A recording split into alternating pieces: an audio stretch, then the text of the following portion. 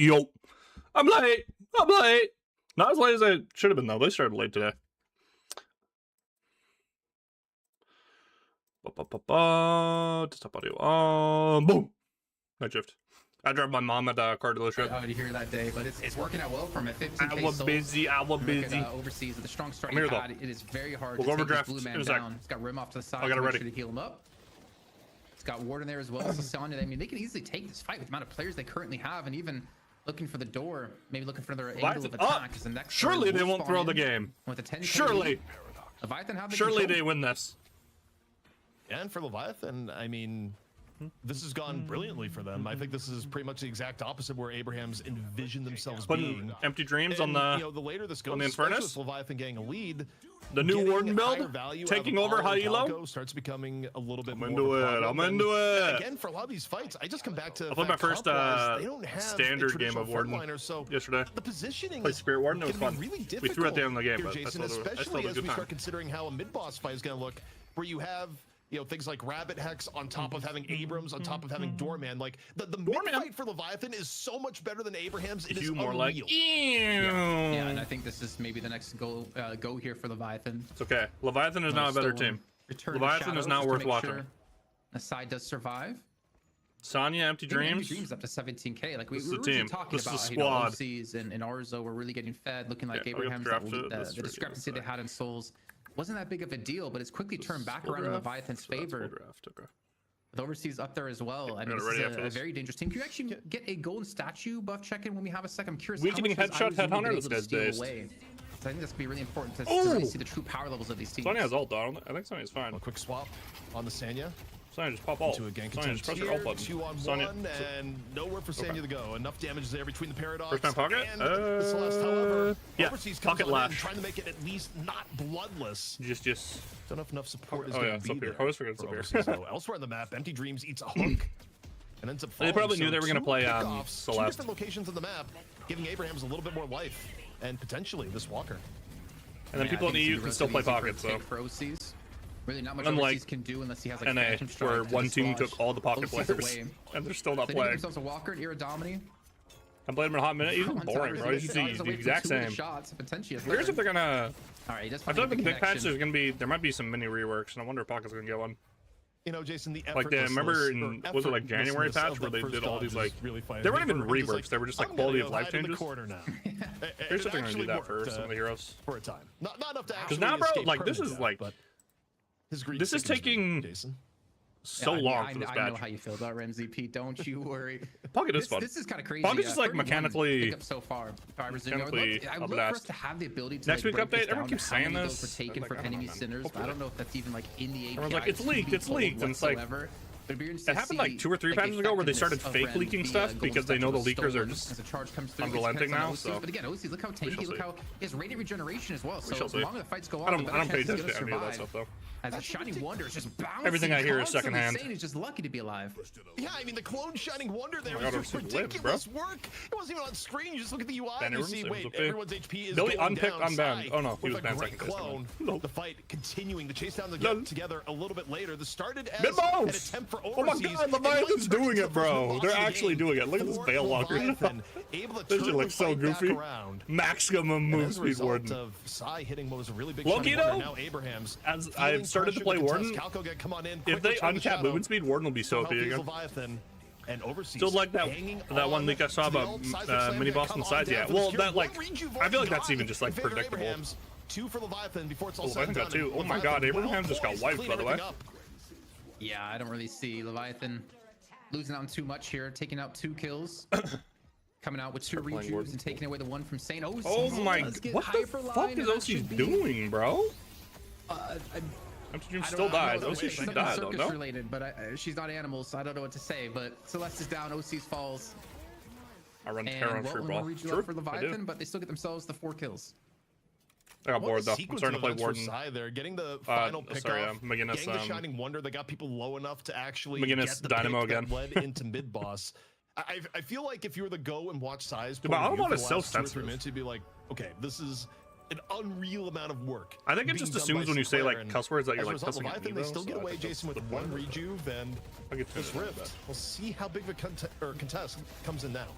Yeah, I'm surprised if they're contesting it at this point. I was assuming you let Abrahams take it, then you go for the refight off the back of that. Yeah, they should just let him tap this. No, transports just on use your redo properly.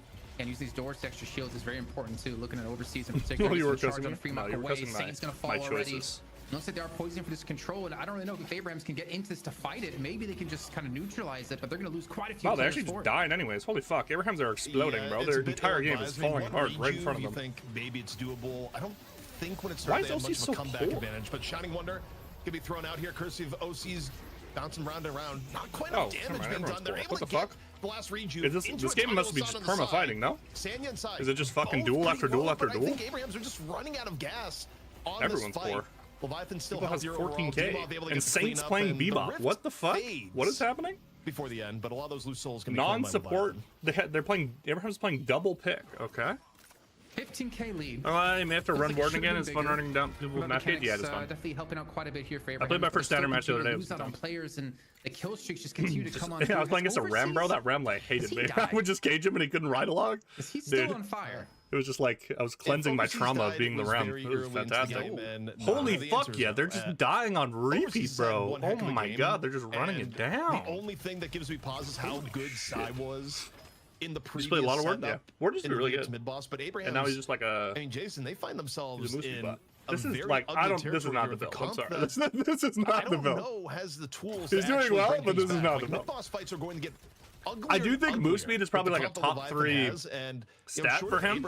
I totally agree with that, but this is not. And set things up, from the start of 6v5.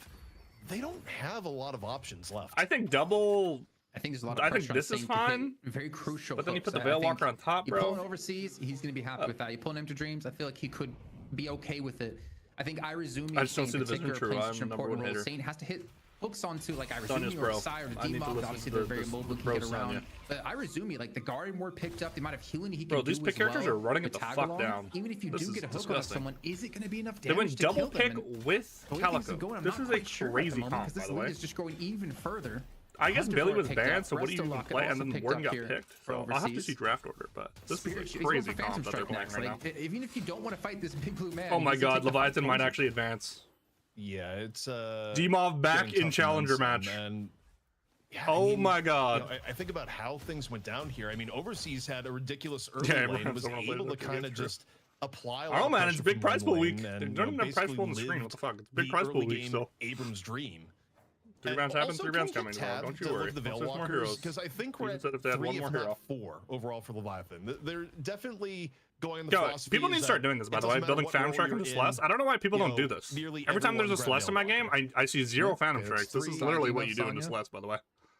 Okay, so it's looking. Is that 3? I want it now. I want it now. I think it's 3. Yeah, 3, and then also on the other side, you have Fremont and Saint. Look at this fucking holy. The Veil Walker stomps are going up, man. Elkfire, rebuttal, reactive. This boy, wow. Part of Leviathan able to apply pressure for the heroes that have actually picked it up, and like oddly enough, I think it's helped Sanya's survivability more than expected. Like quick Phantom Strike, optimization low skill, yeah. Well, like 90% of the players like copy what pros do, so and then the majority of the pros don't even really know how to build. I think just barely got clearance. The majority of fucking pros don't even know really how to build. They just copy other people's builds. Down the mid lane. Oh, Fremont dead. Fremont gets caught towards the very end, courtesy of Psy. I see Celeste. And OC's also been thrown into the Baroness Hotel. Thing is, they're just buying some time in the middle. In the meantime, you have MTG's pushing a Walker by himself, so there should be another Walker take. As long as the Python got too many players in towards the middle, it's gonna win hands down. Bro, they're running it, by the way. Getting to use the entire they have like 30 deaths together or more. Fall. And the Leviathan are on the hunt, man. Look at this lead. They're just so unorganized today. I have to watch this really get back. To get a charge on a Saint and almost full I mean, their comp fucking sucks. Don't get me wrong. Shark's the only one left alive, and like some people can play double pick. I don't think Abraham's can play double pick. But one kill's not going to be enough to stop I do not think they can. Trying to take some shrines, or at least look for the base. Saint needs to be on true support. You know, I think right now for the Leviathan, every time I've seen Saint play not true support, it doesn't look very good. Together about to be back up. I mean, okay, his Abrams is like okay. I don't mind his Abrams. High risk, high reward. Getting a single shrine is enormous value. But enormous you also value. Need to get out to not be we're talking about this on Wander Stream. After you get the first shrine, you should literally just take every other base guardian, by the way. It's better than 2 shrines. Risk pays off. Abrahams isn't really in position to punish. It unironically is. It spawns another wave. It gives you quick. It's just so worth it. Especially if you're going to do mid boss in a bit. It's so worth it. It's just better. Taking down Abrahams. The second shrine is very overrated. 1 shrine gives you the quick step in 2 lanes. Just yet. I don't want to count out Abrahams and their comeback potential. I feel like we've seen too many games like this ZP where Leviathan will have a lead. I mean, Arzo and Osis have money. It's just these guys are fucking useless, bro. They lost base guardians on the right hand side. Did they first pick Rem again? Oh, the top 3 Rem again for Arizumi. See, this is better. They went Rem on 3. To Abrahams. They went for the contest here. They went Rem on 3 and they had 2-3. See, this is much better. Assistance back towards the mid lane with the help of the Leviathan is fixing their drafting. Good yeah, job. no, I mean, ZP, like, I'm completely with you. Souls, everything is looking good for Leviathan. Momentum is on their side. Objective control, at least in general, but I don't know, man. I'm still worried. I gotta see a little bit more of Leviathan close this game out, and I think it'll probably come into this next mid boss up in 10 seconds. Yeah, the wave spawning thing, like, I mean, as we wait for the set, I mentioned it in Wander Chat, and a lot of people were like, I didn't even know that was a thing. I'm like, yeah. And said he thought Leviathan like spawning a second wave is it just immediately gives you push in that lane. Channel points. It's really strong. I'm just like, you know what? Oh, you did. Matter. And the odds are pretty good. So honestly, thank you, Sud. Arzo went nade build probably makes sense this game honestly. Warden. I thought you were gonna say because he said Leviathan, you went for Abrahams. No, some people don't like this nade build anymore though. I feel like it just makes a ton of sense. An Overwatch stream back in the day. I'm a knower. Certified knower. And it makes me think at the time, which has nothing to do with I feel like this is the right build this game. Days of casting blind because our video feed got cut out doing a Chinese but like the thing about like they got pinched into picking Venator because all like well they could have gone Geist I guess blows up. Saint has been target number 1. I mean, I think Geist into ward is really hard. And then the one way Abrahams gets back into the game is Saint doing something. The thing with going Venator with like no true frontline is like how does Venator like hit people, bro? Also, can't shoot his gun. He just gets ran at. Way up ahead because there's a fucking warden and a phantom strike and a fucking infernus. Bro just gets ran. It's rare that you see a team ahead actually fight Rift. Instead, off the pick on the Saint, Leviathan just decide our mid fight is too good. Abrahams, fight us if you dare. Unstoppable going to be picked up for Together, who may be looking to go in and contest onto the rejuve, but Leviathan they usually have all the geese. I'm a Gee enjoyer. We'll see. I think they decide they want to go for the mid flip here, Jason. Mid flip, burger time. Abrams ult. Let's fucking do it. Early seismic slam, full secure onto the point. Is the Unstoppable from oh, they're fucking throwing. Nope, they got one. They got 2. Okay, we're good. They almost threw. That was kind of scary. They have infinite mid control though. Abrams ult, Infernus, even Warden ult for just damage, sleep, bunnies, like they're honestly didn't expect them to commit towards that mid boss when you have Rem there to just heal up constantly the entire team. The mid boss damage would not matter. They forced the fight. Yeah, they lose one of the rejuice, but it's not gonna matter because they get the kills off the back of this. You can see the chase down Together. He's gonna fall. Saint, who was dead before, actually pushes the base. Hey guys, your base though. Hey guys, the base. Realizing there was no way he was gonna be able to contest mid in time. The base. Okay, getting Shrine is actually kind of unreal. I just realized that with Dormant and Sinclair, that's fucking sick, by the way. Play. At the very least, they'll try this is probably what one because being down to Shrine. Man, Gi is universal. Gi is for all. Most wild advantages you can have in the game, but for Leviathan, they still got like 2 just literally just go like gonna get the second Shrine down G, here. like semicolon GE. I have every G. Very quickly, every G ever. First stage patron. I like him more than Pepe. I'd rather close the game out though.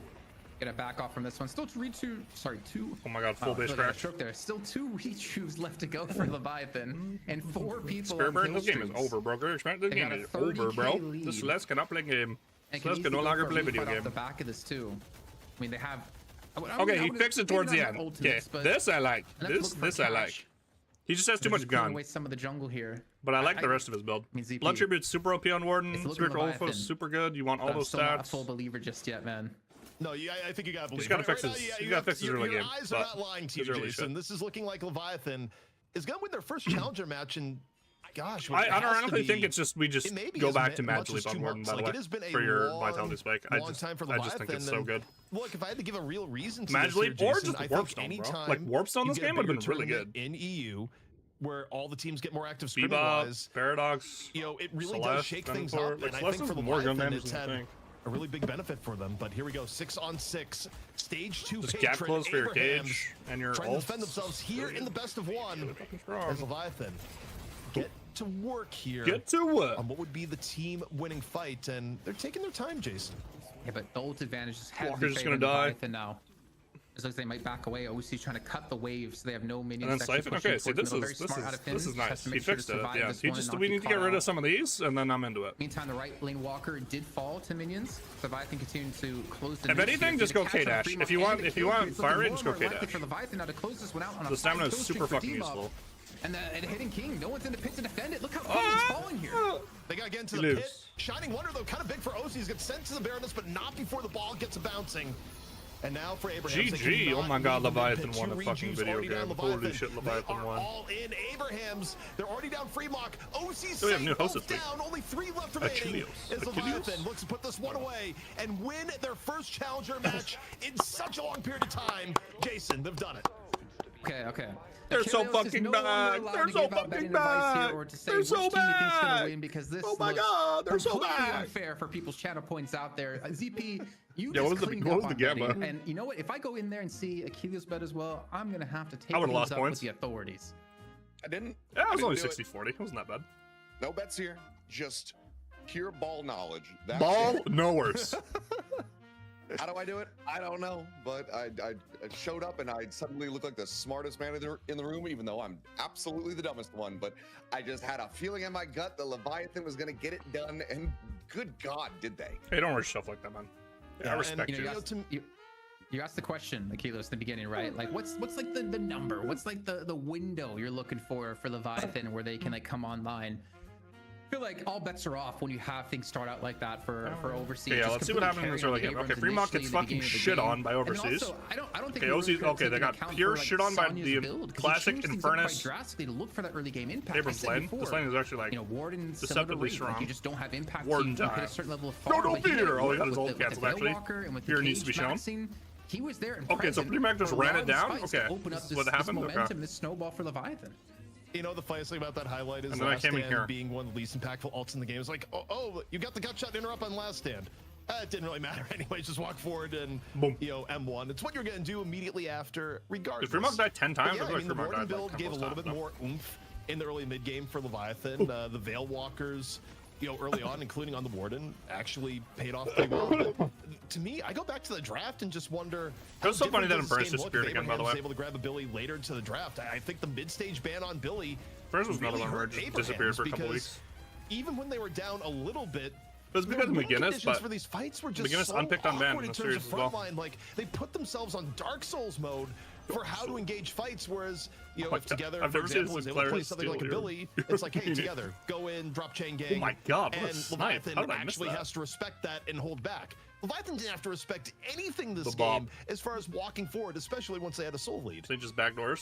Look at the fucking macro on this guy. Yeah, I'm they didn't grab the super wave. Well, because obviously you're talking about the Billy not being able to get that one through and how much of a comfort it could be and how it could work really well for it didn't matter at all, Abraham's composition. But I mean, how much do you think they also regret like having the Stormman go through and get selected? Because I mean, it looked like they were just Dimov was getting a solid amount of work done. Anytime they got into a riskiest position, obviously he just look at those. Boom, quick exit, etc. He's sending people to the hotel. Even though he talks mad shit every time we meet them. It felt like this was a really big thorn in their side. But it's okay. No, give me the good one. I'm torn. I don't know about you, ZP. I'm torn. Oh my god, D-Mop popped the fuck off on the Doorman, bro. Holy shit. I mean, obviously, Doorman is effective, period. Urzumi had a great game. Having overseas get to that level of farm and to that level of I like his build this game. Definitely a resto game. I feel like the resto buy. Like I said before, it made that window much shorter. The effectiveness of other heroes that come online. But he was able to play around these doors kind of an so okay Slowing Hex game. I see why I bought it though. And how easy he was. It's not as good as you think. Able for him to play with his. Oh my god, Fremont turbo ran it. Together played really bad too. Oh my god. I don't know if the Doorman necessarily was like. Yeah, we gotta get Saint off these non-sport characters, bro. I'm sorry. No flame for Saint. I think for Doorman, you also got a really premium mid lane. Like mid lane was. Can't be having 5 KP on the bebop. That's because you're dealing with both Doorman and Sinclair. I mean, as anyone who's ever played against that lane knows, it is kind of miserable. But also in terms of, maybe it didn't pass the eye test mid game, but look at the final damage stats here. Sanya was pumping. I mean, a lot of it may have been a little bit backloaded, but the damage was. Holy Cyborg ZP spawned it. Oh my god, he's actually a robot. I knew it. I knew he was a robot all along. Where it's not particularly tanky on the front line. He's back. You also have overseas and Sanya getting ridiculous heals. Nice. All the while, so true, bro. I think the Abrahams I agree. CP so true. Were actually like absurdly narrow. ZP, you might have to give us a quick little recap of what you said there, because you were robot for 90%. We had no idea what the hell you just said for like the last 25 seconds, but I'm sure it was really good. So if you want to give us a TLDR, feel free to come back over it. TLDR, Rem did real well with a front line that was already way tankier than okay, we're gonna talk about the draft. Great point, ZP. Good point, smart guy. Okay, this is a draft. So exactly true. So they won two Abrams. I think this is fine, especially with Billy being nerfed. I think a lot of people are just on this now. I think they think Abrams is better than Billy. I agree. I don't think Billy's as bad as people think. I think he's still top 3 Billy for sure. But he's definitely not as strong as Abrams now. So it's a first pick.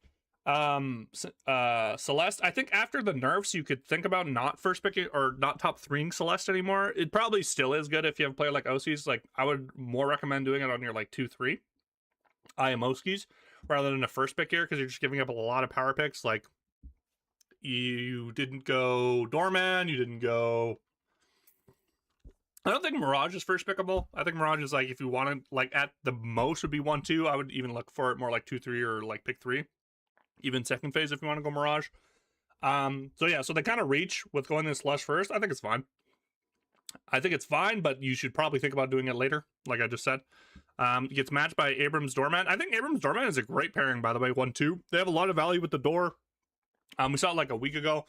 I forget who it was, like just came the shoulder charge through the door while they were trying to camp the door and just got like just killed 2 people instantly. So it's good to pair it with it. And also Abrams is like good into Doorman. So like denying them picking Abrams into your Doorman is really nice. He's one of the few characters that can go through your door and sustain and just like CC the fuck out of you and just like kind of deny you away from the door and getting like mid contest and stuff like that. And then they get matched by Calico Paradox. I think you can top 3 Paradox. I just don't know if this team wants to play Paradox unless you want to put TAS on it, which they ended up not doing. So a little confused by that. TAS is being subbed for this week by who? By Freemock? Oh yeah. I'm just so used to him being on Abrahams. Yeah, so Freemock was actually subbing this week. Oh shit. So they didn't have TAS this week. I actually think this is a great game to show you how important TAS is to their team. So TAS plays like the pick roll and plays like frontline heroes, plays a bit of flex spirit. So I think going double pick without your best pick hero is like kind of a questionable mistake, in my opinion. Especially Shark. Like I think Shark has shown a little bit more versatility. Like I know he's been a very good Calico, but I think about like maybe moving that around a little bit.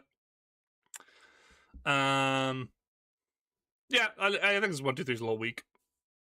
I think it's a little weak. Especially just like considering who's available for you. And then gets matched by Rem. So especially when you look at this 1-2-3, you already have frontline synergy for your Rem. Doorman's really strong. It pairs well with your Abrams. This is a really good 1-2-3, especially if you want to just commit to going the Rem, because as they've shown, Arizumi is probably one of the better Rem players. So they like grabbing it for him early. I think it's fine. I think you can definitely 1-2-3 Rem if you guarantee frontline for yourself, or just pick HP pools, which they also found later in the draft, which is really interesting. And the bans were, again, Pocket and Lash. Pretty standard bans. Pocket bans have been kind of falling off, but I think if you know you're going to be playing Abrams or Rem, like you're playing like a heal sustain comp, I think banning Pocket makes a ton of sense to me still. Like a week or two ago, Lightbringer was talking about how Pocket isn't that great into certain... it's just not enough like power when they were playing like Abrams, McGinnis, Rem, stuff like that. Like when there's that amount of healing, yeah, I probably agree. Like if the HP pools are like big enough that the Pocket might not be able to do enough there, but I think it's just always a safe ban. Like even if the power isn't there, or like if the pilot of the Pocket, there's not a good pilot pocketers is a funny word.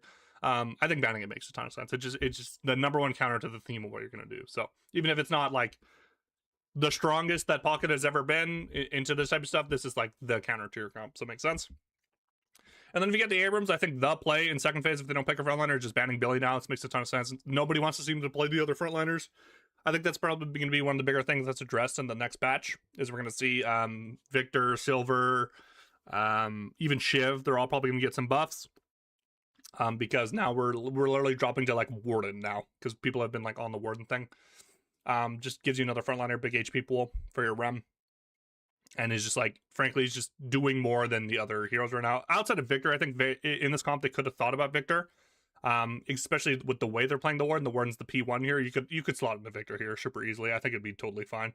It would give you even more mid control, but probably it would give you less early game presence though, because once you get your maxed out claw, you do have a ton of utility. So when you pair that utility with like a REM sleep, with like a doormat ult into cage, bunny into cage, slam into cage, it's just like it gives you more early game presence.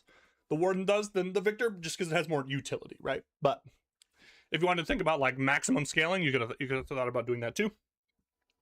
So going to second phase, and go Sinclair on 4. Really good mix up with the Sinclair. I think Saint does play Sinclair, so it's something you're a little worried about here when you pick Doorman here. Like it is a pretty good Sinclair angle, especially when they're already showing pick and burst. So if they wanted to go, so like imagine this comp, except they went like they just pushed everything down, right? Like so they pushed their M1 down, so they don't go. I guess they would have played Venator, but say they go like. Or they could have played Apollo too. So these are good picks. But say like one of these picks is Sinclair, and then they have a lot more burst instead of playing double pick. I'd be a little more scary about. Saint would be on more comfort with the Sinclair. So I like getting Sinclair on 4 here. I think it denies a lot of stuff into your comp that would be just really annoying and counteract what you want to do. Drain takes are cool and all. Ride along's cool and long. You get bunnied, you just die as Rem. If your frontliners get bunnied, they can't use Siphon Life if it's not caster ready. So you can just burst these heroes a lot. Like the bunnies are very, very strong into sustain as well. It's not thought about that way, but it's just like if you can't use your abilities, you can't sustain. It's like a way to think about Sinclair too. And pretty good ults to steal as well. Like I think Sinclair into Celeste is really underrated. I think Ball is just super OP. Even with the reduced range, I think Ball is probably still one of the better things about Celeste's kit. And when you already have this much mid control, I think like being able to steal Ball is really nice. And stealing swap, multi-man swap, you can steal later in the game too. It kind of like counteractors the multi-steal. These are all just like, for the top 3 showing, this is like not a bad Sinclair angle at all. Not like the best ever, but like not bad at all, especially if you have someone like Sai who can play it. Then it gets matched by Apollo Venator. Yeah, they needed a frontliner. Apollo's the next best one.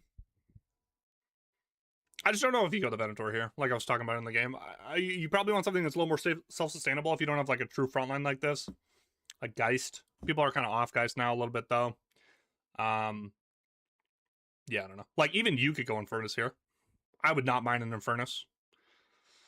A lot of people don't want to play at P1, but you already have your Celeste, so you can play, like, P2 Infernus here. And then you have, like, the Healbane procs into the Abrams, which would be really nice. You're one of the few heroes that, with how big Combustion is, you can actually, like, run down Sinclair.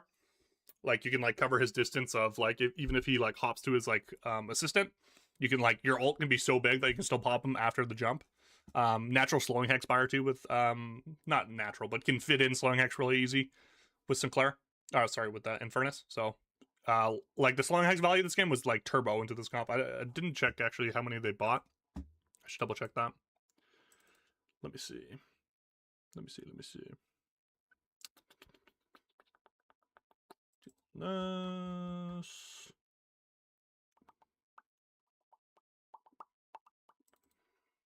So yeah, so Saint bought one, Paradox bought one. Yeah, so they were still buying them, but these are heroes that it kind of like fucks up your damage curve just a wee bit. Like especially Apollo, I wouldn't love buying it on Apollo. I think Apollo you want to snowball, so buying utility feels kind of bad. He also had to buy Unstop this game. This is like he had to buy so much util just to be useful this game. So there's another thing to think about here. It was mainly because like buddies and stuff like this, Cage. It was just like you just can't like bounce around and be like as you can't be the annoying mosquito that Apollo wants to be into like the character showing. So it's another thing to think about Apollo. But again, they were kind of pinched, right? Like there was no other frontliners available. The Billy ban was like super key this game. I think their Mina ban was fine too as well. Like if they went Mina on 4 here, this would be kind of scary as well. But yeah, I think they just got pinched. I think this is a great example of like I don't mind their top 3, but you just gotta think about like the second hand of draft about like what you're gonna get by going this top 3. Because now you're like you're not getting Billy, so you're gonna get like the weaker of the frontliners. And you have Together, right? Together's like a great Billy pair. I don't care that Billy's nerfed, like Together can play Billy. So yeah, it's like I don't mind the top 3, and I think that Bebop was just like literally just like everything is banned. Everything that is good is banned. We should probably just go this.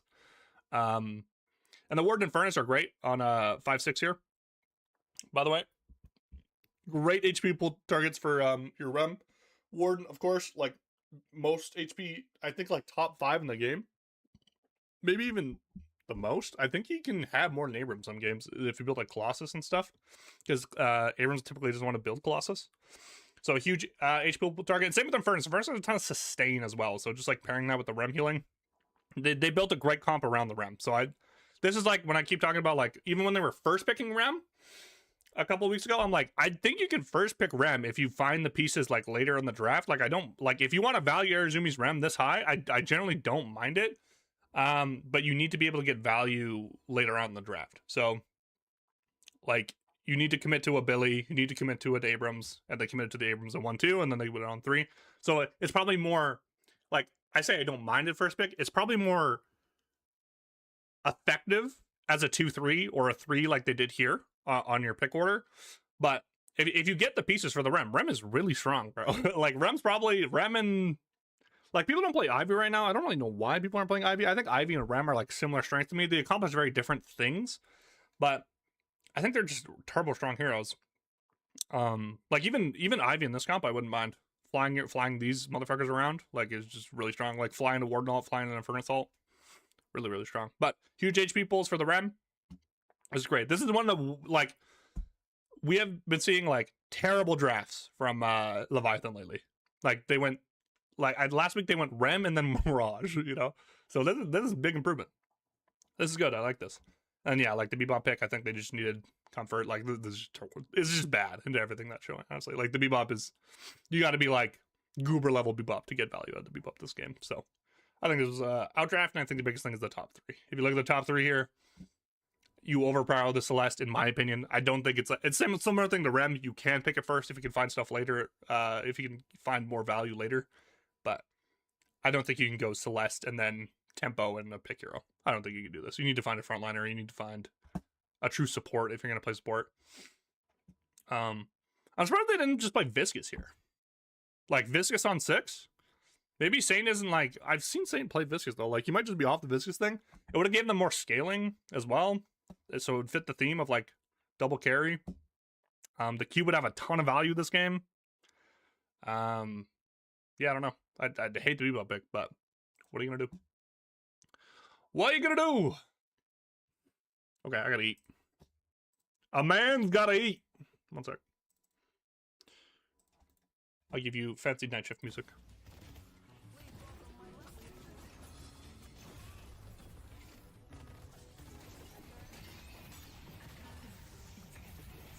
See what the people are saying. Are people hyped for Leviathan? Throw for 9% of the game. Be 10% stronger for 5% of it. What the hell, Levi won? Side note. OC's is washed for real. I'm Sentinel 6k, but okay. It's okay, guys. We don't have to fight. We love each other at the night shift.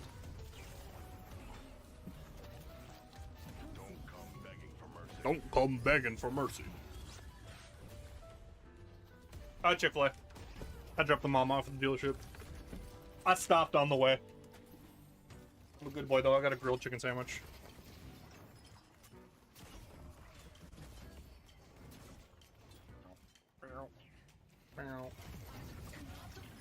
And it's pretty fucking pricey, but get a large mac and cheese. I just can't do, like, fries, bro. Midday fries, that's how old I am now. If I do midday fries, my day's cooked. The salt just fucks with me, bro. I just feel like lethargic the rest of the day. And there's like salt in like pasta, obviously, like macaroni, but it's just not the same. It's just not the same amount. It's boiled instead of baked. It's just different, bro. Oh, they didn't even give me a... Oh, I'm being extra older because they forgot to give me the roasted whatever sauce. I think it's just Chick-fil-A sauce with like less tanginess, but that's just me.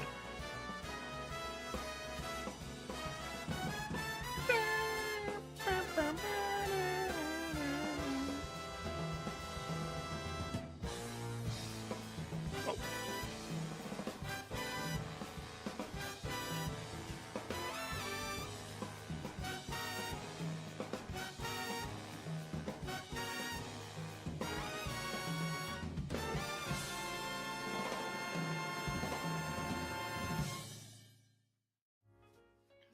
my good God, we are back, and it's time to go into the big matchup. Leviathan, they've done it. They've made the run. It's, I mean, it was those guys in EU with no. I'm calling it a run. They deserve it. It's the first time in a long time, and now they get ready to play for some cash. It's going to be them going up against Buff Enjoyers in a best-of-3 series. Guys, can I hold out hope that my prediction of Leviathan running the gauntlet and taking it home down, taking it all down here today, taking it home, can it come true, or will my hopes and dreams be squashed? I'll be honest, if Buff Enjoyers loses their streak now to Leviathan, you need to be investigated for federal crimes, because I can let one go in the best of one, especially given the fact that Tass was missing, where, you know, we probably could have spent a little bit more time as I do think Abrahams was, you know, pretty hurt by Tass not being there. And you know, it's nothing against Fremont, it's just Tass is really, really good in the pick roll, and it hurts when he's not around. I'm gonna play double pick with Buff Enjoyers were the fall of the Leviathan, not only would be like huge kudos to Leviathan, but to happen on the week that you just happen to show up and predict it, I mean, something would buy a lotto ticket. Yeah, buy a lotto ticket, man. Also, I just realized, looking at your background, I just realized you're the only person so far that I've seen that also has a Teemo in their background. I got one Cottontail Teemo from the Garena Arena. I have another one in there as well. I'm gonna point out my my esports Emmy award, but you know, it's fine. The Teemo. I mean, I see Teemo, I see Lich King. That's about it. There's a good amount of nerd stuff behind me. I cannot lie about that. And it's been a collection. It's been accruing over the last God knows how long, 15 plus years. And my wife would love to see me burn all of it and just clear out the room. But that's not going to happen. This is my space. This is my little man cave. So sorry, honey. This is where I need to work, and I need to. What you can't see, I've got like Dragon Ball posters on the wall like in front of me, so don't worry, I'm with you here. But man, this has been an exciting one. I agree with ZP. I don't think Buff Enjoyers should legitimately fall against Leviathan. Like, there should be no world considering how strong Buff Enjoyers have looked. Leviathan looked good today. I'll give them that. Can they do it twice though? I mean, doing it once is great, but doing it twice against the best team in the world, that's asking for something really deep within your team, especially when you do have like a sub coming in. Well, no one's ever coming in. I don't know how we want to phrase it or coin it. I mean, that would be up to you guys. You guys are the experts on that front. But yeah, I do think obviously like one of the biggest disadvantages that you're going to have is that Buff Enjoyers got to watch that game. They got to see how you did that draft. They're like, Tom, we probably didn't give them Abrams doormat. Said draft. Oh, that seems kind of bad. To just try to counteract it and make sure that that does not happen again against themselves. So I think that, yeah, Buff Enjoyers, they're probably going to have a bit of a breezier time here comparatively, but we'll have to just wait and see. But for now, let's go ahead and take a look. Dude, I can't believe Rake is still Hayes. Can we just put him as Calico or something? As you said, best team in the world, question mark? Yeah, and also I want to do a quick pivot here because I think we will see it here today, especially if Buff Enjoyers gives up Doorman. Can we change Hoot's signature hero to Graves? Because Hoot is one of the few players in the game that is actually making Graves work on a competitive level. And Buff Enjoyers is a team that can back it up. Well, logically, you talk to Lightbringer, it's like, yeah, this hero is actually pretty good, especially at dealing with things like doors, you know, from Doorman. Like, Buff Enjoyers is one of the few teams that's actually put in the legwork to find ways to play against Doorman if they let through the draft. They also were one of the few teams that would let through the first guys out playing like crippling headshot Kelvin and shit. One of the few teams in the scene right now that is willing to play a little bit more loose with the draft to actually look for active counters to things that teams are usually going for. And you know, heck, you talk about like versatility. When Zergy first came back to Buff Enjoyers, there was a lot of like, I don't know, Zergy looks a little bit tough on non-Wraith heroes, and you know, Zergy very quickly ramped up his hero pool to where, you know, there's not really an M1 that Zergy can't play nowadays. If we're gonna change players like hero portraits, I think we also need to update Zergy's to Viscous, because you know, he did confirm it's his favorite hero in the game. Bro, he loves to play Viscous off stream. It's just all the trolls. So if we could update Zergy to Viscous, that'd be fantastic. No, this team, I mean, you said best team in the world. Question mark? Oh, no, don't actually do it. He's never ever played a. I don't think he's ever played a game of Viscous ever. But you said like best team in the world question mark. I don't think there's any doubt in my mind that this is the best team in the. Okay, now it's I thought we were going Viscous there. Everyone on this team, I always talk about star power, Kalos, when I mention teams, and like some teams struggle to have that star power. They have like one individual, maybe two. Literally everyone on this roster has star power. Every single person can have a big game at any given point, and I think that's what makes them so dangerous. The fact their hero pools are so deep and you never really know who's playing what until we see it finally pop up on the screen, because they have that flexibility. And as you know, ZP was talking about, like, they're willing to try new things. They're willing to look for like the next best thing, because I think they realize you have to do that if you want to be the best team in the world. And I have no doubt they're going to continue to be so within this like first year of Deadlock being out, like in open beta. Excuse me. Yeah, I mean, just based on the way that you're speaking, I don't think there's that probably Bro, I'm getting all anything these that like could happen in the first 10 minutes of this game. Cinematography, I guess, where like Leviathan Deadlock would be interests ahead, that now. would make you convinced that Buff and Choice are going to be losing it. So it seems like they are going to be operating on a different plane of existence, but you never know. Gods can be made to bleed. So we'll have to just wait and see what happens. But in case you guys missed that first one, our qualifier, a challenger match, Leviathan, they came out on top, and they looked really, really good. Also, one thing I kind of want to point out to Leviathan, and obviously this is kind of going into the deep lore and relying on what other people say, because I do not speak Russian, even if I had access to internal Leviathan communications. But I do wonder if, Leviathan, not only having a smart draft, but also, playing intelligently, how much you attribute the Psy being back with the roster, where, even back in the days where Leviathan had OCs, right? A lot of the people would say, like, well, okay, part of this worked is that, OCs may have been the brawn, but Psy was actually the brains in terms of like really good shot calling, understanding of the game, and everything. In fact, I never really was understood off on Psy coaching duty for a while. We still never really got like that. Coach Leviathan here. So yeah, I mean, I do wonder.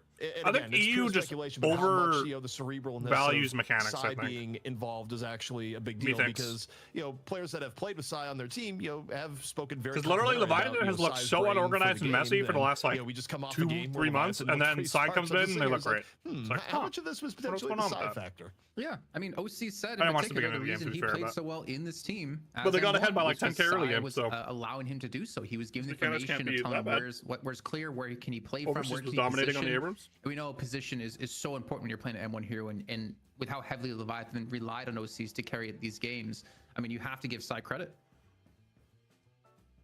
I mean, I'm curious, what's like the first big adjustment that you think that we're going to be seeing in the draft compared to the Challenger Series now going into the Championship one? Is it just going to be that Doorman doesn't make it through? That Billy isn't banned out? Like, what do you think is going to be that first big adjustment? I'm expecting that Pocket probably still going to be gone nice and early. Yeah, I mean, well, not necessarily. Buff and Jores will let through. I think the one thing Buff and Jores won't do is they won't go to the mid stage without having either Abrams or Billy locked in. I think there's a world where, especially after you see the last game, I think you make Abrams a priority. I think, Lightbringer in talking publicly kind of says like, yeah, I think Abrams may be first pick worthy. So in terms of change-ups from the BE side, I would expect like an early pick. Maybe they didn't have pick Abrams. last time, but I don't think they care. I think they see it as much more of a detriment to not have a frontliner than to let through a doorman, something that they do have answers to. Again, they're just willing to pick a Graves like late into the draft. But for Leviathan, having a frontliner opens up way more decisions. You don't get to play the Pocket today. It blows my mind that Buff and Jores is the only team out there that doesn't need to ban Pocket and is not afraid of Pocket, but they also have a really good Pocket player in their team, so they force other teams to ban Pocket against them because of that. And Buff and Jores are more than happy to let it free. And honestly, ZP, I'm not too surprised to see this, and I wouldn't be surprised if it happens the rest of EU and maybe an NA of just taking Lash out as the second pick.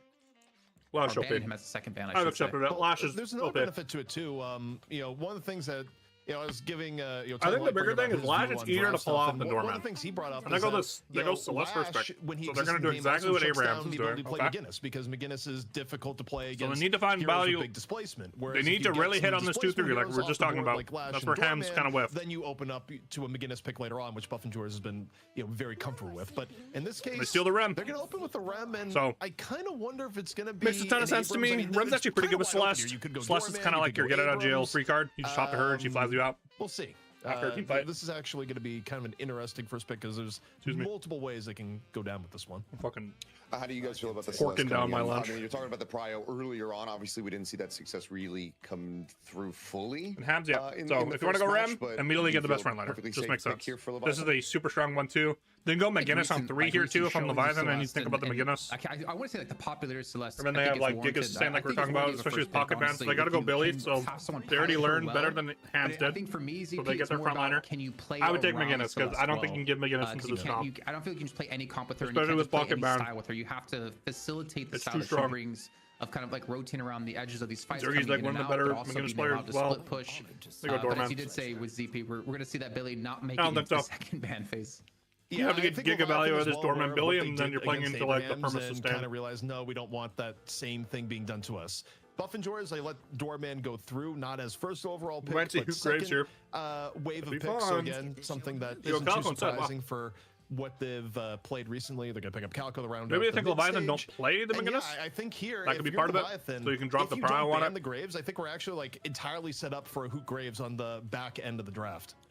That's what I wanted to put my hand up is. Do they ban Graves or ban Sinclair? Sinclair Yeah, exactly. This is what I was worried about because if you ban away Sinclair, then you don't have to worry about Sinclair, which means you can get bunnies Graves, on top of your sustain is really annoying. Watching the Scrim Bucks here for Leviathan, probably ban the Graves then, but also leaves things open like a Dynamo potentially being picked up. You can also buy like super easy like we mentioned in the first game of the day. Which is just really OP. It's a really interesting adaptation. There you go. Bandit. Okay. What is the first ever ban on Graves in Night Shift history? It feels like. Kind of sad. I kind of wanted to see this because I've heard whispers of like it's the doorman counter, but I've never actually watched a scrim of it. I've watched like half a scrim of it. So. If it's not the first, then I'm lucky. I think McGinnis, like and they go Warden. So they're probably Warden over McGinnis. You know, Zergy's gonna be calling honestly, I don't mind it. Like it's a similar thing, right? Like it's perma sustain, big HP target. Not only alive back in NA, but EU throwing their hand against it also takes away from the. I'm curious if they still do McGinnis. It's not coincidence that you're seeing Warden get picked up when you have the Rem. I think again, Buffingers has worked out really well for Leviathan in the last game where Dynamo on 4. Rem, Abrams, again, they could have gone Dynamo, so I actually don't mind it picking it here. Sinclair out of the picture. Dynamo stonks through the roof. But Leviathan look at them kind of bolster. There's a little bit as well as there. Again, Leviathan drafting somewhat well here. Dynamo being able to come in with the Sinclair off the table, so Leviathan saying, okay, we're going to take that. And one of our characters that was actually it's just your carries now are Celeste Mina. You are super spirit heavy, like turbo spirit heavy. I like it. I like it. They have like you can itemize against this really hard. Anti-heals at a premium in this game. Play, like on the outskirts of the fight, you have Celeste. And you have like people who can just apply anti-heal super easily. Yeah, so they go Venator too for more anti-heal. He built anti-heal.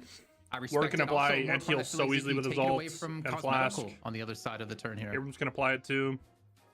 Yeah, you know, Cosmetical, now you kind of wonder, okay, what Cosmetical is going to play. Although Cosmetical has had periods where you look at right there where Cosmetical has played things like Paradox, the Venator. So they don't go against them. They actually go away from the Warden. Actually, that's exactly what Cosmetical is going to play. I don't think you take the Warden away from Zergy, and they're going to round out with Paradox. So, it's a Cosmetical Paradox yeah, I mean, it's kind of interesting when you look at it, is that Buff Enjoyers, you know, they take a lot of what worked for Leviathan in the last game. Leviathan, though, they don't really repeat some of the mistakes we saw. Mirage. Here's the interesting thing. Mirage being this so it's either Celeste or Mirage P3, really which I don't love. This means your Billy's going to be turbo poor. Like turbo quite a poor. while, and now Mirage is just completely fallen off in draft prio, at least in EU. He went from like super OP to like the run value is insane. Even Venator, out of all the M1s, has like one of the bigger hero the health pools. Like that's crazy of a roller coaster. And then the spear resist too. Like this is what they're not thinking about with Rem. Like I mean, that's just. I think you actually max, or is it patch cycles? I always forget everything is just constantly getting tweaked in this one. But I mean, we've got it all assembled. Pretty sure it's three, but if you get max helpers this game, the spear resist is super strong. As draft is concerned alone, what do you like? Where's it again? It's on 3, so you get 50% per helper, and then you have max helpers. So you just put your helpers onto Abrams Warden here, and then it's like they just never die. Even Calico, on the Abrams, Zergy on the Warden. They just like outdrafted them, bro. Overall, it's Buff Enjoyers classic. They took a lot of what made Leviathan's comp work previously, but I mean, Leviathan's comp the only thing that Buff Enjoyers could really struggle with here is their lanes aren't like turbo strong. Against Mirage, because I feel like Mirage is back in a. They do have Abrams Rem though, which is like surprisingly strong. It's like Rem with any frontliners like pretty good. So if Leviathan can get ahead in the lane, I just give, they can maybe do some stuff here, but they are. Can I ask you a question, I'd say they get outscaled personally. Would you still just with the amount of sustain and then like they still have like they can pump damage. This Venator is going to be untouched this game. They can just sit in the back and chill. I mean, it has to try to go in the Venator forma, which has mixed results. Dynamo max all here is really good. 6% max damage, max percent HP damage, I should say. It's not even harder to deal with, and you still have like pretty good early to mid options between the Calico and the Paradox, and you know just what Ven is able to provide. So it's really worth this game now. And then this is actually like where you used to play Dynamo. Still good late. He either has to go early unstop or dispel this game though for the Warden cage. I mean, you have Doorman plays, you have the ever omnipresent threat of what a Dynamo can do. 6% max health is damage. So this is where I used to like to play Dynamo back in the day when Dynamo was better. It's actually into like triple frontline. So like. The Dynamo is what I'm really curious about. Abrams. No, so the reason I bring this up is because Calico, Warden, and then you can even get the Rem in there sometimes. Just because you can just like shred the front line with your ult, or you can just like hold the front line in place and let your like your Mina. Oh, what the fuck? Big AOE impactful ultimates. Oh, okay. Now Dynamo on the other hand, I I don't have a memory in my head. I like their comp even more with Dynamo, the but Mirage, by the it's way. a similar build. They've even so now Buffendor is like for sure will be a upscale. team that plays really effective against So this was the other way around. Spread out far enough away from each Yeah, other. so Leviathan went full on early game. This is kind of nice too because Mirage has more like laning presence. Times as well. Now their lanes are better. Now they compare the M1s with like either the Calico or the Warden, and then pulled it off successfully. Pretty good. I think they go. I don't know if you want to do that, but like a very underrated item. Venator Warden actually has a lot of synergy with the Cage. With any other CC is really strong. Mirage by Buffenjoys. And then it's Hoot Mirage. Yeah. Okay, I'm looking at the Buffenjoys comp now, and I'm kind of. I don't entirely love it. I think this is Engage Warden then. This is going to be like full Spirit Warden, I think. The Warden, the Ven, the Mirage. But Zergy's playing it, so one of the three maybe isn't not going to be eating all that well, and I assume it's going to be like Hoot being on a much more active Mirage, which I mean, he's going to go as like a sustain Mirage, overall. which I think like that's why I like Hoot's build is like you can slot it P3 and people it's start fine. trying to make him V carry, and we're running like more 2 carry setups, but. But they may put the word like I don't know, like it's because Zergy's playing it, so I think it's P1. But the member of staff that messed up the graphic I'm assuming the Mirage P3. We're gonna be, but like they have 3 people who all want to sideline. But the Warden again, if it's a like what I would do is put the Warden as Engage, like a full Spirit Warden, and then just let it like be active, mad leaping on the side lane and stuff, and or like following up the fights. But away a little bit. I don't think they're gonna play like that. So knowing now that the Mirage is on the interesting game. It doesn't matter. But their scaling's better, and their laning's better with the Mirage than both teams have equal chances here. I don't mind this. I can really. I mean, it's Buffenjoys, man. I will refuse to believe they can be beaten. I'm just like poking holes. We're in like map 2 and they're on the back foot. Leviathan like needs to get turbo head now because without the Mirage, like if you swap Mirage for Paradox, they can still surprise you. Their scaling is not. I mean, it is of course a good thing to point out as we get ready to go into the game. This yeah, so Dynamo can like grab the frontliners, and then you want your like these two to like or Celeste Mina to like dive backline. This is how I used to like to play Dynamo. I would go like alt Dynamo. I don't know if that means me or you, ZP. I just go by the rule that whatever name is said first, like, takes a throw. So they actually do go to Warden Venator? Makes sense to me. So we're going to do Dynamo Celeste. Actually, this is a fine lane. Jason, I would have jumped right in, but he said Jason and ZP. And then you get Doorman. I'll jump in. Paradox into Mirage Calico, and then you get Mina Billy into Reb. Kelios and ZP to cast this one. Jason's going to take a... No, I'm kidding. I'm kidding. Don't worry, Kelios. You're good. You're good. We're into the game, here. It's not going to be a good product, but I'm ready for it. Oh, man. So the first tri-cast, we've had a nice shift happening right now. This is going to be a really interesting game, though, because I'm curious, like, will Zergy go a similar build to what we had Sonya Sniper do? That was very effective, going for the Veil Walker early, going for the Cage Max as well. Too much. As you point out, who You're going a king. to Mirage, a lot of mouths to feed here, and I'm worried. I'm not saying worried, but I'm curious how they kind of alleviate the fact that they have so many mouths to feed, and who's going to be the one taking the hit on the farm. I want to say Hoot, if I'm thinking about like how they're going to play this one out, but I don't know. I want to see how, you know, Lightbringer and Beltbringer has been able to suss this one. Also to the rest of Buffenjoyers, you know, some things you think about who probably won't be getting farm. You know, Listic is no stranger to poverty in competitive games. You know, have no fear there. Yes. So I was going to insta reset on wave 1. Wow. Yeah, I mean, this is Mirage doing Mirage things. In Mirage. Of lanes too. I'm just looking at another reason I like Hoot's Mirage, like he builds for early game. Back to base from side, but I think in Mirage, running Paradox, the way Mirage scales is not how people build Mirage. Mirage on the other side, but things are already getting real spicy. Like people have moved away from the debuff build, which I think was just always kind of the way. Yeah, but like I mean, Inhib, Rico, right? He's just getting stronger when he dies and like this. Escalating, so that lane will actually be what your damage does scale, how your damage scales later in the game. Now Rem could be susceptible to dive on the left hand side. I feel like if you're drafting Mirage and not putting in a winning lane, you're kind of like trolling with Mirage. And they get Lightbringer was talking about this too on Graveyard Shift as well. Sometimes has that like his gun is quite weak. Why his gun is weak though is because it has like insane range.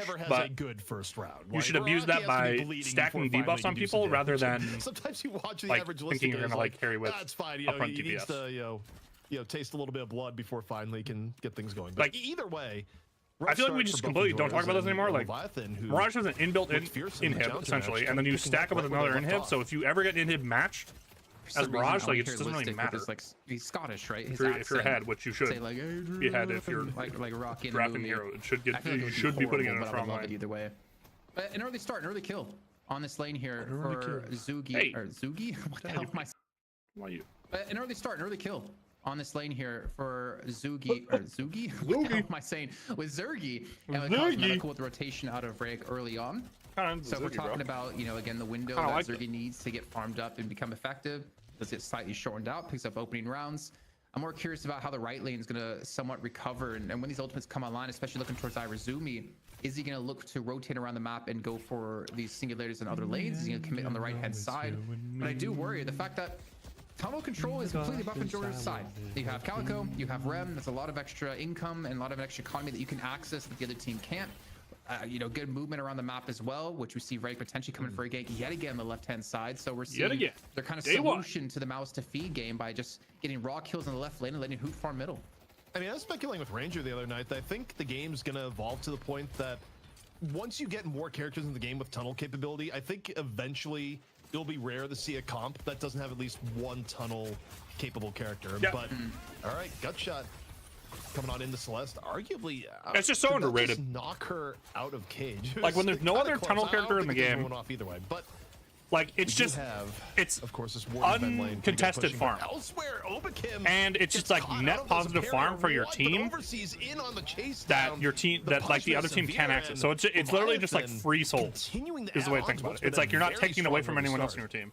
I don't know what you're doing, Leviathan. You get the kill on Obakim, which is great, but then you kill like every time I play a game on Rem, and then you lost, and like I would think same thing as Calico is like if I'm not hitting tunnels at least like probably like trade on the left-hand side here 2 times if you're like behind. That's where I struggle. When I get behind, I don't find my tunnels timers very well. Funny enough, but like you should be hitting it 3+ times a game if you're ahead. A little bit of stability. It's just free net. When you think about, it's just such a net positive for your team and you. Warden of all characters is kind of a character you really do not want to have a bad start to the game. So the fact that right buff's going to be contested a little bit, or no, Billy backs up. He's a pussy. Is, you know, upside for Buff and Jordan's here so far, but buffs are coming up in 3 seconds in this case to be enjoyed by Cosmetical, and the roulette for Venator successful. Man, those pretty good buffs. Not a cast gun for Venator and movement for Abrams. That's pretty nice. Pretty fucking good, bro.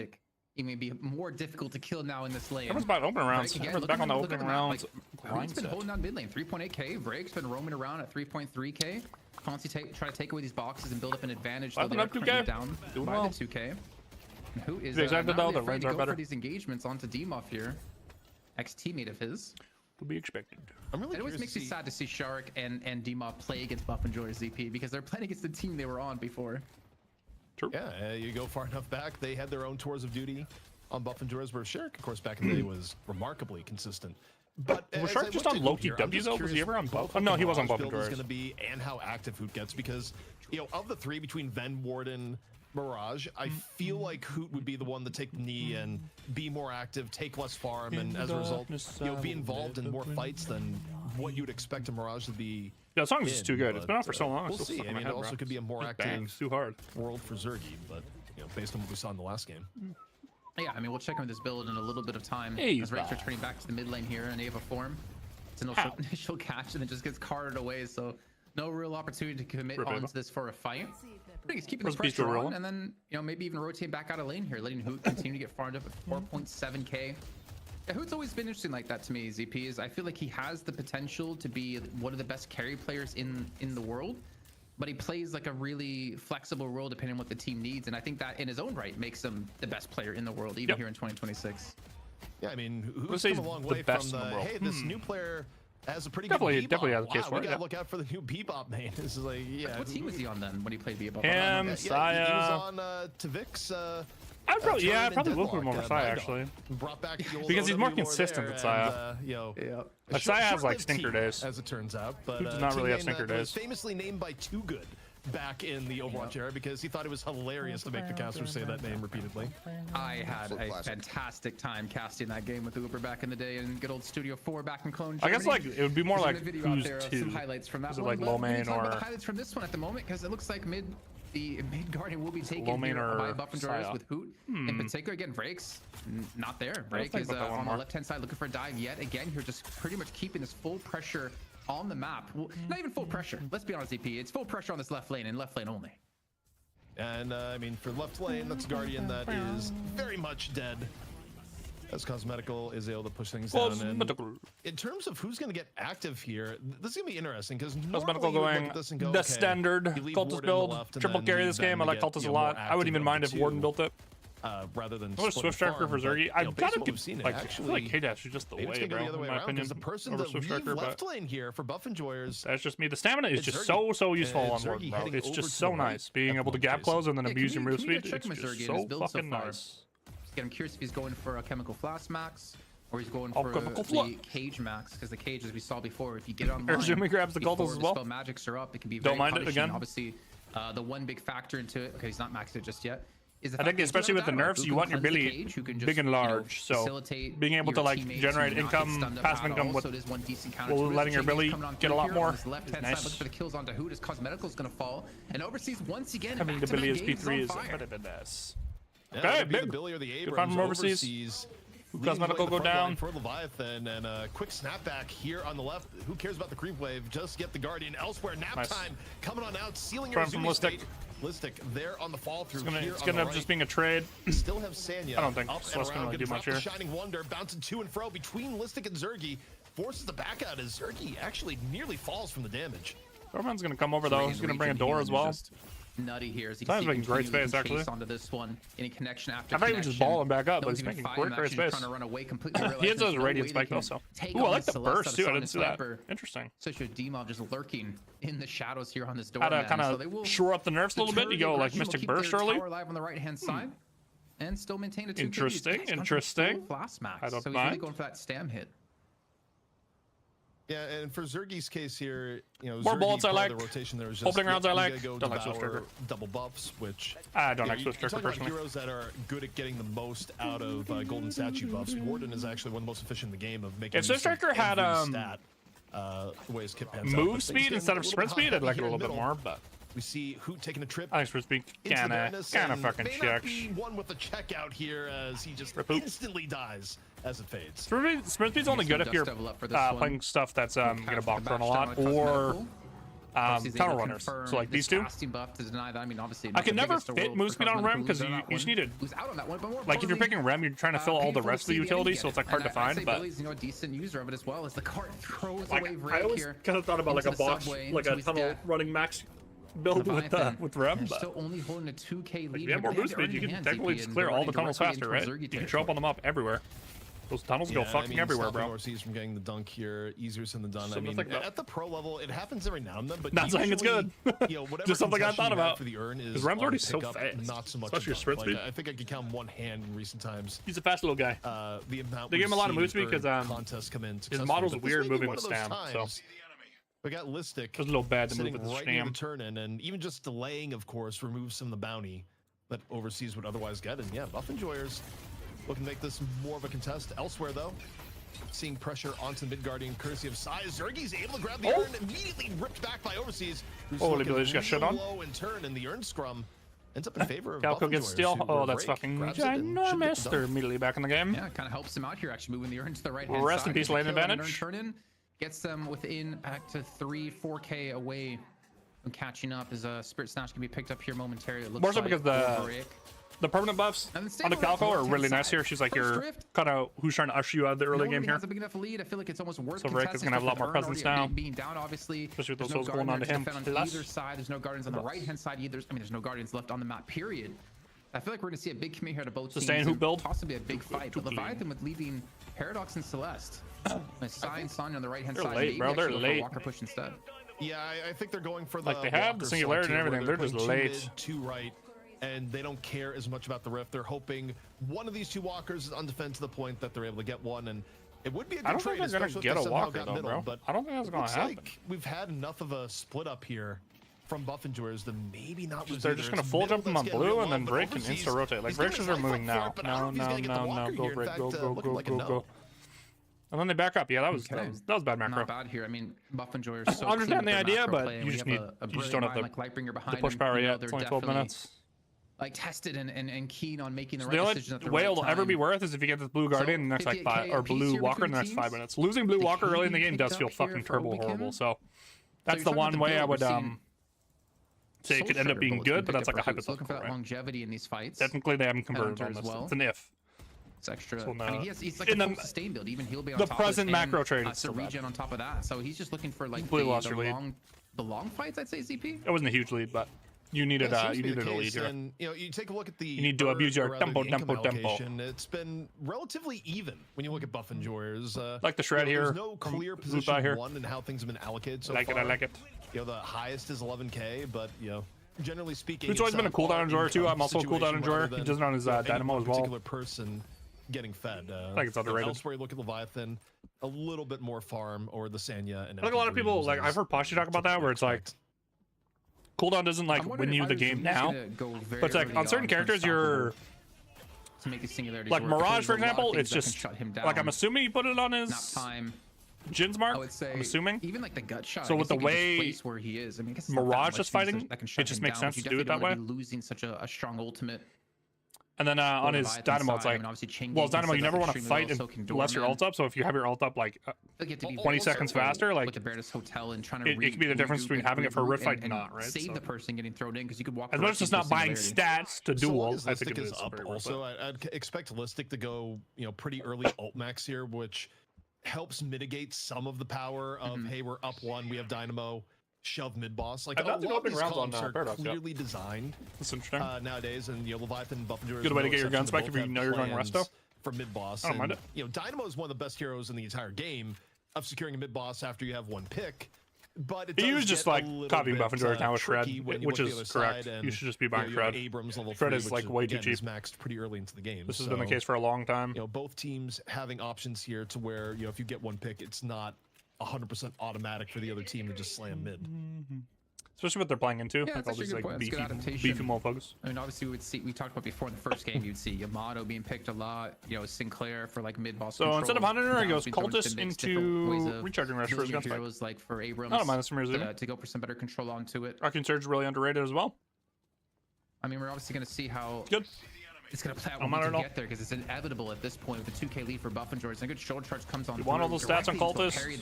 You're going to be back away. Turbo fucking homeless this game, so it gives you a little more. Was picked up by Sai here, so you can like snag a tier 3 and stuff. But now time being thrown in by Obi can catch it on. Sai does die.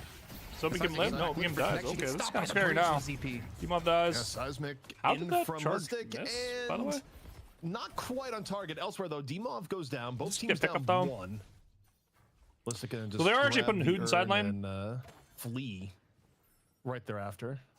See if we get any contest from Leviathan. Again, the contest we saw from Buff and Joyers was a little Cosmetical bit rare, seems to be the one catching blue wave a lot. See if the favor gets returned. But my guess here would probably be no, especially with both Mirage and Calico rotating over to the left, to where Empty Dreams actually may be in a bit of trouble. The burst damage is actually pretty severe here. As Empty Dreams now looking for the escape. Might be in a slowing Hex and turn, but it certainly creates space for Listic to get the urn turn in. Well done. Well done. Mid lane being pushed in though, directly for this walker. Okay, so they do convert on the blue walker later. Okay. Clean take. No one there for did not expect this level of macro from Leviathan. This is good. This is good. So again, Leviathan, heavy focus. So I can another time. So you need to abuse this now, right? So they don't have blue walker, so you can do flanks with like Paradox or even Dynamo or Billy. Like you can door plays on blue lane are a lot stronger now. But he actually gets taken down by Listic either way. And make use of the take, but holy fuck, everyone's dead. He's run directly into the entire team of the But we get punished, and that's been bust. And Leviathan actually the ones on the retreat. Cosmetically, still no singularity being used. 16.5. Will they still flip it? Yeah, they're still gonna flip it. Makes sense. And 16.5 minutes is no Dynamo ult. No ults. If they show up here, they get rinsed, by the way. Down for 10. A golden opportunity too clean. Too fucking clean. Singularity on the table. I like the blue tech. They just couldn't get out. They got chased down, got punished. We'll see who, if any, for Leviathan is able to get down here for the contested. The door is open. The opportunity is there. Demon tries to get involved, but all three rejuves go the way of Buff and Joyers. Through the door, through the door. Gets push and turn. The door a little bit late. Not quite the position. You could get some kills, but Don Wall could be on the other side with the first real edge of the game. You take your 3-0 by and those walkers are looking quite tasty here. ZP. Singularity being the only thing up. I mean, the thing is, I don't even think Buff and Joyers want to walk into a singularity. I don't think you need to push as like a 6-man squad onto any of these walkers. I think you split push these walkers down. And then with obviously Bro, I called mid one time in 18 minutes because we want to fight and they didn't had all people were calling me noob because it was too early. Oracle 6 noobs. They have to reset these waves. Spirit Resilience being picked up for Listic. So people just don't understand how early you can do med. It's healing booster for Obi. It's not hard to do, especially if you have like a lot of gun damage or stuff, or people who just shred it. The game.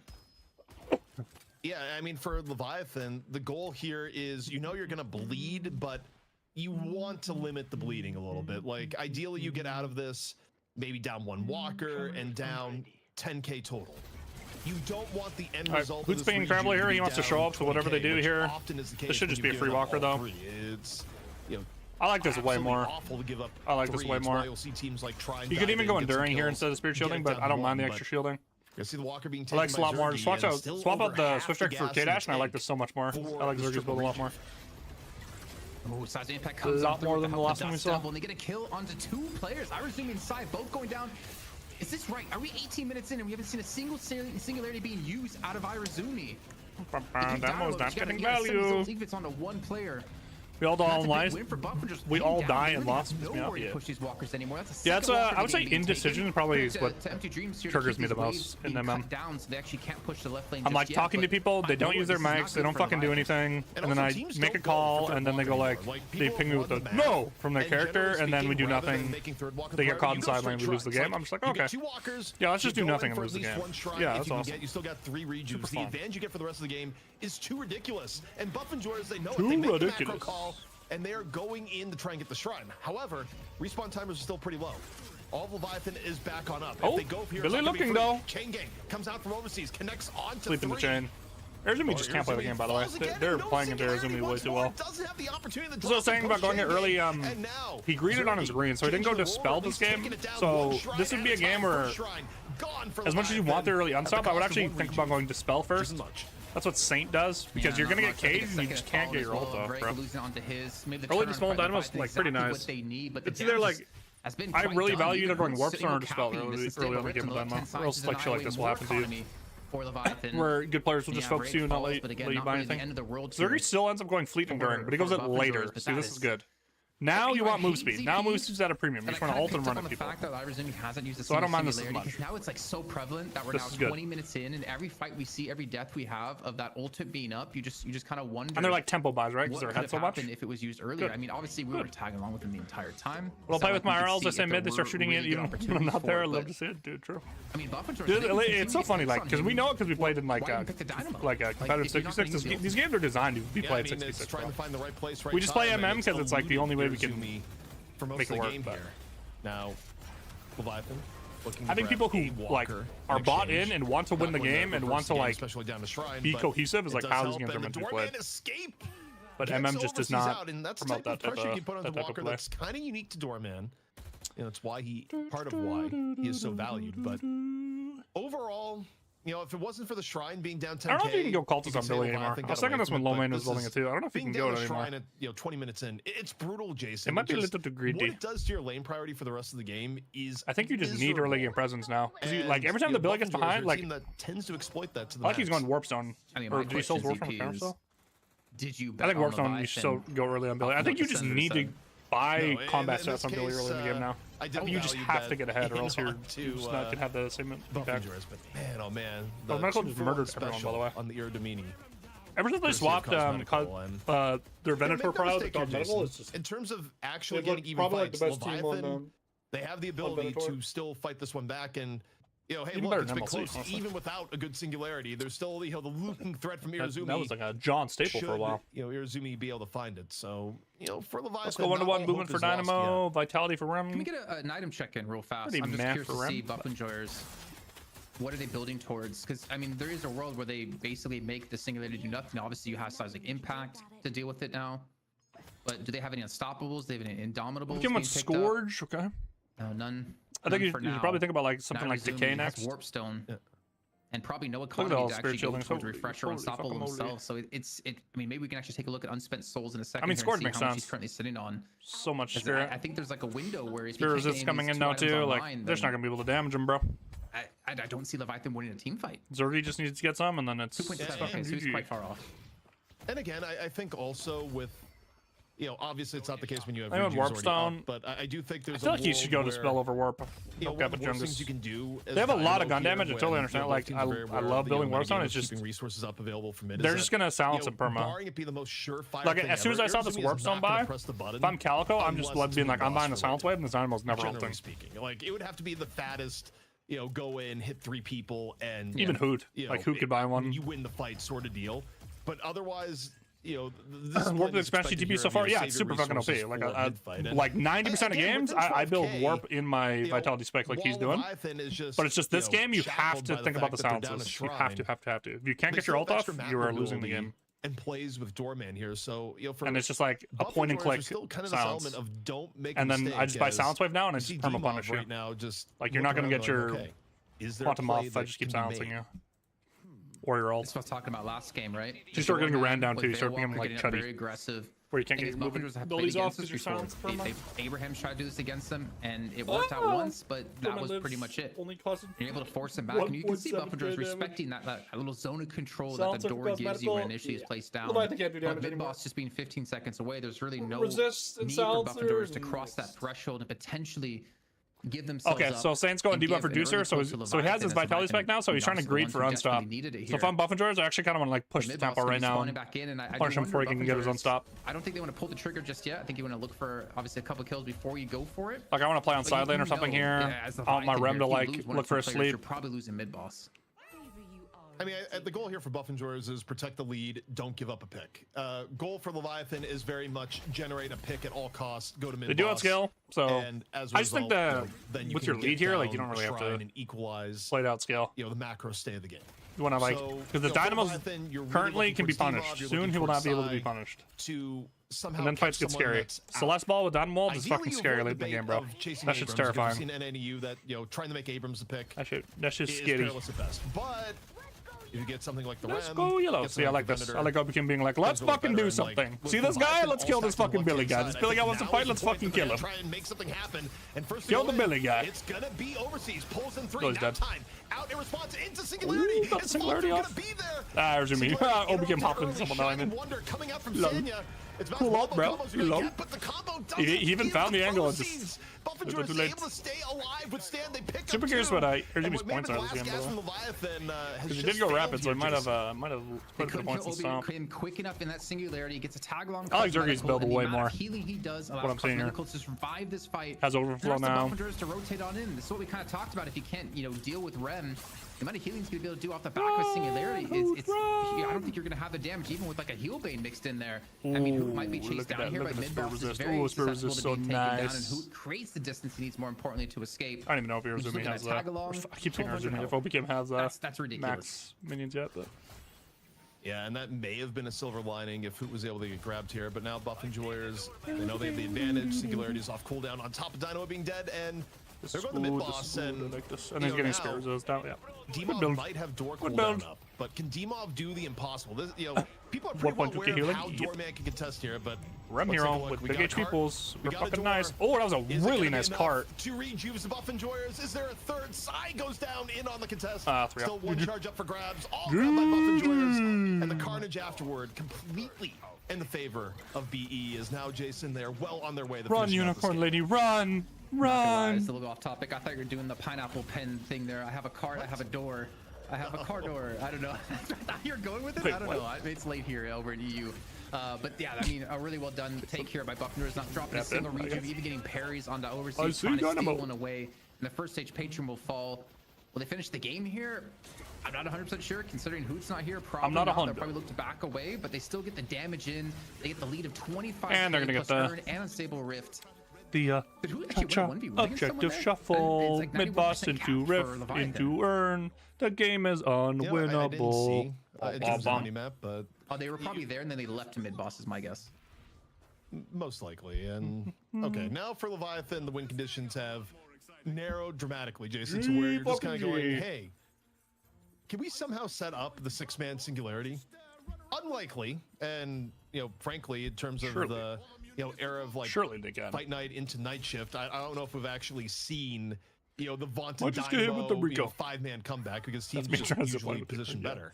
Bro, I can't tell you how many people now, because they earn, like, you don't even think about you have it sometimes, like, you just auto pick it up. I see so many people try to TP, like, they pick up earn, then a fight happens, and I go, I'm TPing to the fight, and then my teammate comes to the TP and goes, oh yeah, I can't TP.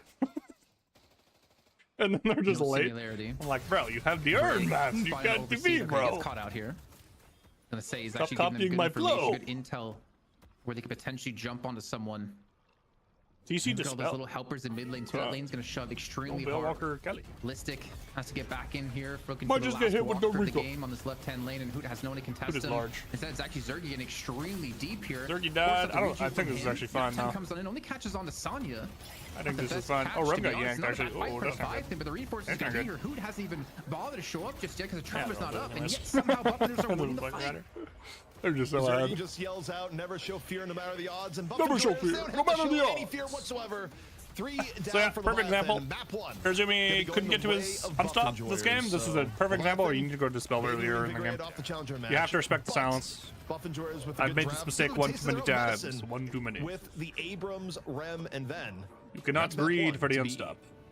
You were such boring ass games. I mean, Buffin Joys are just too good, bro. Well, I was holding out hope for a while. They're just for a decent little bit. good. It was looking pretty decent. It was looking pretty good for Leviathan Yeah, at the start of that map. Buffin Joys, you're too good. Unfortunately, they can. You're not allowed to compete anymore. And I mean, you're too fucking dominant.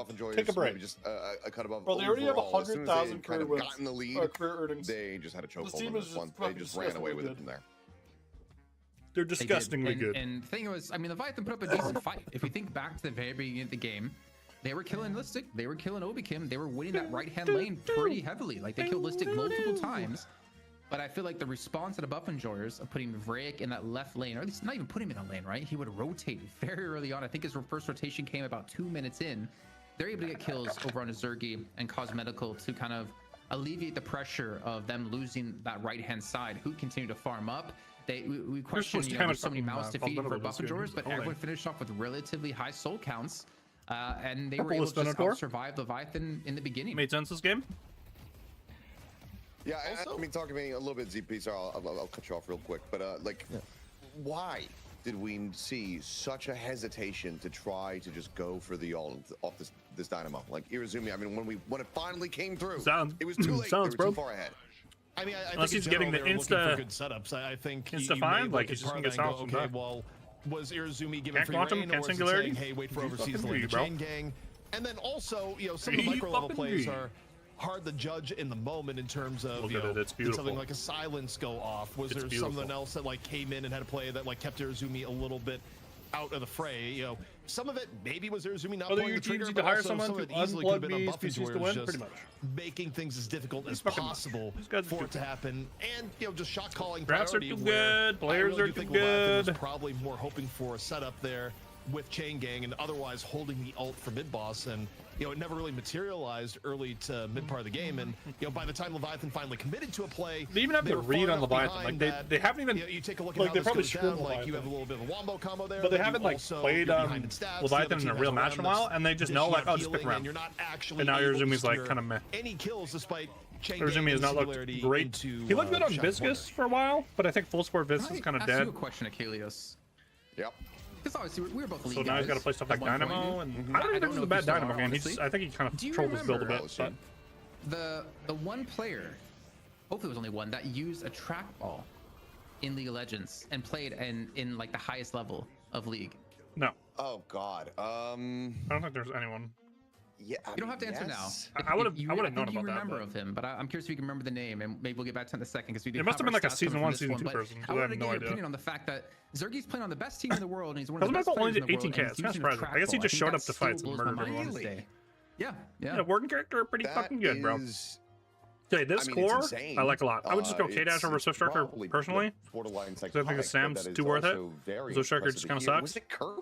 And then I don't mind getting Enduring Fleet like this later, because these are like temple buys, and then he gets a 6 ghost. This is good. Thumb pad. I like everything about this. Like the pad of his thumb was so I've always liked Hoot's Mirage build. Like a 6-pack, and I almost guarantee Zergy's the same way.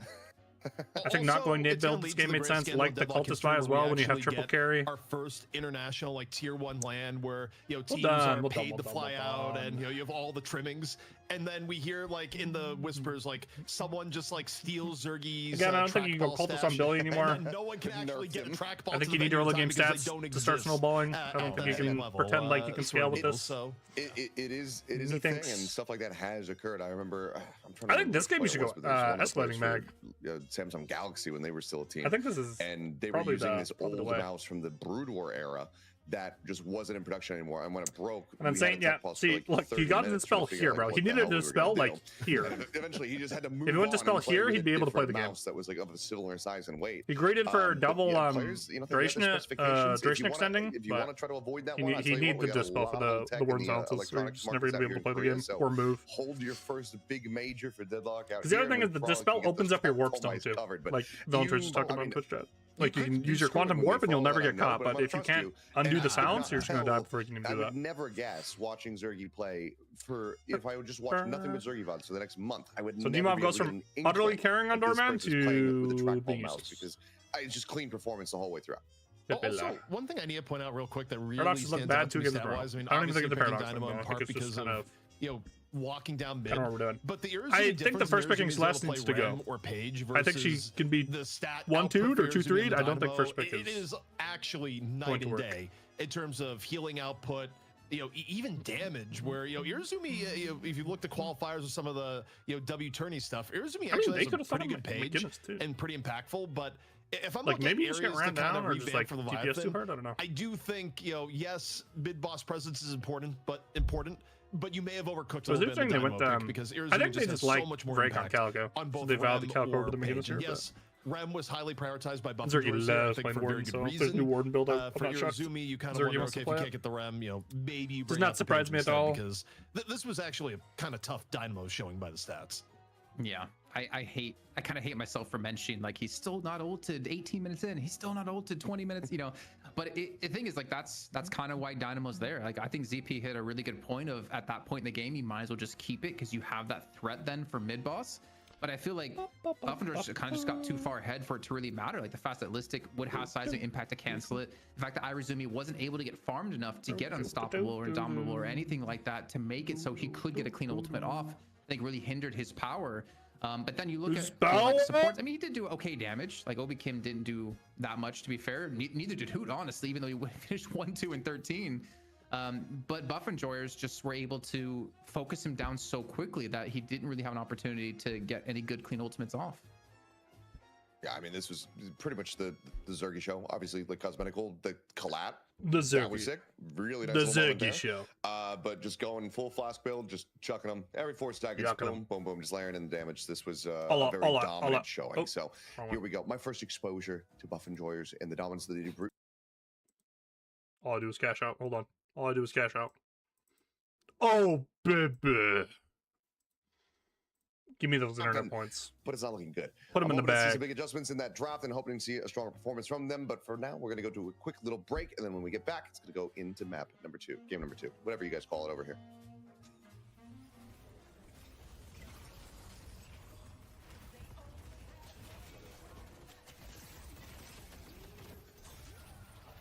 All right, animations time. And then why we can't domesticate Cheetos video. Wait, is this SciShow? It's Pack Vibes. My YouTube stream got paused last time I did a SciShow video, so I gotta be careful about that now. But these are from the lovely community.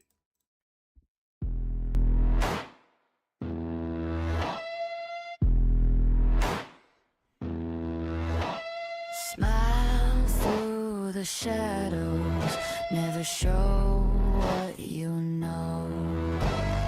Wait for the window, let them guess your distance. So take all the chances. That's sick. This is hard to do to make the hand look different and everything else. Work until you're done. Raise yourself from others. Now watch what we've become.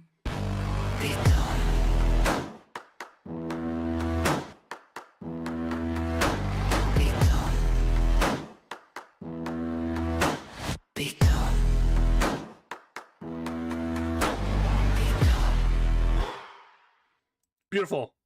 Good morning, John. No. They remind me of like a League cinematic. That's good. I like that. Okay, we try to watch this video. I think Pack 5 is going to let us do our thing. Humans have been keeping cheetahs for 3,500 years. They wore jeweled collars, they slept in palaces, and hunted beside kings. And in all of that time, across 3 continents and a dozen empires, we never produced a single domesticated cheetah. We never even got close. Every tame cheetah who ever lived was born wild. Now, here's what makes that strange. We turned a farmed fox into a creature that behaves like a dog in just 6 generations. Soviet scientists did it on purpose, starting in 1959. 6 years of selecting for a single trait, and some of those foxes were licking hands and wagging their tails. The cheetah, by comparison, is the gentlest large cat there is. It purrs. It rarely attacks people. It will walk beside you on a leash. So, what the heck went wrong? Let's start with establishing a definition for tame and domesticated. A tame animal is an individual that tolerates people. You can tame a raccoon, you can tame an octopus, more or less.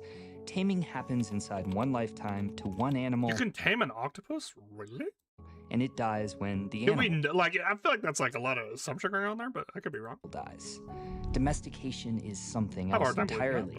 Domestication happens to a lineage. It's a slow accumulation of change across generations. As humans decide, deliberately or accidentally, which animals get to reproduce and which don't. Dogs didn't become dogs because someone was patient with a wolf. Dogs became dogs because for thousands of generations, the wolves that could stand us got to have puppies, and the ones that couldn't, didn't. So basically, you can't domesticate an animal. You can only domesticate a population over time by controlling who breeds. And stick that fact away, because we'll see what it means for cheetahs. But first, let's look at the man who probably put more effort into this than anyone else. Mughal Emperor Akbar the Great was, by most reckonings, the richest man in the world. He was also completely, unambiguously obsessed with cheetahs. He kept 1,000 of them at a time in his stables. Mughal chroniclers recorded that the number that passed through his hands totaled 9,000 animals. Bro, what the he named them, all of them. But his favorite was a male named Chitter-Najan. Akbar was so taken with him that after one hunt near Jaipur, he gave the cat a jewel-studded collar and had a drum beaten to announce his approach. Chitter-Najan rode leaning against a platform while the emperor held his paw. And Akbar wanted one thing more than anything out of these prized animals. He wanted them to breed. Now, he tried everything an emperor could buy, which was a lot of things. He fed his best animals nothing but fresh meat. He kept Chitter-Najan from exercising because he was terrified of losing him. He turned males and females loose together unchained into the palace gardens, turning one of the most beautiful places on earth into a cheetah singles club. Nothing ever happened. His son Jahangir recounted it afterward, baffled by the result. Cheetahs in unfamiliar places, he said, simply do not pair off. His father had gathered 1,000 of them and wanted them to breed more than almost anything. I know cheetahs are super like anxious. Like they'll get them like dog companions to like help them like calm down because they're like hyper anxious animals. So every single cheetah Akbar ever owned was born in the wild, and there was never a second generation. Individuals got tamed, but the population, that stayed wild. And he wasn't the So you could like have them as like pets. I don't even know if it's a good idea to have them as pets, but you could, in theory, not ethically have them as pets, but you can't make them breed so they don't count as domesticated. Is that how we're defining domesticated, I guess? First to struggle with this problem. Rewind past Akbar by 3,000 years. Egypt was keeping cheetahs before any Mughal was born, dynasty after dynasty. So what were they doing with them? Maybe less than you've been told. You'll read almost everywhere that Egyptian hunters hooded cheetahs like falcons and slipped them at game. There's no actual evidence for it. No evidence, standard reference on Egyptian mammals, Osborne and Osbornova's The Mammals of Ancient Egypt, calls the hunting story pure conjecture. What the tomb paintings actually show is maybe even stranger. They imported cats often as tribute from Nubia. They walked them up the Nile on leashes. They kept them as living. I feel like that's a feline thing too. Like if you ever try to take food away from a cat, you will instantly see its feline instincts just kick in, bro. If you try to take food away from a cat, it will snarl at you, bro. And you'll be like, get the fuck away from that, bro. And like, it's one thing when it's a house cat, it's a whole other thing when it's a fucking cheetah. You're gonna be like, okay, my bad, bro. You know what? That thing we just hunted, that's yours. That's not ours, that's yours. Enjoy. Proof of their reach and their wealth. And when the cats died, they just sent for more. Hunting with cheetahs actually shows up later and further east out of Persia, and the earliest picture we have of the practice is in a Tang Chinese tomb. Cool. We're back. time that I think he would be able to sell me on Diet Coke. That stuff's disgusting. Coke Zero for life. Welcome back to True, Jason's Look, we're gonna big see. facts. I That just got out comes from the shop. Next time I'm in the shop, who knows what's gonna be one of the items there? But here's the deal with all the laptops. Wait, no, I might be getting it wrong. What's the sweetener in Diet Coke? I bought it right before COVID, so obviously I think aspartame's actually the Coke Zero one. It did get a lot of use, dual boxing and Rust and being an early alarm, where it'd just be like, you know what, guys, we don't have to worry about the base because I'm just looking at my laptop and I can see what's going on. A functional use for a laptop, even at home. Even at home. That is one of the Match one of the markers, AP. nerdiest things I think I've ever heard in my life. Dual boxing and Rust. That's crazy. But no, I mean, to justify it, Steph, like I wasn't traveling. I was stuck at home, you know. I think somehow that makes it worse, but it is important though. You know, obviously to have a good laptop when you are going to be on the go. When Deadlock first dropped, when it was in the alpha, when it was a whisper on the wind, I remember I was playing it in my hotel in Shanghai on my aspartame is Coke Zero. Okay, what's and boy did it suck. It was like 15 FPS, and then as soon as I got home and I played it for real, I was like, "Good God, this game's actually really, no, they're really different. fun when I can see what's going on. I can move around, and the game's really fluid. And now I have an even better laptop, so I know there's a difference when I travel as well. So check out those products if you need it, if you're in need of an upgrade. But now, in need of an upgrade, speaking of that, Leviathan, their draft. We need to see an upgrade for them because that one didn't really cut the mustard. We kind of had some concerns about it going into the game, and then unfortunately, it just didn't really pan out whatsoever. And just welcome back into the frame, Jason. I'm sorry, it's so hot in here. Yeah, you haven't heard my tales of Italy, man. It's so I can hot. imagine. There's no AC. I have to keep the window shut because there's a million mosquitoes. I had to move the fan. I'm dripping in sweat. But I will say this though, ZP, because you've been around for my long-time rants on Italy. I have Keeps you pretty, Jason. Don't worry. One thing that I do love about Italy. Oh, yeah, what's that? Just one. It's their cheese boards that they have of like True. 4 sorted cheeses with like some fruit, honey, and then they have like this jam, whether it could be like a fruit jam or it could be like actually a veggie jam. Love it. I don't know. You know, it sounds like third world problems. It's just like they don't. Italy. There you go. They don't invest in infrastructure, it had to be bro. something at some point, but it comes from this like they love maintaining old architecture for like historical reasons. But then there's certain things like their electrical systems, like you need to like the fact with the way the world is going, not investing in energy or like your electrical grid is just like it's so insane. It's crazy to me. Second game here to see if Leviathan's going to be able to doesn't make any sense. A 3-game series, or if Buff and Jories will in fact just get the 2-0 victory. But I'm just amazed that it's taking you this long to find something that you like about Italy. I mean, come on. First pick. So Leviathan's opted into second pick. I mean, the food. This is what they did when they won the challenger match. Let's see. There's got to be something else going on. But let's see.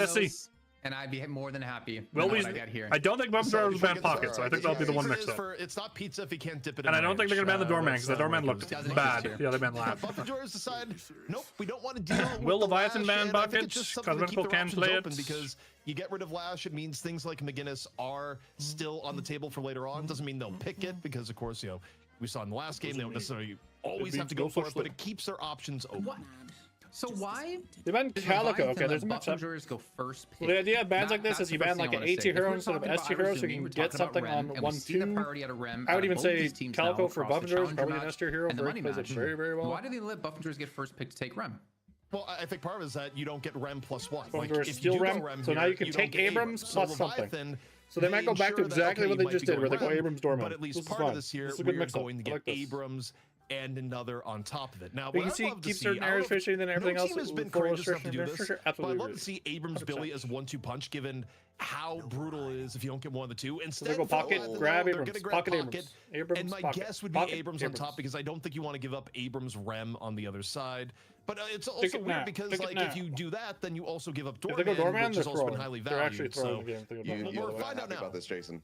You look very not happy about this. Noobs! Absolute fucking noobs! It's about who you're playing. You noobs! Against. What is the value of the Rem? Think! Use brain! I think you go back 4 weeks and maybe like twice. They're banking on pocket being able to hit insane inflicts and deny the healing, but that's not going to happen. And you have Rem, who's actually going to build Guardian Ward into DB. So Divine Bear is going to cancel out the afflictions. And they're already showing they're like insanely good when it comes to that. They also buy a lot of cover spells. They should. Or Warden or something. I don't know. I mean, obviously it's... Get more beef for the Rem.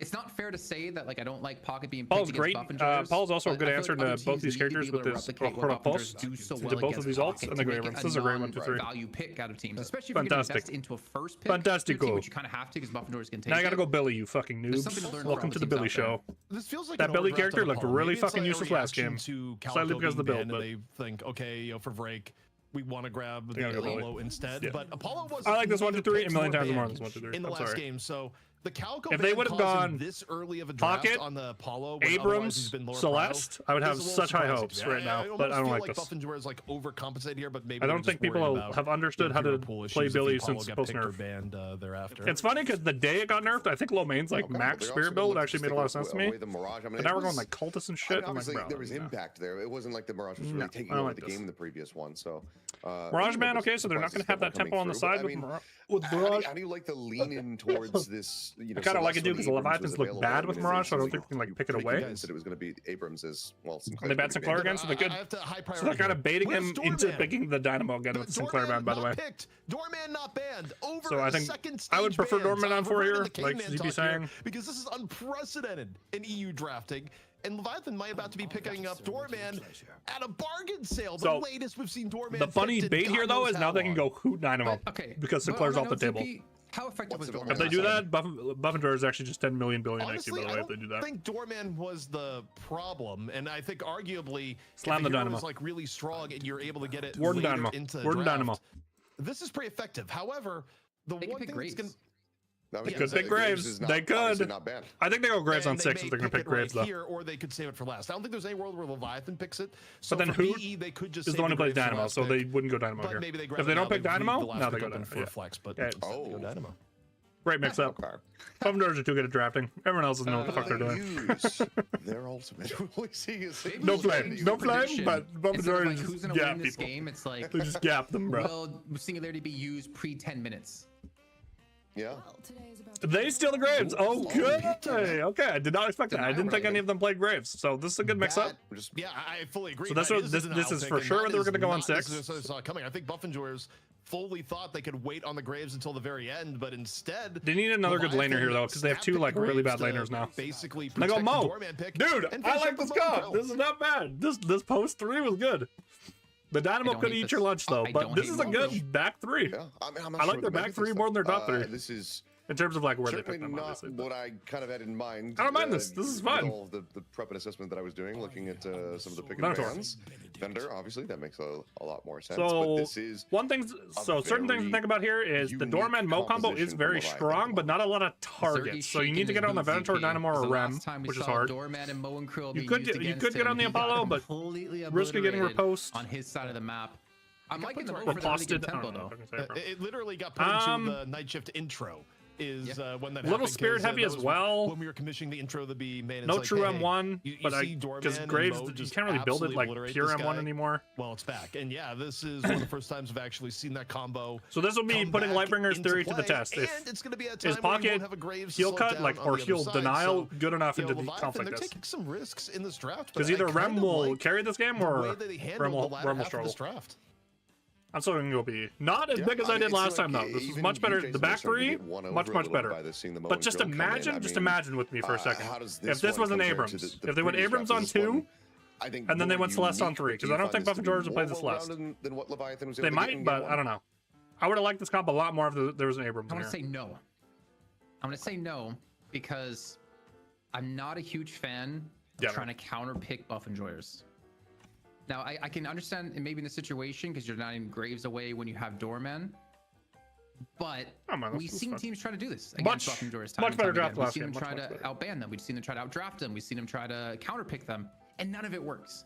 I want to give credit to Leviathan for trying, and we'll see how this one's actually going to play out here. But Yeah, I like ZP, I mean, it seems a This little is bit better. all over the board here. I like this mix up. This is good. This is good. Yeah, I mean, interestingly Just enough, they I'm just just got about how things are going to They just lost the top 3. If they didn't lose the top 3, this draft would have been very, very good. Overall, I I would mean, have liked it a lot more. you know, for Leviathan, they actually are going to be able to put together a few like pretty deadly lanes. I think Buff Endurance probably has the better laning overall.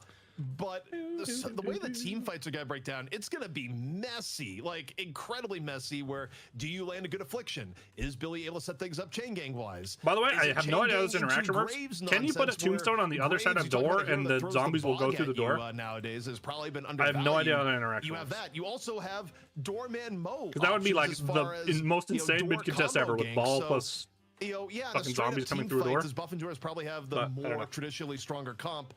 Yeah, but is there a lot of crap that they have to deal with against the Leviathan comp? In a lot of ways that Leviathan can actually win some of these fights? Also, yes. Ball, inflict, zombies, well, I mean, doorman. You're talking about it. Like, it's that's risky. Strong. Maybe it's a desperate bid. Biggest thing with Mo is you always gotta get value on the Mo. No risk, no reward. So I like the Mo last because it gives them a good laner. A little bit. They can get a Graves out of lane, then get a Celestial lane with the Mo. It's good. Is it going to be enough? I like it. It's my big question. Mo is the neutralizer of lane, the ultimate neutralizer. He's not going to win you the game by going even or winning the lane, but he's not going to. He's going to make sure one of your weaker carriers can get out of the lane. It's going to be an easy win for BE. We shall see. Honestly, maybe. We shall see. That's what I'm going to say. But you said yes or no, but I'll say my brain says no, my heart says yes. I went less points. I went 7.5k. Jason, I'll also ask you the same question, and this time I can see this comp working. Percentage. Can it go game 3? I have much more faith in this comp than the last one. No, 100%. Okay, there you go, boys. It's all yours. Just committed. I'm full committed into this one. If you saw me looking over on like a different direction for the camera before we actually headed into game ZP, is because I was pulling up Graves' ability names again because it's been so long since I've had a caster and I forgot what they all were. But it's been a long time. I got them up on my screen now. I'm ready to go. All right, we're gonna get Graves' Billy. It's not 100% into Warden. There's always a chance the Ventor. I think it's Warden Ventor. I just don't know if I like the fact any they're trying to time you can get CC chain with the claws really nice. And I mean, who Dynamo? There's no world where he doesn't singularity before. That's gonna be Dynamo Apollo into Mo Doorman, and then we're gonna get Rem Abrams into Pocket Celeste. I'm worried about this Pocket Celeste lane, and the Celeste is already dead. Honestly, so yeah, that's there because they're not my eyebrows. But Sanya, personally, I would put the Mo with Celeste. I think. Just have a big old fucking meat bag to tank all the damage for Celeste. Let Celeste bounce around. We're gonna go there uncontested. If this happens. The Celeste pocket lane does not sound very good to me. It has a lot of burst, don't get me wrong, but that's how confident I am on BE. Yeah, you walk through the airport, just cosmetics everywhere. We can definitely grab like a wax strip or two on the way. But Jason, already Leviathan, a little bit of a rocky start. Leviathan. We'll see how things develop. The one thing for Buff Endurance is that the second game in a row here where they're running the Vent Warden lane, and if you do fall a little bit behind on the left, the pushing. Like I get the idea of the Mo in terms of Mo Doorman lane. You just make infinite space for your Doorman to poke. Not as bad as say a McGinnis being thrown in there, but I don't know. Still, I feel like if the Celeste doesn't get ahead, you're gonna have a hard form. I mean, one upside for Leviathan, at least in that lane, is there's no Calico to roam around. But it's still break on Apollo, one of his best heroes that we've seen. I think probably undefeated on it, if I'm not mistaken. I didn't quite check when we were in the draft there. So he's definitely gonna be rotating around. But then again, do you want to leave Hoot alone in lane on a Dynamo? Honestly, I wouldn't be too sad to see I don't like their lane Dynamo being fed farm specifically just to get some items online a little bit quicker, so you can get those clean singularities off.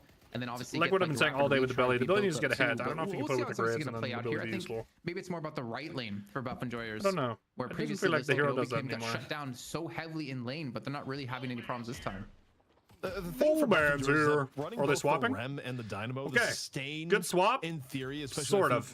Maybe goes a little bit. So I like this because the Billy's going to be able to do more with the Celeste, but I don't know how the Graves pocket lane's going to go. Unreal in being able to but I like this because Celeste got obviously killed early and a counterweight there. If MTV was able to land a good affliction, that kind of ruins into accelerated land. Like you don't want to play into a 2K rooms as the Celeste. You don't want to do that. A lot of these team fights here, it's interesting because Leviathan kind of has dual win conditions, where on one hand you're going for Doorman, Mo stuff for picks, but also for team fights, you're hoping for overseas and Empty Dreams. That's going to go battle this. So you have pick potential for Leviathan. You also have team fight potential, but it's very specific. Accuracy who's built this game to achieve some of these goals. So again, not a lot of cancel this game, so he doesn't have to value spells much. You've seen in terms of how to set things up.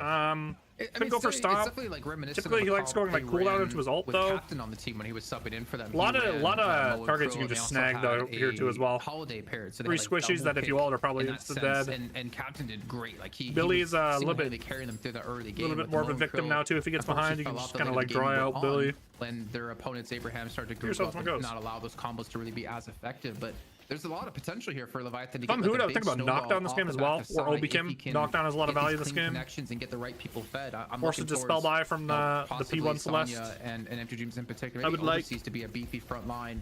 But I still don't know at the end of the day how this Graves is really going to work out for Leviathan in this comp, because if you use a little helper, actually, well, in a second, this is actually to be dove under his own Guardian, but if you use little helpers to counter the Borrowed Decree, are those zombies going to be able to punch their way through that line of minions? I mean, honestly, it's hard. Oh, the chase down is still there. Demov unable to get away post dive. Doorman dead as well. Not good. Really not good. Especially if you have a good setup, courtesy of the Billy. Like, you do just throw a bunch of stuff on the ground, and it is. I think they just fucked up the Graves brand, bro. I think they just especially picked the just Graves once and you then get later in the team fights, put and it you in get hell. things like Echo Shard. Like, Listic's ability to move around is actually severely impinged upon. Like, Graves makes you think about things that you don't always think about game-wise, and Giga CC fucking PV monster Graves. Protect the Doorman sort of deal. Where, by the way, we didn't even talk on it. It's Irizumi on Doorman here, not Demov. Demov went for the Graves. By the way, my secret when I play ZP, I just don't think.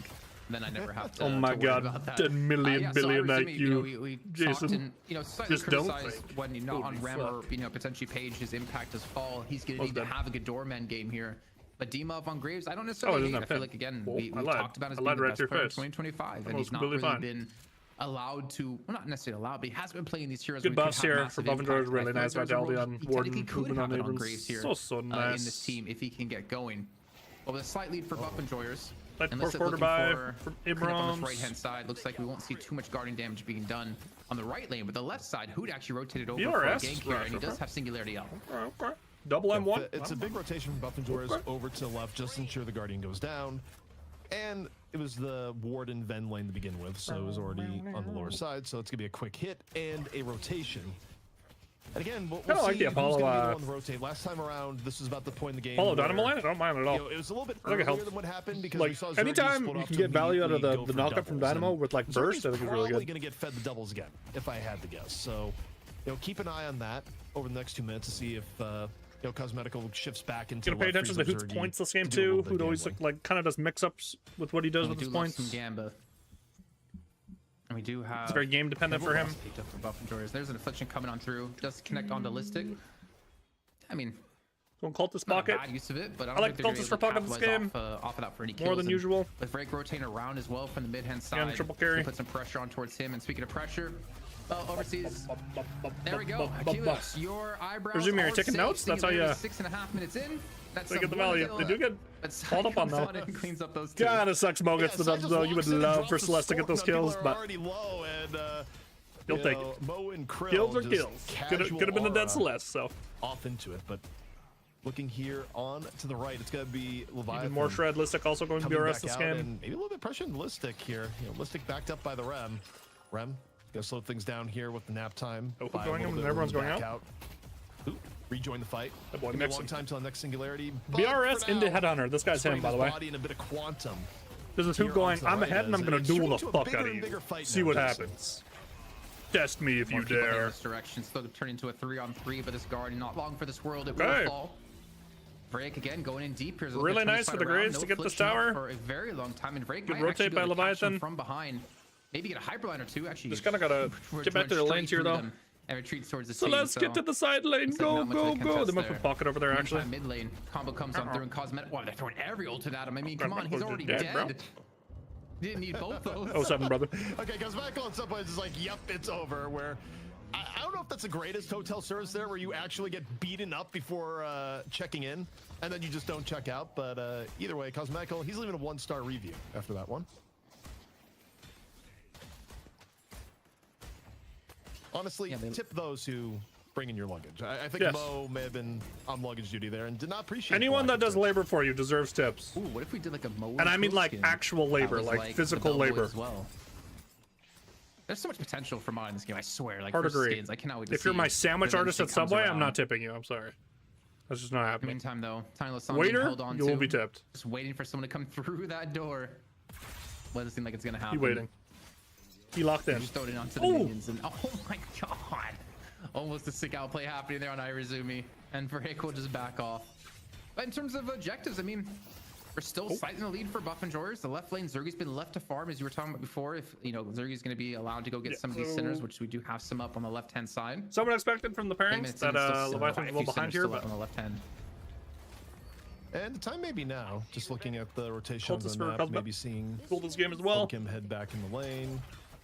Certainly appears to be doing a bit of gambling, but kind of shows he's going to be going either full way, no purple Venator again. Relatively even here so far. I think you can think about heal cut this game, but it's probably Quantum fine. And going no purple. Dangerous spot here for Hoot. Already down on resources, trying to turn the corner into the Walker, 30 HP, and no way out. Taken on down. And the pressure's looking good here for Leviathan. Looking good. They're getting the kills where they need them. They're looking to actually pressure quite heavily on towards this Walker. They do have Affliction up as well, and a Chain Gang. It looks like that Chain Gang will be thrown in towards the mid lane, and maybe a big fight here for Leviathan. Combo up at about 20 seconds of time. Catch here would be nice. Chain Gang comes on through to buy time for Combo, to buy time for Affliction to get here. Affliction's will not even run. They don't even need it. They get the kill on the break right off the bat here in Leviathan. The mid game skirmish. Billy's getting ahead. It's going to be a much different Billy than last game. Exceptionally well with Billy's going to be useful. Yeah, I mean, no cult is by the way. Looking to overload onto the left side. Earn coming on out. Would make me sad. Sanya right now to do a reasonable job of contesting, as now we see Leviathan rotating over to the left, about to be a bigger team fight. Still there's a Dynamo with gun buff and Headhunter. Run him down. Takes a quick card. Run him the fuck down. And oh, he hit him. Quickly. Oh, he moving. That boy moving. The door out, but in such a way that still gets hit by the stomp. And actually kind of low right now, getting chased down by Rem. And wait, is Obikin still going for it? Throws the pillow, finds the kill. You can't tell me Headhunter isn't the best fucking 32. I never thought I would be you running just away can't from tell me, bro. Like that. This shit is too fucking good, man. It's actually just too good. Take a lot of damage as well. Yes, they have a combo. Yes, they have a Celeste. There's Shine Order could do some serious work. Sleepy comes on through, puts them both to sleep. Sleepy into work. Ooh, into claw. Oh my god, the synergy. Walker down and more the singularity on top of it. They shut the Walker down, half HP, and this should be falling with Ballistic to join Dynamo, in a few the seconds. Walker diver. We'll see. We got the reinforcement here from Leviathan. It's gonna be a quick trip to the hotel of Zergi. Dreams dies. Can we watch anyone but the dude in the hotel, please? Outside the hotel. Okay. We'll see what welcoming committee is here. It's a cart near the Walker, but overall. Well, Gaddafi doesn't work like that anymore. So, no. No Walker stomp. Jason, so no, you get a few more kills for B, but you're unable to get the Walker.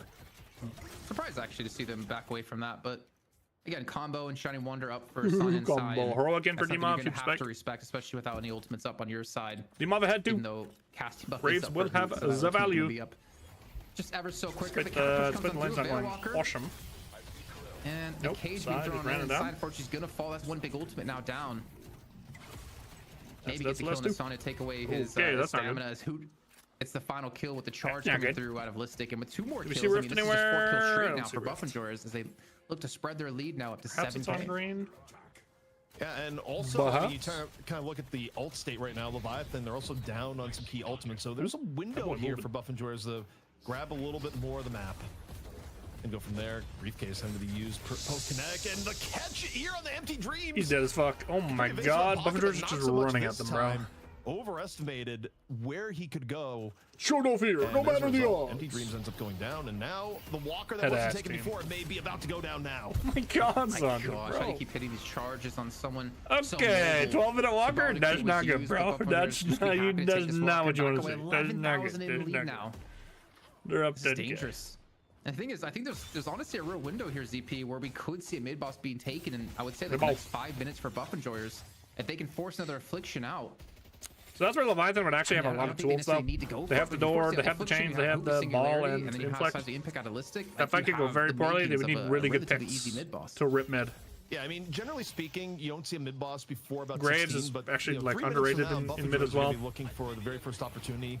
Now working on a pretty substantial lead on top of it. So yeah, like I said, also the options to the early cooldown. I don't actually know what he builds it on. Here, I'm gonna check out this one end, and Dimov is barely able to escape on the other. So Buff and Joyers doing a really nice job of just chaining kill after kill here. Combo, though, in on the break. Is it going to be enough? Break, low HP. It's a double ult investment here. Pull him on back, and surely that's going to be enough. Ooh, the quick flick to avoid the parry, get a little bit more damage in on the Overkim, and elsewhere, though. We got Ven join the fight, and Cosmetical. Just a quick... God, the fact that there's an extra number in all the match IDs now? Sure. Yeah, Overkim did a lot to keep Break alive there and to just buy time for Cosmetical to return. I mean, look at Cosmetical's items, actually. Fortitude, Enduring Speed, Extra Regen, Cultist, Weakening Headshot. Not really hitting... Well, I mean, he's got a spike. Like the early Fortitude here. Not really if you're going to be fucking side lane chud with Cosmetical. He's currently got at the moment. It's really nice. A bunch of like mobile heroes that can just hop on you and chunk your health. 15k for himself. So you just get to like chill out for a second, stay, not have to back perma. I think it's smart. Hopefully to save. Who gets a warp stone here? Again, so if you think about this game, not as much pressure on him, right? With no silences, not a lot of cancel. So you can just go the early warp stone. This is where the early warp stone is so nice on the Dynamo. I don't think it's hyperbole to say the next affliction coming out from Empty Dreams actually of paramount importance. K-buy for Psy. If Leviathan just has another bad team fight, Buffenjor is probably... I like the K-buy because you can decay whoever you grab and you can potentially one-shot them a little bit more if you grab one of the bigger boys. Even though we're only 15 minutes in, gives you a little more options with who you actually grab. Actually incredibly high. Like double heal cut's really nice. Yeah, I mean, as we're talking about, right, mid-boss around 16 minutes. Mid-boss. We're just a minute away from that one. Oh my god, production can read my mind. I wanted to see golden statue buffs, and my lord, they're over doubling the amount that Leviathan have. Ran with 28. You gotta know this Billy with 23. Getting buffs, really nice. And Psy probably about to go down here in a second. As you can see, his health is critical. Devo actually still going to split shot, but a lot of people have like moved away from this build. Just look at Overkim here again. The amount of healing he can do is quite insane. The amount of bouncing and the mobility he has. Also decay for Ram. Okay. Is they're able to pick up the urn. And let's side dead by the way, or side live? As well. I mean, this could end up being a fight that opens up a mid boss for either team. I mean, we'll see how Leviathan want to go about it. I look for him and I'm like, oh, he's already in base. At this point, I think you're looking for tricky plays here. If you can get buffs, super nice for Buffenjors here. They're getting really good buff RNG today. Mo special. You're actually feeling pretty good. I don't know if you want to take a full-on team fight right now, down 10k. I think it's somewhat against you, but there are ways that you can get a pick off and then look for a team fight after. You know, hope that you get a good affliction, you know, fight and train, a little bit favorable to Graves. Like, there's ways for Leviathan to go about this here, but I don't know if they want the actual full 6-on-6. Zergy is large. Look at player damage here, because I'm looking up towards the 6-on-6. I'm thinking about D-Mob and what his effectiveness has been. Sloan Hex thrown in. You can see here 54k to 43. D-Mob Merc Mag for Zergy. Zergy is large and in charge right now. He's not going to be in the forefront of these fights anytime soon. Hoot leading at 12.4 for his team. I mean, again, you pair his movement with the damage Dynamo can do, it makes sense. And then you're also seeing the impact of Break at 9k. I mean, he's been around this BRS. That is a strong early game spec for Dynamo, bro. This game, you hear him real strong. They put 2 points into Stomp, and then you have more bullet shred as well. You're just max shredding someone. Hot pursuit, able to land the charge by Pixel, but shred maxing enough there to actually with what you're buying. Take down Sanya, but elsewhere, okay, you have Leviathan. Especially with double M1. Turn into a larger fight. Seismic impact. Down. Looking for Billy. Serious damage on the overseas. Final punch does enough. What's up, brother? And that's going to be overseas. Down for 25 seconds. Can Buffenjoyers cleanly get away? This is quite the fight that turns into a mid-boss, but elsewhere, seeing maybe a little bit of a dive on the Cosmetical. As things get a little bit messy, but it's Mo who's in some real danger right now. The flawless advance just ripping side the shreds. So they have not been a lot of it's pretty early in the game, but not a lot of Dorman Mo plays happening right now. Here. Probably get the be up as well. So for Leviathan, I think they live. Did they get behind early though? So find another day with losing those two players. Even I mean, Empty Dreams have consistently pushing this left. Probably look to do something with the Mo and the Dorman on his right lane. Already got this Walker to half. Line there with the slowing hex on top of it. But he's been constantly shoved back, and I mean, Zergy's at 20k. You have to respect both these two players who are coming your way, and there we go. And then Walker Chain Gang thrown onto Hoot. Mr. Hoot. Now able to get away from this one. Quantum Entanglement in towards the sky, and the catch is not going to be there. Obikin gets there in time. Warpstone. And that's a big ultimate being thrown in. Now the turnaround fight here for Buffenjoyers. Huge plays by Obikim. The turn, what would have been a death, into potentially now a pick on the overseas. Overseas in some real danger right now. Gonna fall. Listic able to finish off the kill. Down for 30 seconds, and this couldn't get to the door in time. Or potentially Buffenjoyers can just snap call onto mid. Elsewhere, see D-Mob. Take one more pick and they can. They kill this guy. Baroness. It's kind of scary. It's just a lot of fucking damage. The window may have passed here, Jason. Still going. It's 13 seconds. Wait, are they going to go for it? This is really scary if they go for this. Yeah, I don't think they go for this, bro. This is way too scary. They're actually going for this. Okay, bro, they could get fucking nuked here, by the way. I don't think they have. So they have a lot of tools here. They should have max cage at this point. They have the Apollo and Dynamo Wall, but the ball inflict is fucking scary, bro. This left lane walker, seeing they're just going to be up. So if you get Sai's just going to insta go in and make space. I like this from Sai. Pull off this big affliction. And here we go. Contest is coming on through. Let's just playing for damage here. Totally correct.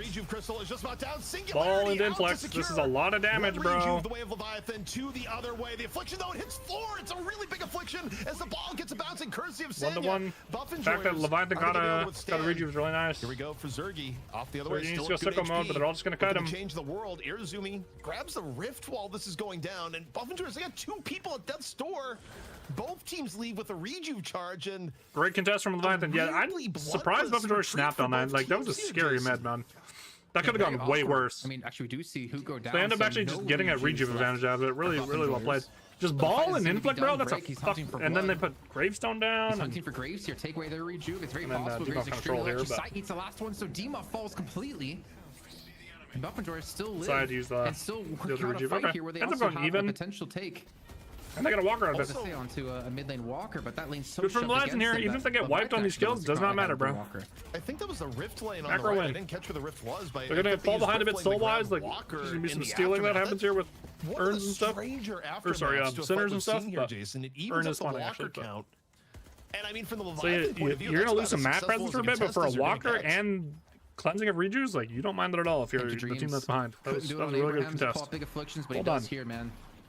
Obviously, they were quite grouped up, but as you said, desperately needed for them to have a chance in that fight. And they closed the lead quite heavily. I mean, it's only, what, 3-6K? Overseas hates to see this motherfucker come in close quarters, rebuttal. Holy shit. Or going into really hates to see this blue man coming. Oh my goodness. Transitioning across the map. Holy moly. Ultimates, I mean, let's take a impact. And Changang's up for overseas. And I feel like that's something you're going to have to respect. You know what, right? With the gang. If you see the Leviathan contestants as Buff enjoys. You gangbang. All right, and you know, when it's all said and done, we're within 5K here. I mean, it'll be a little bit more. Rico, really? Is Cosmical actually going Rico? You know, I think we saw some of the power of the Leviathan team comp there, Jason. Where that was a pretty effective mid contest. I mean, you stop and think of that. I mean, you know, for it as is much like as Empty Dreams gets memed on for afflictions that hit nothing. That was a huge affliction, and the ball just maybe it's like Rico into inhib. Okay, that I wouldn't mind actually. Now think about it. Has gone stronger as time has gone on, but. Hold the phone right now. The dive on the Cosmetical, a very quick dispatch. And now Leviathan get a power play of their own. Did they go for a walker here? They have now this yet again. This is a Billy build. Berserker instead of Cultist. Now this. Maybe Break gets caught into this. I can get behind. This I like. And Break has been thrown into the Baroness. You just have to get ahead on Billy, bro. We can't be doing the Cultist cope with Billy anymore. We can't be doing that. Though Break will escape with his life this time. The heroes do get it early. There's a lot of healing we talked about. I don't even know if it's gutted. It's just like you can't greed Dynamo together, but to be fair, the hero no longer overstatic is the way to think about it. I think there's just extra pressure in Empty Dreams to shut down this like double support combo. Hoot getting his unstop here too. Yeah, and I mean, I think the I love this this vitality spike, BRS extender. So, you know, the tension is cooldown. It's actually like better. It's like more expensive surge, but so much if you get slot locked, you have more value here. You want to be building all the extenders of these anyways. It is you want to tend to cooldown at some point anyways if you're gonna go unstop, warp stone. You know, building that we've seen in EU especially. You talked to one behind the scenes like, yeah, you need a comp that deals mid boss well. But it also kind of acts as a limiter for, you know, how freely people use some of these ults out in the open. But that's where, really interesting. Where both teams I would never think the build though work on mid boss where you have this unique opportunity because he has an inbuilt sustain. The shackles are off. And who actually goes max one? They probably put a point or two into ult and then max two, and then they put 1 point in and ripping a shining wonders. Heal as well. You know, you have a unique opportunity team fight wise for both teams really. You know, be a little bit more free in your resource usage. I'm also surprised to see Buff Enjoyers. The Veil's nice though. Like really you can like hop out of down. I guess maybe they have enough vision on the map to see and then like players. Ult on someone. Like I don't mind this at all. Knowing that there's not going to be someone stolen away your from will their always team, be up for fights as well. Through that doorway. You can see who again is Veil Walker. Walker. Like healing out. Something you have to respect at all times. After quantuming. Maybe looking for that connection here on Dairazumi. Because before you max it, your cooldown is very long. Or I think it's 2 points to get the exchanges. They're still the ones kind of pushing the pace. Methinks. And I feel like you kind of almost have to when you're against a pocket. You want to be like playing the return defensive. fire. I like everything else. I just don't like the return fire. Predictable. You're easily to be predicted where you're going to be to hit these big afflictions.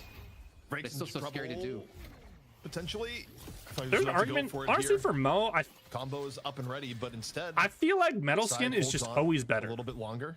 Leviathan though. No Warpstone, no ZP. Like, he's one of those characters where I think that's just always true. Grab someone instantly, which I think it will use an active slot, but like when your active slot is he's got a little bit more tanky with heroic core to help out. Decay picked up slow. And the other thing about this return fire is it eats up your Warpstone slot. I hate this. So you could go Warpstone. Like, when you get into these team fights and you can't abduct someone anymore. It seems to be at the point of the game that we're at, but it's something to note for Buffingers. They don't really have to worry about him closing that distance. Like, the Long X is fine because Hoot's not getting a Dispel or something. I think it had to be a case of just the Rams, the Nares, and the Bullets. I can really knowing what would happen characters, but if they went for it. But elsewhere, cart attempt here on the Ven into the trap. A huge damage off the Irizumi that Irizumi is just barely. Okay, Irizumi almost ran it the fuck down. That's okay. Jason, that may be a blessing in disguise because you got Irizumi off cooldown and all you used was a door. I'm surprised how many people will not go Warpstone on that cart. It kind of blows me away. To miss too many charges, gets the catch. I think the return fire eating up an active slot is. Again, both teams back away. I think we've hit that point now with mid boss being up in a minute and 10.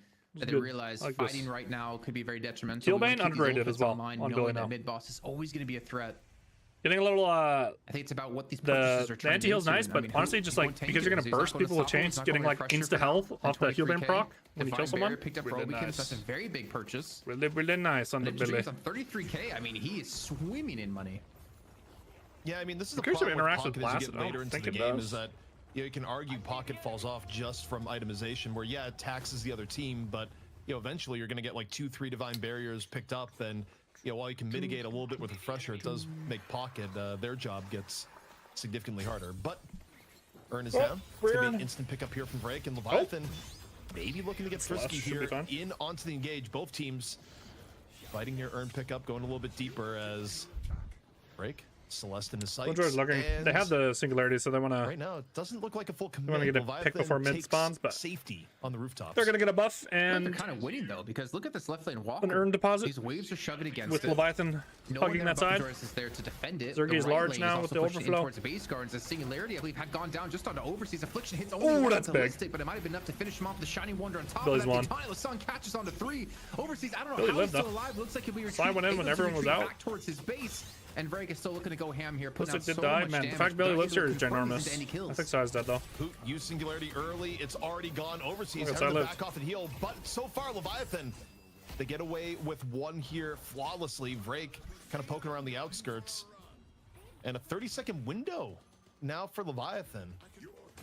I don't know if this feel comfortable enough to go towards mid-boss, though, because, before you know it, Listic's about to be back up. All right, that's being a 1 for 0 for Leviathan. Completely emptied the ult bank. I thought the Vrek ult was going to fucking singularity being down. Killed the Billy at least, but... They also lost all of theirs in this last fight, so it comes down to, do you feel confident to do it? I think when Listic's up, that's the world they could go for it, considering he has Seismic Impact still ready to be used. Bots are kind of like meh. Drake's still looking for this turn in. Moving on, Paul's nice. They're gonna have to get some respect to this, or that will be a free walker being taken mid boss. Giga ideal, probably like third best for him. Gonna give away and then a walker for this mid boss. There's no ultimates to stop them. Ballistic has to respawn back on in. This is looking really good for Buffingers here. Flip time. They're gonna have to be careful. Leviathan only has Gravestone. Like Celeste going in early, just trying to cause chaos. Still, even without ult. Here's what's going to happen with this door. Rejuve Crystal down on the ground. How's it going to go down? Both teams fight holy. Oh, that's sweet. No crystals haven't taken yet. Vreg finally gets the first hit. All abilities thrown down. Look at all these people dying. Still with 2 charges. One already gone. It's the last 2 are split. This is so close. Down 2. Buffingers goes really low. Zergi has nothing now. Ultimate's Warden. Oh, the overflow's been worked though. The overflow. The overstated overflow. In on the retreat as we see the daggers. Zergi's last. Zergi should die though. Zergi's dead for 84. That borrowed decree, I think that was at a demo. The Witchbell on Celeste spike here is so strong, by the way. For the grasping hands, she's never taking damage. Buffingers' waves are really bad too. I mean, I don't want to criticize him, but did that just go a little bit early? He threw the Seismic Impact when no one was there. He hit a great shoulder charge to pull players off of the Rejuve crystals, but it wasn't. The crystal was ready though. It's just everyone played it. Like everyone just played that fight really well. Gets a shoulder charge around the corner in time, and him and Hoot will live to fight another day. But Leviathan have the pressure on this mid walker.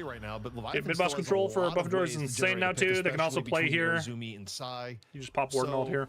I mean, this is where having a Majestic Limit Warden is so nice, by the way. Just like popping into these rift fights and stuff.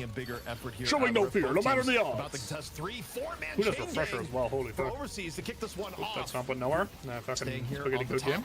We'll see if the fall through is going to be here. Empty Dreams. What's going to happen in terms of Affliction? Sai is going to be standing on point. Fall in the middle of the fight. And now Singularity got to come up. It's a two-man Singularity. On the two biggest targets into a two-man sleep. GG. Affliction drops before Really the clean from Hoot there, too. Only hits 2. Leviathan struggling. I think sound-wise, I don't actually know if this is a spectator bug, but I think it makes it, it mutes your unstop sound when you do that as well, by the way. Like, listen. Here on the top. We'll see if the fall through is going to be here. Empty Dreams. What's going to happen in terms of Affliction? Sai is going to be first to fall in the middle of the fight. And now Singularity got to come up. It's a two-man Singularity before the Affliction gets dropped. Celeste and Pocket both in real danger. The fall through is going to be straight past the cloak out of Empty Dreams. Died as well. Leviathan struggling in the team. Catches him. I mean, Affliction. GG. They got several heroes on Leviathan a long timer. And you take a look, they're not looking to back off whatsoever. Buff Enjoyers. Who Dynamo too good? 2-0 and put it away. Who Dynamo too OP? For another consecutive victory, and they got the firepower to do just that. Second stage patron down the half. All in right now is Leviathan, hoping for a miracle, trying to buy time for Irizumi and Demov to get up. Honestly, a lot better showing from Leviathan than I was expecting, though. I think they should keep Sai, bro. And that's gonna be I think we gotta keep Sai in the starting slot, bro. I think it just fits the team better. But I don't know if I can do that. Irizumi and Demov have gotten I don't know if they're gonna do that. They just seem way more organized this game. I think Sai kind of trolled his mo build this game, but that's fine. 2-0. I was getting scared there, ZP. I thought Achilles was like paying off Buff and George to throw that game to make me look bad, but they come out with the great mid boss contest. Good early game. More importantly, with another 4 or Leviathan's early game's pretty great. They just struggle with the macro stuff, but again, even this game compared to the last 2 months, both these games or both all the games today, but what a great showing! And again, this is what I said. Like a lot better in mid game. Might be down, but they're never. Last game they were kind of getting kind of rolled, so it was hard to look. And they close out the series better, 2-0. Achilles, you may be muted if you're talking about what has been going on. He's at a lot of words. Look, I'm just disappointed, son. No, this is very, very close. I mean, it looked like for the longest time Leviathan had this one in hand, pushing them to the limit. But what a turnaround play. I mean, I believe it was Listic with the major setup and then Zergy to play off the back of it. The massive turning point in the game. You're talking about it, Jason. Confirm the kill, stop the Walker Stomp. Literally the only thing to oh, we missed. But then NC did this thing through there. Oh, shit. That happened so very quickly. Completely turns it on his head, and then they just did not release control from there. This was fantastic. I mean, this is what you were bigging up the entire time. How strong buff enjoyers are. How they are the best team in the world. They really put that on display because they never gave up, and then they were able to persevere. It looked like a whip. No, it's just like any esport. It's the game of mistakes and making the least amount of mistakes as possible and taking advantage of mistakes. And that catch they had when we saw that Affliction go in on Buff and George and they ran away. Hoot goes back and catches aside the Singularity. And we didn't catch the entire fight from the angle we were watching. But that was the mistake. They're able to force Leviathan out and force them to chase into this engagement that Buff and George knew they could win. That trap fucked the Demov though. Holy. Credit due for Leviathan, where Buff and George again. The time where Leviathan really had the best chance of bringing the series to 3. Was Buff and George saw Leviathan was drained on ultimates, decide, hey, we're gonna go mid-boss. But Leviathan, they get Tombstone up at the last moment, courtesy of Demov, and again, both Doorman, Graves, pretty effective at contest, and Leviathan put together a really good mid-boss difference of 30 minutes contest that actually gets them ahead for a while. They play good. So, for Leviathan, the fact that they were able to look at that situation, this guy just shows no fear about the odds, though. Entry, no problem. We've put together a comp. We think it actually fight this.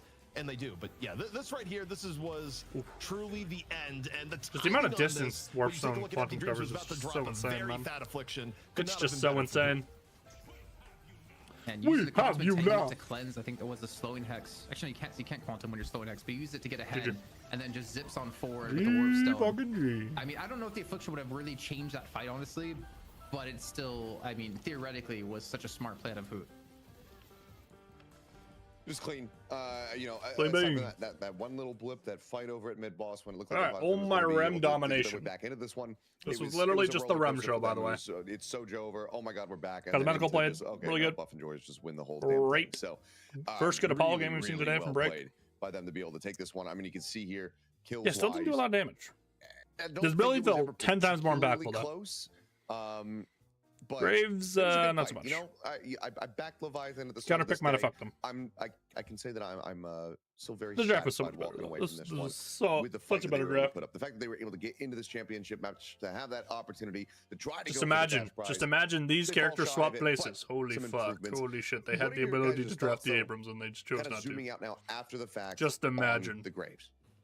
They could have got Celeste for it, maybe, but I think the Graves was maybe part of a protect. What pick because Lightbringer I still saying? think He it may said have been he picked thinks even it's like late for bottom three. Buffenjoy's, even though you look at it, Like like maybe yeah, on but it was three. on Dynamo. They So, could have I don't know if they would have gone reconfigured with it. that a little bit. Honestly, I think Graves, especially with the focus on team fights and mid-boss comps. And then they Turk break with Calcaban, and he has a great Apollo game. I think if I'm looking at issues Team too good. draft-wise, This I team do too fucking wonder good, if bro. Celeste is not being overvalued a little bit, where you think about the way that this draft started. It opened up with a Celeste pocket as first two picks for Leviathan, and looking back at it, you could have denied Abrams. But Celeste going over Pocket and put getting a the big Abrams number. run. I think What do you Abrams mean, runs together ZP? in a lot of these fights has just But been Celeste Pocket absolutely did big ridiculous. number. Look at the I big think Rem number. in general, when you look at the sustain, has been unreal, and you know every one of these fights it felt like was on a bit of a timer Give for me my Leviathan. money. It's either win the fight Well, quickly, 2-0 get a today. big affliction, or lose. I like to their comp. sustain. I didn't And like it looking enough at to the bet on post-game them, though. numbers here, it kind of bears that God, it's gonna be a long break. I So, gotta go to the bathroom and shit. yeah, I think part of the reason why Rem is able to do this is that Rem gets best friends and tanky characters. In this case, you know, the Abrams and Rem the Warden. I don't think you can do friends. anything about the Warden, but you may have been able to do something about the Abrams. And yeah, maybe Buffenjoy's goes Billy, but you know, between the two heroes and what we've seen, I actually think the Abrams is higher quality, and there's no guarantee that Buffenjoy's actually would have taken this list. Maybe they do, maybe they don't, but I think between the two, I would have liked to have seen Perfect a higher round, priority Adams. on the Abrams. I'm Oshkish. To go back to the Graves question real fast. Bought a bit If of that presence in mid-boss lane didn't with the extra charge, happen, extra spirit for Abrams. Got the Abrams ahead. Like 2 kills. Worked out, then in Decay, then Green Spike, like the Enchanters by this game. I mean, I'm not trying to like BB be Scourge. or anything. I feel like Mwah. it's in our memory because of that one play. But if that one, And with play the amount never of lockdown existed, this game, where you don't was the really need impact from Graves? And I know obviously able to shove lanes. Like to be called fair, ability I range. think That's where I would have Leviathan were noobed doing out. good on macro I would in have probably terms gone of, it like, over taking extra these spirit here, walkers. but They were able you to don't really take need it. the left walker off of the unstable rift. Like They you're took gonna base storage be from that as ulting well. people They were able to either take the right after lane a walker, Abrams the double slam, debuff, who gut kept putting shot, Bar decrees down there. But when it came to Hollow Ball, team fight, I Dynamo, feel like when it you came saw to like where the game at the very end is there when they got the decided, ult onto I the 2 don't carries, think the Graves like really sleeping did after the that Dynamo much, wall. bar that one play at mid.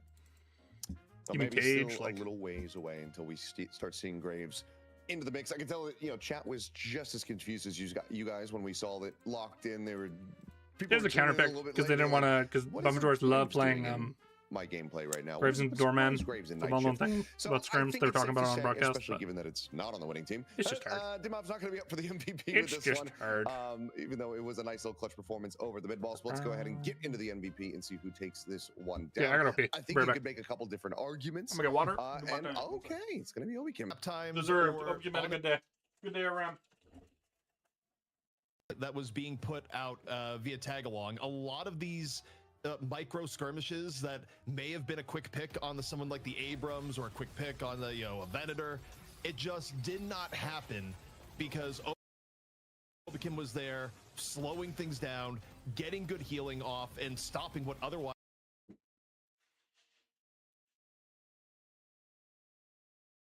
would have been big plays. I mean, this was one of the big ones here too, where you just see Rem put out a ton of healing.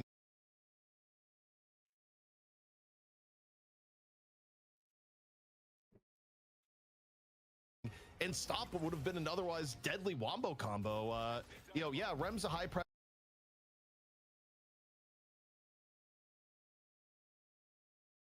pick right now in EU, but it doesn't look good without Obikim having a very strong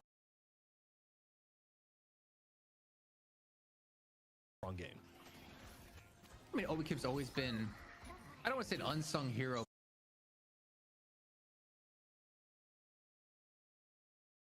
but he's always played like really damn well, and I think he makes some good points about like thinking back to Vrake being dope.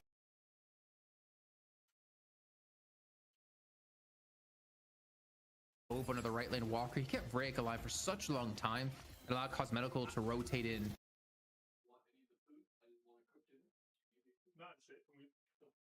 And to actually turn it into a one-on-one kill, like a one-on-one exchange. But okay, he's just Can you bring this down for me? so solid. And I think what's so cool about him as a player now is we've seen him play like the traditional supports.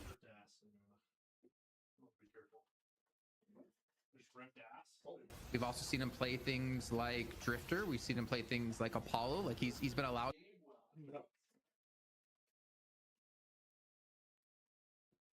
to flex out to some different roles to kind of increase the flexibility across the entire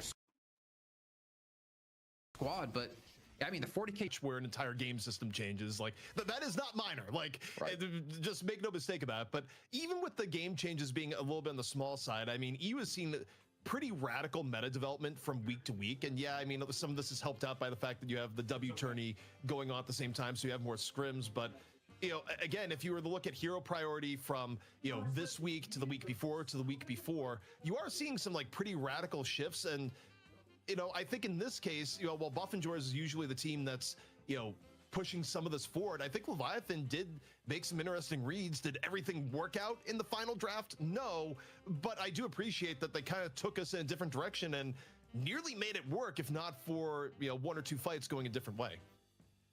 Okay, well, there you go. Buff and Joyce, they're going to remain on top here at EU, but that's just the halfway point. We're going to take a look at the bracket, go ahead and shake down everything, because, of course, we also do have NA getting ready to come up, starting with that challenger match. We're going to have Pauper's Pupils going up against Vanguard Gaming with a chance to play against the Melee Creeps and get the other half of that cash prize pool, which, of course, if you guys want to assist and bump it up those numbers, you can donate to increase that, as well as showing your support generally for the stream by subscribing, even just following, and also you can join the Patreon. So there's a lot of ways to contribute and improve the show and make sure that the teams are, you know, getting their money's worth for their participation.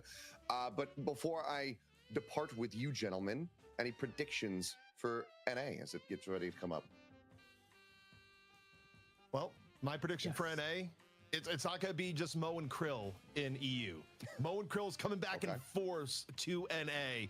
So the Mo and Krill army that's always out in chat where you can't even mention the name without the Mo Krill spam, I think they're going to be eating good today, because there's good reason to think that both Melee Creeps and Pauper's Pupils are going to be looking to Mo and seeing Mo as the answer right now. Well, I'm hoping I'm going to pressure you for an answer, though. My question, who's going to win? Point. Sorry, for ZP, who wins? Who wins? Honestly, I'm feeling like maybe Pauper's Pupils takes it back today, unless, you know, Vanguard Gaming just comes out and wildly surprises them, which, hey, you never know. Still a possibility. All right, Jason. I think it's going to come down to Melee Creeps, Pauper's Pupils, and I think Pauper's Pupils are going to win 2-1. I'm hoping for some NA competition, man. Melee Creeps looking good with DMB, but it's Pauper's Pupils, man. Okay, so looking for the dethrone, looking to have somebody else take over that spot in the championship slot. So we'll see if those predictions are going to be coming true as we get ready to go into North America. But we're going to go to a quick little break, and we're going to shake things up a bit. Gentlemen, it's been a pleasure. Thank you for having me here alongside you. Hopefully it's the first of many and not the last. I'll do my best to not screw up the whole rest of the show and get fired. But it's been a pleasure catching up with you, Jason and ZP. A pleasure to work together after so very long. When we come back, I'm going to have Jake as well as DDK alongside me, and we'll get into North America, so make sure you guys don't go anywhere.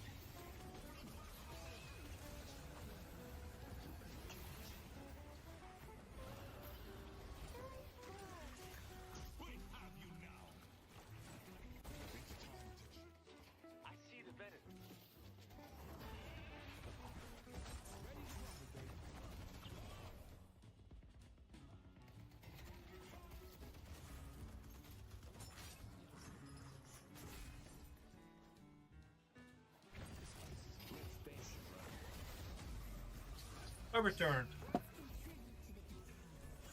Sorry. I can't bring my laundry hamper downstairs, so I needed to take advantage of the Padre being there. Okay. Oh, I was gonna look at... Do we think it's on Stat Locker yet? I don't think so. I was gonna look at Hoot's points. It is! Not even Ascendant, bunch of fucking noobs!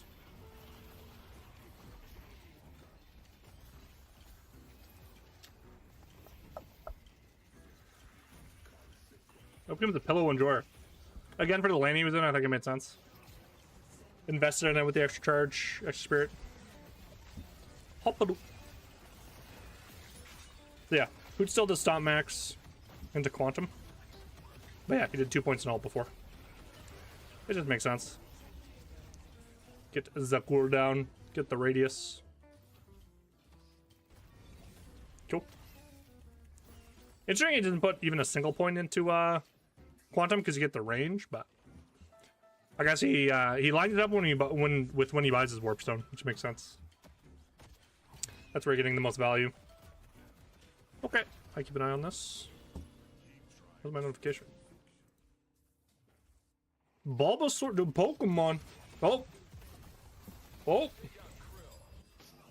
More cheetah. So, Egypt didn't build any sort of partnership with cheetahs. Egypt built a supply chain for royals, first to show off their status, and later, further east, people started using them to hunt. And all of that intent matters here because what made a cheetah useful was exactly what made domestication impossible. A British naturalist writing in 1901 recorded what the Indian shikaris, the professional cheetah trappers, had known for centuries. If you wanted a cheetah for coursing, to hunt, you couldn't take a cub. Cubs simply didn't work. A cheetah taken young never learned how to hunt properly because in the wild, a cheetah's mother spends more than a year teaching it how to stalk, how to pick a target, how to trip a running antelope at 60 miles an hour. So the trappers always prioritized taking adults, wild caught, already trained by their mothers, then tamed and tuned to human purposes. Which means the one thing you'd need to begin especially a tame them after they've been like wild for that long. Lineage, a cub raised in your hands, whose life you control, was the exact animal the system was built to reject. So here's the result. 3,500 years of cheetah keeping on 3 continents across a dozen empires, and every single one of those cats was generation 1 and stayed that way. Now, I mentioned foxes at the start because they're the best modern example of how quickly domestication can happen when you have animals that will actually breed for you. In 1959, a Soviet geneticist named Dmitry Belyaev bought 130 silver foxes. So what's the reason though? Like cheetahs, like they have to find a mate that's not in their like natural surroundings? Like they have to like go search for one? Like I hope they get into that. Soviet fur farms. Farmed foxes were not tame. They bit, they panicked, and they hated being handled. Belyev's plan was to score every fox on how it reacted to a human hand, breed only the calmest, and ignore every other criteria. Not the prettiest, not the biggest, not the best fur. A breeding program built around a single question: can you stand us? Within 6 generations, 6 years since foxes breed annually, some of those animals were licking researchers' hands, could be picked up and petted, and whined when people left the room. And here's the weirder part. Nothing in this criteria had anything to do with appearance, but their appearance changed anyway. Floppy ears, curled tails, piebald white patches, shorter, rounder just scats. look like dogs, yeah. Traits scattered across every domesticated animal we have, showing up unbidden in his foxes, even though the only thing he ever selected against was fear. So, 6 generations to build what's basically a dog from scratch, 3,500 years, and we never got the cheetah to 2. There's a rough checklist biologists use for why some animals domesticate and most don't. Let's run the cheetah through it. Diet, fail. Obligate. Okay, with the foxes though, like I've seen a lot of these domesticated foxes and stuff. Like to compare them directly to dogs is kind of weird. Like I've never seen a fox that likes getting picked up. I've never seen that before. So I'd be interested to actually see if they like in that study if they were able to like consistently get that result. That might be like a super rare like characteristic that they pick up. But because foxes, like all the domesticated foxes I've seen, they are interested in you, but they don't really care about you. I've seen the whining thing before, so maybe there's some of that, but I'm just super interested. I want a panther as a pet. Is that possible? High risk reward or farming. I think panthers, they fall into the certain type of feline tree that doesn't, like most big, like all cats, all felines you can have, but like they're talking about with like domestication is hard. You can't get them to like breed is the problem. Is like they're gonna hopefully talk about that more with cheetahs. Like it's very hard to, like their natural cycle of life gets very interrupted by being not in the wild, essentially. Carnivore. Every pound but cheetahs in particular are even more docile because we're too big for them to consider us food. Is like a huge thing. So like lions, panthers, like bigger cats, tigers, like we are around the size of like their normal prey, so it's like always a little sketchy with them. So unless they're like well fed and like well looked after, then they'll start to be more docile. But cheetahs in particular, like cheetahs just would never hunt us. Like in the wild, they're hunting like gazelles and stuff, right? So they would never hunt something as big as us. It just the risk reward for cheetahs is not there. Hunting bigger things, the risk of injury is like way too high for them. It costs many pounds of something else you also had to catch and raise. Emperor Akbar could afford That's why, it. like, and you see it with like their genetics, they're highly evolutionarily adapted for speed compared to any other cat, because they hunt a very specific like type of prey. Else in history could. Growth rate, fail. Slow to mature, small litters, enormous maternal investment. Disposition, pass, emphatically pass. Cheetahs are the gentlest large cat that we know of. Lightning McQueen cat, literally. They rarely attack people, and royalty chose them over lions and leopards specifically because they were pleasant to be around. Yeah. Panic response. Exactly. Fail and badly. Yeah. This is a specialist sprinter built on adrenaline. This is what I was talking about and earlier. It doesn't cope well with confinement. Yes. We'll come back later to what that does to their bodies. Yeah, highly anxious animals, like extremely anxious. That's what I was talking about earlier with where they get like companion dogs, and like golden retrievers are like other animals can like help calm them down because they're extremely anxious because again like their adrenal glands are like very sensitive. Social structure, fail. No pack, no dominance hierarchy for a human to sit at the top of.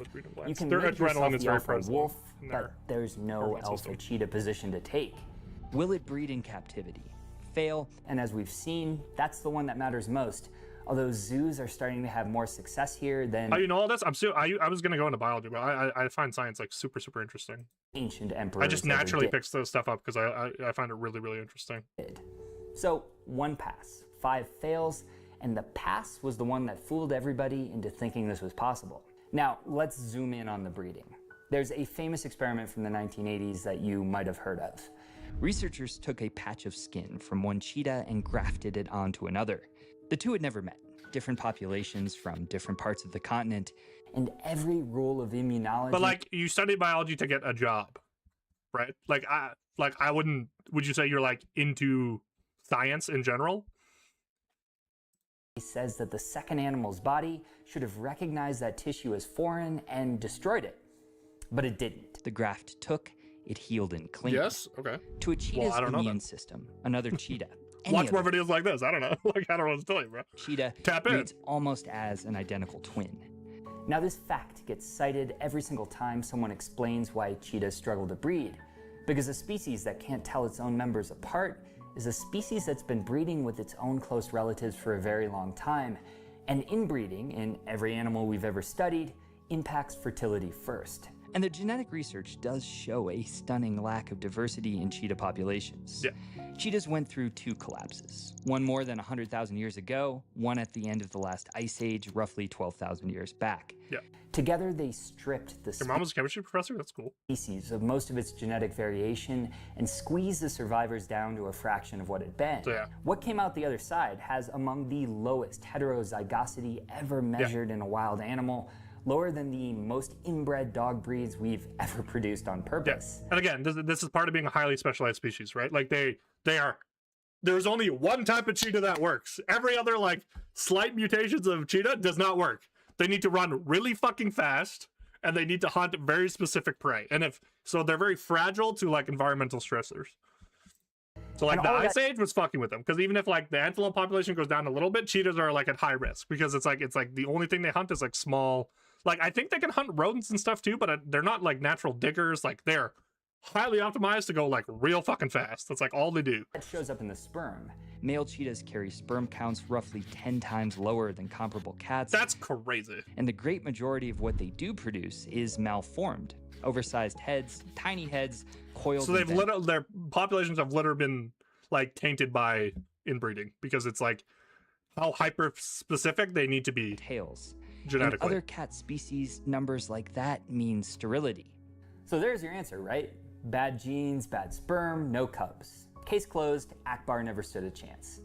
Except it isn't the answer. And I want to be careful here, because this is the part that almost every version of this story gets wrong. First off, wild cheetahs breed just fine. Free-ranging cheetahs in Namibia, the same bottleneck, same genome, same terrible-looking sperm, reproduce well and are, by every measure researchers can take, clinically healthy. Whatever is wrong with cheetah sperm on paper, it is evidently not what stops a cheetah from having cubs. Makes sense. And here's where it gets a bit stranger and a bit technical. When the Cheetah Conservation Fund went through 30 years of breeding records and genetic samples, they found heterozygosity didn't correlate with semen quality in either wild or captive males. And the males who actually sired cubs turned out to have even less genetic diversity than the ones who didn't. The researchers described themselves as stunned at the result. So the genetic problems are real, but the species carries on anyway. It's not what stopped Akbar. The consensus now is that cheetahs breed poorly in captivity for reasons that are behavioral, not physiological. And once you know what those reasons are, the Mughal court stops looking unlucky and starts looking like a controlled experiment in doing everything backwards. First off, females need to be alone, and they need to choose. Wild female cheetahs are solitary. Housed together in captivity, they go into prolonged anestrus. They simply stop cycling and they start pacing. They don't ovulate on a schedule, they ovulate in response to mating on irregular cycles that can go quiet for months. Again, like biggest difference between felines and what are fucking dogs and wolves called again? I don't remember. I'm blanking on it. Getting a female cheetah pregnant means noticing and like felines are much more individual hunters. Like they do their own thing. They're not pack animals by any stretch of the imagination. Extremely subtle canines, it's canines, window, and having exactly the right male on the other side of it. And males need each other. In the wild, males live in coalitions, usually brothers, together for life. Yeah, so even like pairs. So not like packs. Like cheetahs are hunting in pairs. You read a bit? There we go. Males housed alone in captivity show measurably worse testicular function, lower androgen production, and worse sperm than males kept in coalitions. A lonely male cheetah is a less fertile male cheetah. And then the broader terms both of them need room, enclosure that includes size, dogs, visitor wolves, noise, coyotes, density of other raccoon cats, dogs, and lack of foxes, exercise jackals. all track with stress markers and with breeding failures. Now look back at Akbar's beloved Chitternajan. Chained to a platform, deliberately denied exercise because the emperor who adored him was too frightened of losing him to let him run. The no exercise thing, I'm like, I know they understood literally nothing back then, but like, it's a fucking cat that runs super fast, and you're like, no, don't do that. Like that. Separated from other I don't know males, what the thought process is there, but again, like I have the context of science, but noise and traffic of an imperial court. Akbar built, sincerely and at enormous expense, the precise opposite of the conditions a cheetah needs to reproduce. Yeah, Usain Bolt, stop fucking running. Stop doing that shit. Into infertility. Now, there's exactly one exception in the entire record, and it proves the point beautifully. In 1613, one of Jahangir's tamed cheetahs slipped its collar, got loose, it found a female, and about 2.5 months later, she gave birth to 3 cubs. Jahangir knew immediately how strange it was and wrote it down. His father had kept 1,000 of these animals and had never seen this happen once. An accident, a cat that got away from supervision long enough to do what cats do. And that litter stood alone for the next 343 years. The next recorded captive why cheetahs are friendly, but never domesticated. Cheetah birth anywhere on Earth was at the Philadelphia Zoo in 1956. And since then, we have actually cracked cheetah breeding. but it's happening in zoos with an eye toward conservation rather than domestication. That's good. The Smithsonian's Conservation Biology Institute has produced more than 80 cheetah bursts since its first litter in 2010. They keep males in permanent coalitions, house breeding females alone, track... So again, like as soon as behavioral science is a thing, you can technically domesticate them, right? Like you just have to fit their needs. Hormone levels through fecal samples. And my favorite detail, but by no means is it like normal domestication, to watch the males to know when a female is ready, because a male cheetah who scents a receptive female makes a distinctive sound called a stutter bark. Basically, the cats tell the staff and the staff listens. Even so, it stays very difficult. Historically, I don't know if we can call that domestic. Yeah, like the standard definition is this is not domestication, but it's like once you incorporate behavioral science and like expand your definition, you can actually start to like see results, right? Draft on. I have a 1v1 for this Rem ban. So we'll just go straight into it. Division banned. Plenty of Rem in EU. More like zone control, yeah. Banned by Pops. Yeah, you can call it that. Still surprising for the very first ban to be Rem is kind of off the wall. You know, not usually a character that gets again, the first the whole wave, Rem Prow stuff is directly tied to Billy power lowering. Abrams is now the best carry in the game. Vanguard is going to continue to leave a lot of high prio heroes in the pool. Poppers Peoples, they can take one, but I actually like this from Vanguard Gaming because as second pick, they're going to get two of the top heroes with these very strange. So Billy at a premium here. Like don't think it'll be first picked. Still going to be available. This one could be a very spicy best. So Pocket, okay.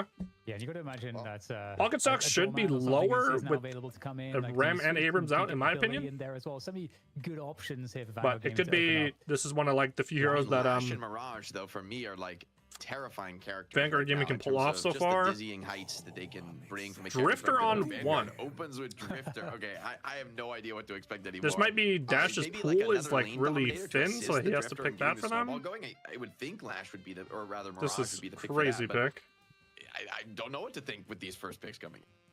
I just go Billy. They go Bebop. They go double tempo 1-2. And now I think I'm starting to get a cursory pick and then a tempo hero. Grasp on how things are going to be. So this could be again. Vanguard is like been a team for 2 weeks. Nope, draft's gone.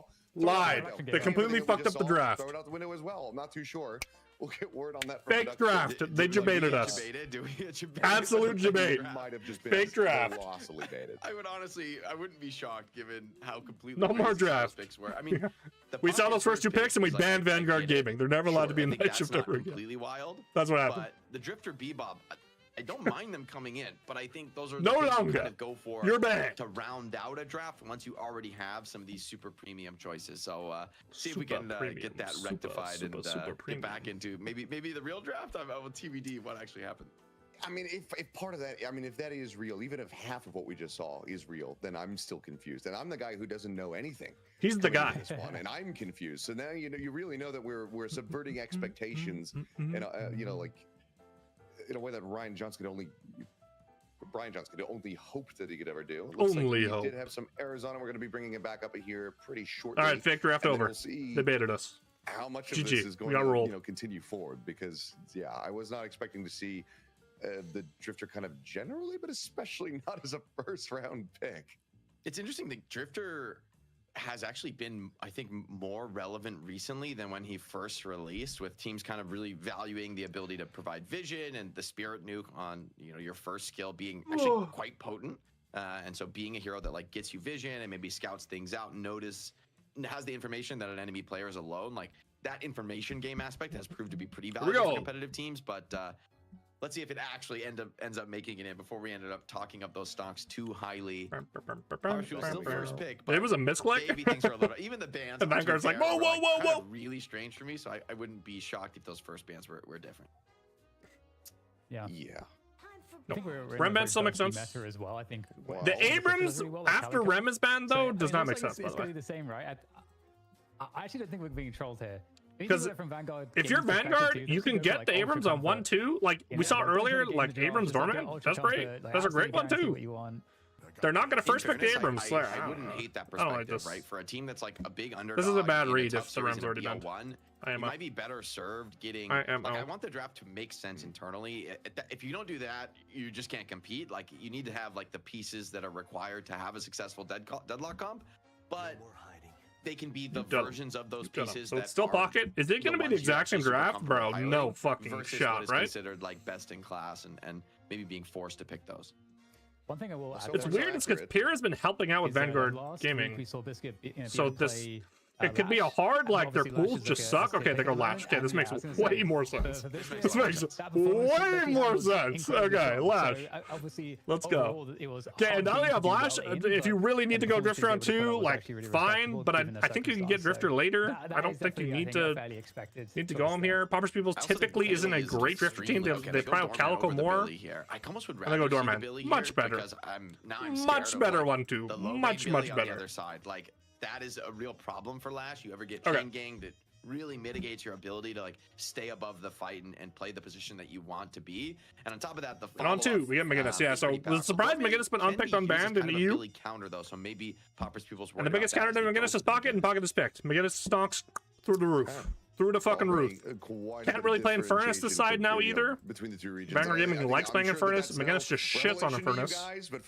Dookies in his face, and then there go Billy. So Vanguard Gaming has to play tempo now. There's no like good frontliners left. Good investments. Yep. I feel like EU's like the level set. Super curious what they're going 3. Theoretically, feels like it's probably like. I would take Calico away personally if I'm playing Poppers Peoples. But at the same time, I think Dash can play it, but they go Mirage. They picked Graves Dynamo in the last game, so you know things are getting a little bit wild in EU as well. It's Vanguard Gaming who are just Poppers get the table with extremely top meta picks. Like they just get I like this. I like this top team more than this. Crazy tools. I think Mirage out of all the top carries, I think Mirage is slightly worse than Calico in my opinion. Especially with how a lot of people play him. At least a couple of them. But this is nice. Well, actually, Left is going to be playing Pocket, so it crazy. Mirage, Dorman, Lash on the same team. I honestly don't know that I've ever seen that in our matches. Leads me on the McGinnis. Few months of the meta. I've been liking low main on Billy a lot more than average. Curious to see low main's Billy build this game. I think I want to see him go back to the more like Spirit Nuki. I think that fits low main's style a little bit better.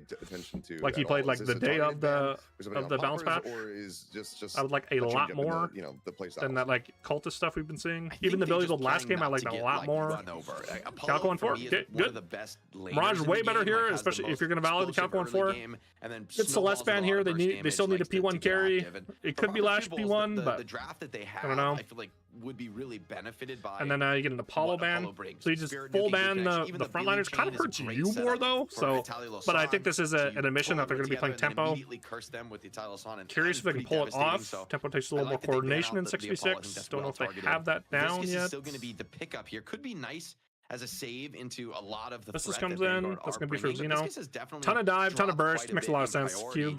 And then they go. Month or so. I think a lot of teams have been straying away. Who's going to be playing what then? Maybe it's average on. Yeah, one thing too, I think there's because I think it'll be Xeno Paradox then, unless average will be playing Paradox. Kind of nice would maybe be Mo, but again, you up against the Viscous with the cube and so on. It's like such a nice counter. So I did not like average Paradox and Billy last week, so strength has improved a bit. Here's what they can go, and they go Bebop. Yeah, so they're just gonna play tempo pick. Can be pretty tanky, I suppose. Not a classic frontliner, but it's fine.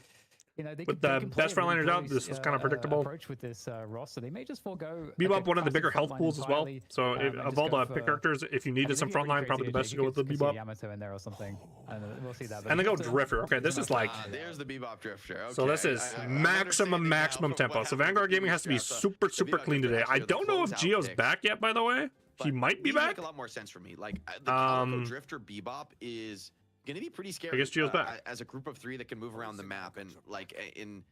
And Poppers Peoples finished with the Mo, which I also think. So I was told Geo was not going to be back for another week, but maybe he came back early. Lash, these are characters. And then Mo. I don't think Vanguard can pull this off. I don't think it's a bad draft by any means. I just think it's really hard. Lockdown is going to be crucial because those are the reason. I'm saying that his team underperformed except for him. Basically because they're so hard to catch and kill. They have really powerful, unique mobility and survivability. So again, I don't mind tempo drafts like this. I just think you need to have high execution to pull them off. I don't know if Vanguard's there yet. Maybe with Geo, they've been looking a lot cleaner. I was not able to catch their scrims this week. So it's looking like Vanguard had a good amount of pick potential here. So I'm curious how this goes. ZP, his prediction. This Bebop's got to be giga active though. Before his departure, giga active. We were going to be seeing a lot of Mo and Krill as well here in America. So far, so good. It's living up to it.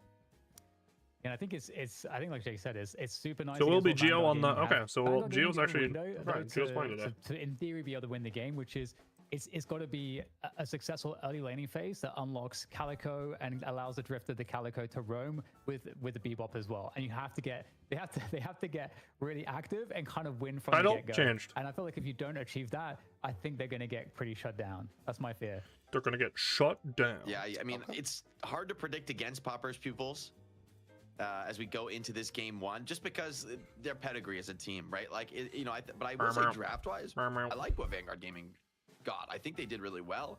I think choosing in response to the Rem ban to ban Abrams instead of another top meta pick, it allowed them to have second pick be Lash Thorman, which is crazy to see those picks. Crazy. Go towards the second pick team. Absolutely absurd. They've got a lot of S-tier tools in the kit. They've got a lot of ganking potential, and I think you're right, Dan, to say that those gankers, the Calico, the Bebop, the Drifter, need to get off to a hot start in order to really have the impact they're hoping for in this game. Well, gentlemen, with that, I'm just going to go ahead and leave this over to you. So, Jake, DDK, have fun, and I'll see you on the other side. Thank you, sir. I didn't allow Achilles to get a clean kind of exit there. That's my bad, Jake. I'm very rude. VR. That's the VR mentioned. The Brits, famously. I know. Famously rude. Me as an American? No, I would never. As we get into the laning phase, I am a little bit surprised. I saw in the draft. Let's see if this is correct. Was this a Leffa McGinnis? I mean, sorry, average Mo. Leffa is known for as a player, and I'm down. I feel like McGinnis Let's see what's up. is the antithesis. I'm down. Of the things I come to expect from him. And it is, in fact, the Leffa McGinnis. I mean, McGinnis carry has been more and more. So very interesting that they're doing this. League is a great McGinnis player. Be a carry in a package that has. So curious that they're doing the mix up here. Interested to see this. Normally have on this role. So everything else makes sense. But laning against Mirage, except for Poppers has not played a ton of Viscous, but he'll be on the Viscous today. This is the strongest laner in the game. And then all this makes sense. Absolutely crazy to say. Maybe alongside Apollo, but of the carries, certainly the one with the biggest presence in the laning phase. And I think one thing that we must be very aware of in this game, we talked about a really important win condition for just the overall setup of the roster for Vanguard Gaming is this early game, and so we got to focus on, okay, where can they win the early game, and what is it that Popper's Pupils have that could be an issue there? And I think, a McGinnis lane is expected to be a winning lane, generally speaking, and so for you, if you're against the McGinnis lane, then you're going to be wanting to at least slow it down to like losing your Guardian. Like, we got Drifter, Bebop. So yeah, Jake was talking about this. This is like another lane where it can actually get the Drifter ahead. Bebop has an insane amount of push. Can hook into Rend. Has a lot of potential with the Drifter to not just be turbo useless. And we're going to get in a vacuum Viscous, Paradox into Doorman Lash. Interesting lane here, especially putting Lash on blue. I've not seen that recently. Then we're going to get McGinnis Mo, which has Giga Infinite Omega push into Calico Mirage. But a lot of burst on this right side, so we'll see. Doesn't want to overextend into some Bebop bombs, but also the mid lane going to be pretty important. Poppers is going to be playing the Viscous this game. We'll see if he can have that tempo play on Viscous, but Xeno has been really impressive. You saw his record 3-0 on the Paradox in recent matches. All right, so I'm going to be interested to see some of the builds in this game as well. That's something that evolves in these as the metas evolve. The builds evolve. We're seeing lots of Veil Walkers, for example. That's like been something that's come into the meta pretty significantly. And so I'll be curious to see how many Veil Walkers get picked up in this game, how much that can kind of help. Yeah, this could be a fucking turbo Veil Walker game. Oh my god. To be playing very fast, aggressive. It'd be like 5. Bursty assassination kind of playstyle in even 6. Exiting this early laning phase as a roaming starts. So not 6 or 7. The tools that they're going to use for that purpose. Like the Drifter goes for a rebuttal here. See if Dash can find any cheeky parries on Billy. Certainly makes you think twice on Billy before going for those light melees. The classic Billy start. The classic. I mean, once Bebop has hooks, like that's where you're really worried. And I think you get hooked into like the Drifter clause right now for Billy could easily be a kill. So you see this Pocket Billy playing so defensive, just clearing creeps. The upside for them though is that great tower damage. Oh my god! I'm gonna go all in here, trying to put some pressure on the Drifter. That did very little damage. That looked like it fucking one-shot that guy, but it did very little damage. I think League missed his whole combo. Uh-oh. But there's a nice connection on the hook. That's not good. Pocket survivors 200 HP. Oh, it's not looking very good at the moment. Oh! Looking for some extra shots coming out of the Drifter as well. Yeah, straight damage, straight damage. You're already dead, you're already dead. Okay. And the bomb is going to do it very, very well. Nice. Honestly, ooh, rebuttal though. Good parry, and that's what you're talking about. Rebuttal coming in to full effect from Dash. Bebop Drifter lane already paying off. To get it off to the start that they need in this lane. That parry's honestly a big find because big rebuttal by gets the counter kill. Instant rebuttal value. Instant. Fight. Like it honestly. Fucking pros over here. In the lanes. Absolute pros. Dash turns it around with the parry, gets that finishing kill.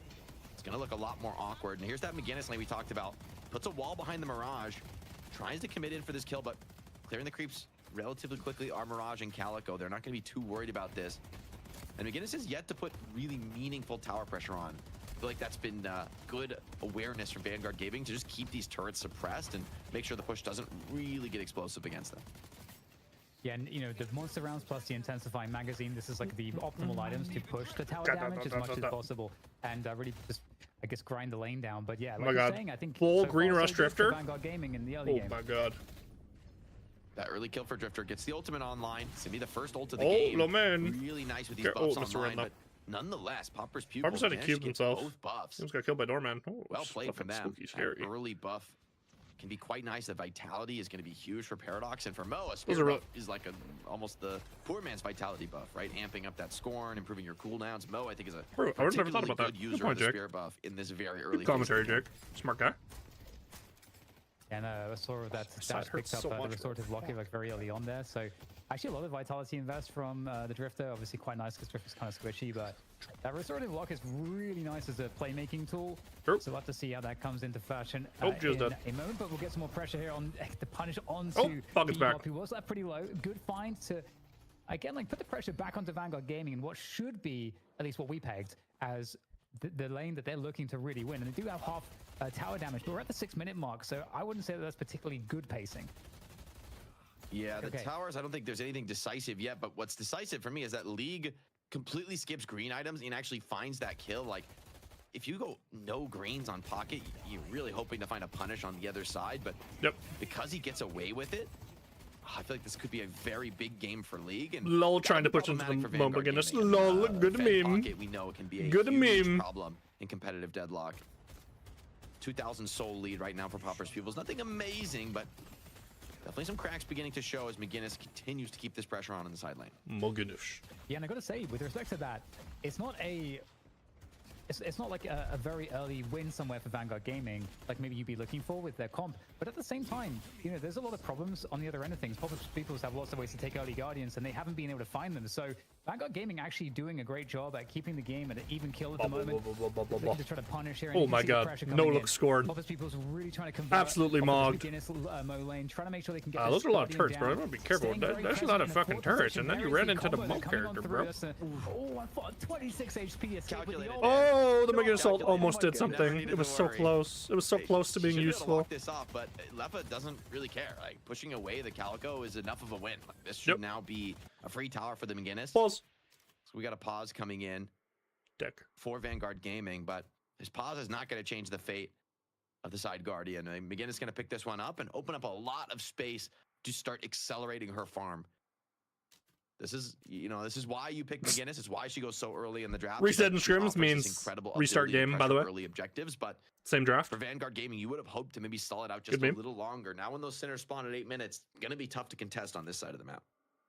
Yeah, one thing that I think is interesting to hear, Jake, is, you know, we're seeing that Popper's Pupils are going to be winning this right side Guardian. They're also going to be probably winning the mid Guardian. If not now, they're going to win it momentarily as you get one of the two players on this right side. Probably is going to be not ready, equal, not ready. I would imagine you know what the breakdown in the lane, just like farming up and just pressuring. So I'd imagine you get the Mo. Wade said ready when they weren't ready. Doom spawned in. If you know that that's the brain issue, Popper's Pupils will make off the macro. All right, he's ready. Gaming, try to stack up on the mid lane and try to actually like win an exchange there. Going to get 4 players there in anticipation of that maneuver. Yeah, they could think about it, maybe trying to defend around Biscuit's Lashel. Mr. Momo. Scary prospect, though, because Xeno and Poppers, they've done great work in the mid lane. They've already got that tower low. It's almost guaranteed for McGinnis to be able to claim that if she's able to walk up uncontested. The doorman, also kind of a scary prospect to push into, but wait, stand your ground, McGinnis. Absolutely massive. He's farmed right now. He would love to jungle up, but some clean movement. It's going to be enough to get him away. That would have been a big difference maker for Calico to find. Super standard. Walks it off, should be able to heal out, no problem. And Xeno and Poppers, they just get it done on their own here. I got picking up a kill. Super standard Viscous build, I was going to say. I was just waiting for the swap to happen. Tells me Xeno's going to be just fine here with the help of the Viscous. Just fine. What was rounds? Because they had a little bit of push in this game. Nice swap there for that kill. Yeah, I didn't really understand the Lash Dorman pairing. I don't think it's great. They kind of just get shoved in, especially putting Lash on Zablu. Because you're very vulnerable then as the McGinnis with the lack of mobility to getting kind of bursted on. So definitely keeping that lane honest. We're actually going to get rotation to that right side lane. That's going to be so they're actually going to do a bit of swaps here. A hook, and that could be where some action. So Galgo is now going to be going blue when she does go blue. Dorman's going to be catching waves. Right side indeed. Getting we got a Lash tower would be nice. Drifter on the side here, and then Bebop Mirage. Who can reposition easily. So if she gets hooked in deep, could be a real problem. Bebop trying to get going. They're able to find that. Mo's the target, but he's more than happy to soak a hook. Not a problem for the Mole Man. Nice, goes inside room. He's fine. Takes the bomb as well, but I like this pairing of the Mo and the. Oh my goodness. The McGinnis. It's just they're both infinite difficult push. To clear. They have infinite push. Infinite sustain. Keeping the Mo here signals that in the try me, I dare you. Play the farm game. I They're not fucking dare you. To progress objectives. They've already secured an 8K soul lead, 7 now, but nonetheless a pretty significant one. Kelly uncontested nice tunnels this game. To get back into that uncontested. And this last Guardian, the healthiest. Wow. Yeah, good pressure coming on top of it. No real response just yet. In fact, so Poppers hopped out to early lead here, just under 8K. A defense here to be able to dive this, but it's too low. No real chance to get anything done just there. Over Vanguard Gaming. 9 now. Just playing it defensively, just being. They're in this reactive position right now, and that always is a position that really sucks to be in. When you feel like you're not able to take initiative and just getting pushed around the map. But just getting shoved. We'll get the first tower though. Getting a counter pick. Good rotation with the bot here. Using the bot push. The value of McGinnis, right? Normally in a lot of games, if you go 3-0 on these initial Guardian trades, I'm pretty worried about the team that's behind. But yeah, it's the value of McGinnis. And in the end, if you're able to just get through to that first rift, I'd love to swap my McGinnis in pocket here, by the way. There really is I want McGinnis to have a Guardian to sit at more in my pocket. As long as you don't feed away too many kills, give up too many of these key secondary objectives. Pocket's wave clear is a lot more uncontested. Like you can just cape and then briefcase a wave and you're completely fine. Yeah, I totally agree with you. Versus McGinnis under Guardian is you can set up a whole little station, but then you can't really react to any of the camps happening around the map. Getting targeted on that Lash and against the Low 8 is going the cultist build. I think you mentioned it in the draft. It's really such a great way to just counter the movement of Lash out there in the open, and it looks like the iron should be turned in. There's not too much on the other end of it. Might be able to get some steals, so Geo is there in position. Geo. As they try to turn in the egg. In the egg. I missed it. I missed the egg. The egg, it's back. Let's go. Xeno. Pretty much all the souls going Xeno's Xeno actually opts into Mystic Shot straight into Sharpshooter. Utility from the air, and oh my, he's like, fuck a green. Who needs a green? Oh, nice swap. Xeno dunked on him, Dash is dying. Okay, there. Vanguard's looking a little outclassed again. To be kind of expected with this draft, though. They need to get turbo ahead. But they just don't have a lot of scrims under their belts. Not really trying to do too much. I think we saw that last week. Kind of interesting thing about this draft, from my research on the team, is that Geo isn't playing the Lash here. Geo is a really, really good Lash player. He typically played it when it was Spirit Lash, but I think he can still play Gun Lash. So not playing a hyper-aggressive playstyle, but really looking quite formidable. They kind of pinched themselves with the draft a little bit. Yeah, like you said, there's not also too much to be done about Lefa. That's kind of like one of those issues. And McGinnis is just like left alone to kind of just do whatever. And the Rift is coming up on the right side. And as you say, that was not contested with the resistance. Snowballing, so don't mind Torment Pulse buys, tempo. Right now. That was one of those characters that I actually think Torment Pulse, one of the rare characters I think Torment Pulse is actually good on. Very annoying hero in these circumstances. Still dancing with the doorman to especially the with the spike, right? Like, scary proposition. Average doing what he can to put a lot of pressure over into Rift being capped. It will be contested from Popper's pupils. They're going to look off of it, and they just have to give up the Rift. But they get rid of the resist quickly. So Vanguard Gaming, I don't know if they want to stick around for the fight here. Macro also looks pretty rough for them. Pocket getting Leak playing opposite side here. Mo's here. Oh, Mo's looking. Mo's looking. Sidewalker. And with Mo coming in, they're going to all in for it. Torment Pulse is going to be. Oh, we got stomped though, bro. What the fuck? And this could backfire potentially. We do get the coming out. It's going to whip. not connecting with anybody on Vanguard Gaming. It's like sticking. Opportunity strikes for them as they do manage to punch. Yeah, they don't get it. Oh no, they did. Okay. But staying there for Too bad Ness for this though. Really not clean from league and average. But I mean, a Walker at 12 minutes 30 seconds. I think you're happy with that. Not very clean. You know, finding 2 kills is I think enough of a punish for Vanguard Gaming to look at the comeback be okay kills. with it. Down around yeah, like 6 opening up the map with that Walker, it's going to make things a little could bit have been much cleaner from Poppers. To try and play the farm game. This is another objective. Little boxies for low mid. You know, having that mid pressure is the boxes on mid here. Like there's so many use boxes it now. in small area. This is actually go to a tier 3 right now, young man. Of souls and buffs to be claimed here, and Lome is the one to pick it up. So the value of a dominant mid lane further being showcased. There you go. Good job, Lome. Has been traded off the field. So no more Guardians remaining here at mid map. A lot of opportunity for playmaking to occur. I like the Resto Veil. It sounds like a week or 2 ago. I think it's a good vitality spike for pick characters. Yeah, and this part of the especially game into this comp, is so important that so many casters. Gaming, again, you're going to be activating your Calico, your Drifter, your Bebop, trying to find ways to harass the other team. One of the issues though with that is that they've been losing. I don't know what the fuck we're doing with this. So we invested heavy into green early. Vision, and with that, the opportunity to maybe find. And then we went opportunities with respect to Spirit. Is he going Spirit Drifter? Please don't tell me this guy's going Spirit Drifter. State of play. Please don't tell me he's not doing that. They're not like insanely far behind, but it's slowly getting worse. Dude, average just keeps getting stomped. The Storm Pulse is getting infinite value here, by the way. Infinite Torment value. Torment Pulse value. It just never ends. A runaway would be massive, but it's certainly Lash caught That's it whip right from to the Biscuit. vlog, though. Hold on, and dancing back to the Walker. There's still a shred of a chance. Has the Lash while putting left between a rock and a hard place. Lash goes down, but Stomp already happened though. Done. See if Vanguard can come in for the cleanup, or maybe just low main too powerful on the Billy. Popper's People's getting a cleanup. Doorman's here, but I don't think he can do much on his own. You gotta chill. Getting chased as well by the Mo. Average going straight through that door, trying to back see to the door. The punish. Back through the door again, and it goes get closed in the nick of time for the escape. Very well done. And I mean, it's 10k deficit on the souls, which doesn't feel like insane, but the macro is really where the game is such a struggle at the moment for Vanguard Gaming. I mean, that Walker on the right side now, it's very vulnerable. I lose another Walker here. You can be sure that that's going to be an easy target that Popper's Peoples are going to be looking to exploit later on. And sliding low man. This is where the cultist is actually getting value for low man. To be fair, he's just stealing camps. They're up so much. Adding insult to injury. Oh, he just watch out the camps. Go in. I think there may be a chase. Is he gonna go for it? Yes, he will. And yeah, that's a finish. Literally for 0.1 seconds. That's funny. Zeno just got absolutely smoked. Another stack for Drifter. Big fine, and he's actually been quietly having himself a decent game here on Drifter. Heal band. Okay, so at least he gets his greens back now. Okay, this is fine. Significant souls, getting a few stacks online. And with all the Guardians off the field, I mean, this is the moment where this Drifter Calico, I think, looks a little bit stronger. Second turn of the game, though, could be another uncontested. Really nice for Poppers to get this. At this point, I mean, a lot of souls, buffs. A lot of permanent buffs have Ryze gets his gun spike. Peoples from these urns.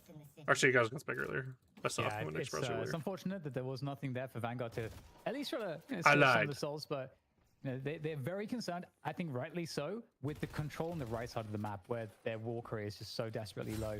A couple players deep in the jungle, low main included on this Billy. Pretty isolated, there's an opportunity maybe, but in close quarters, definitely going to be a nice engagement for low main. Swap coming on through, very dangerous territory right now for Zeno. Half HP on the escape here. The Drifter's mark is to finish it off with the Rend coming through indeed with the kill. And gonna die too. Nice punish on the Oh my god. They got really deep into enemy territory there, Jake. That's 2 kills. I think they fell to low main comms there. Vanguard Gaming. I'm gonna kill you, I'm gonna kill you, I'm gonna kill you. Oh, I'm gonna do doubles. And then never way. Lomane thinks he can get away with snatching some of the doubles, and instead, I would say the weakest part of Lomane's game is his comms for sure. Should be able to comfortably farm their own doubles, and that's a big team fight. Like Spirits out by from Mirage's game. But still, pretty good. Big picks coming in. You're still farming the lanes good with Mirage during that moment. Like, certainly does keep this game winnable for Vanguard Gaming, and yet they are still significantly behind. They still have more comeback to do. Yeah, and you can see like just how incredibly pushed that left side lane was again, because Vanguard Gaming have had to have a lot of players on the right side. I mean, it's just been very hard to be deep on the left, especially because no map control avails you to get ganked as well. So still, you know, they are traversing dangerous territory. All it takes is, you know, one good team fight, and then they can turn the game around, claim some objectives, maybe improve the macro situation, and perhaps. They need picks though, bro. They can't really team fight. They need to go for picks. They need to be playing side lane a lot more here. But their Kali is getting pushed back by a Mo. And then Xeno's getting more picks than they are. But he just doesn't have the HP. The burst is absolutely wild from these mid laners. Comes in, but it's late. The catch from Bebop is nice, but Viscous still healthy, still has roll if he even needs it, trying to just play his way out with the punches. And Division, I mean, definitely a key part of this mid lane defense, playing the door and threatening to send people back onto the walker. Of course, the stomp is no longer reliable follow-up for that play, but nonetheless, being pulled, you know, that deep in enemy territory They're can ripping be it. enough. And Makes a lot of sense. People say, hey, no doorman, no ability. Just have to dodge the lash ult. We're gonna send it, but it's Oh, such they a do a risky roar move. and then bait. Oh, roar bait. Contestation coming in from This is getting done. Organized teams. Poppers Roar get off bait the works every mid-boss time. with Yeah, kills. they're dead. Lowman kills Definitely everyone. the right move here. Vanguard Gaming going for the challenge. Guy's dead. But that is by design here for Popper's Pupils looking for the He's fights. dead after. And right now, really nice combo coming on through for the lockdown. Really good bait. Shadowvis will go down. And with that, you do get some response here from Vanguard Gaming, but they're getting slowly pushed back to their own walker. And you've got Popper's Pupils now trying to pick the Gets fight. Xeno with no cube. Comes through with that death slap. Again, trying to Oh, zone. Popper, sorry. I'm That's just a so good used to one. Xeno being on Deflection the... 3. But I don't think there's going to be much follow-up. One This Viscous close for to them. the walker. The wave is getting really bad now. They might still... For Popper's Pupils. Rip Couple it. waves crashing Maybe just against hard them. calling for it, you can tell. The Rift also spawns. They go back in to finish the job. Remember, mid-boss already down at half. And with the Affliction zoning Good players wall. away, this looks Really good really wall. comfortable for Popper's Pupils. Despite being down 1. Good call Good from read from Poppers. them, and There we they can go. clean Clean triple macro. rejuve. Clean, Should be able to clean. get out of this one unscathed as well. Will they All go for the customers Rift fight, Poppers. though? It's And it hard took a even lash with ult. As soon as rejuve he... to deal with that Biscuit level of resist. should really be thinking Average about within not the lash test. ulting like that because it just gives Well, up the this mid looks bad control. for Mo, though. He is just getting evaporated. Yeah, Don't have your doorman set up. You're being pushed in. man. Can't get a door down for contest. Average is dead. I think. And might actually survive this situation. In come Oh the my God, teammates live. finally. The Holy Burrow shit. indeed able to get out of the ground, survive, and Cubes are too clean for Mr. Rift Poppers. by Popper's Pupils. That does not And feel they get good. it. Holy That shit. is so massive. Using the strength of the rejuve average, even They if should it use went this wave to down, get right, double I guess buffs. would They have should been be able to get totally both worth buffs it. plus earn here. Instead, they have their Do cake the gated to still cha-cha. triple rejuve. Objective There's no shuffle. walker here to deal with these super minions. Nope, this guy's dead. Another catch. Once again, Okay, the mid lane Vanguard's has getting proven to fucking be a spanked. disastrous place to fight. Despite Doorman, despite the mid-walker being alive, What the Xeno fuck? has just taken so much here at this part of the map.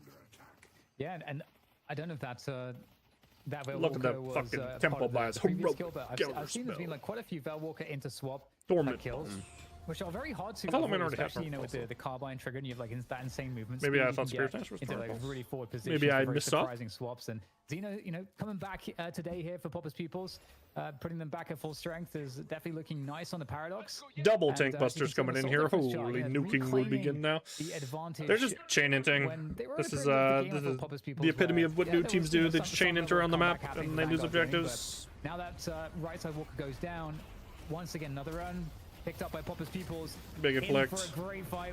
This is Three off the well worth affliction. using a rejuve, especially if they kill Geo. It's big. Geo's incredibly low. Has to slip out towards the mid lane. Any bit of damage will be enough. Maybe? Any bit of Bebop's going to damage. be okay.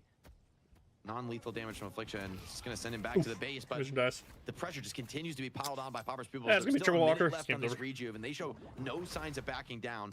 As soon as the trap Wave, gets though, behind, it has to is be cleared hard to before they play, can man. continue to Hard to cast fucking another play. Hard to play video game. Fully free dunked by Leffa, and every objective on the map feels like it's being claimed by Vanguard, or rather by Popper's Pupils. Vanguard Gaming are struggling to stabilize in a match that's really pulled away against them. Yeah, getting zoned away completely from the Walker. A lot of utility buys here Zip for line back in Mr. there, Biscuit. but, I mean, Leffa's gonna She is really behind, get so the that ball could be up for part of some it. private time with the Walker and that minigun, and right now Dash just caught behind that wall. Is going to go down, and it's just too much damage, I think, at this point for Game's over. Vanguard Gaming to sustain. G in addition to the fact that fucking there are some big G, rejuves bro. online, and A lot of people are doing this with war damages now, just like immediately get the Merc mag. Now. It is really good. Honestly, Popper's Pupils are putting on It's like your solo Spirit Invest. Absolute most It gives you your spike out of these with one rejuves. item. They are going to go for a base dive as the rejuves are starting to expire, but they're up 2. Maybe they're just willing to fight even without the rejuves. Oh my god, Hugo, Mega Gas Lambo Joe. No. Down for Vanguard Gaming. Oh no, they're They're fine. not And he out gets of the swapped. woods The yet. biscuits. What a swap back down brings Lash to Earth. Xeno back in the action and making every bit of difference as now Shrines next on the menu here for Popper's Pupils. This game has gone from bad to worse. Vanguard Gaming really on the ropes now. Yeah, not too much to be done. You know, they were able to clean up those side lanes a All little right. bit, so Giga Omega use of some damage to the walkers. rejuice. You can get back there in time if you're Speed up the last 2 walkers, get a shrine. Waves are crashing here, but Vanguard's just looking for something because they're desperate. Big difference on the souls, almost 40k right now as the counter push has come in from Vanguard Gaming. They're trying to chase down some of these Poppers People's players. Looking to see what they can find here, but it's like People's are dropping this left wave. I think they get there in time though. Yeah, there's a wave holding. Anybody.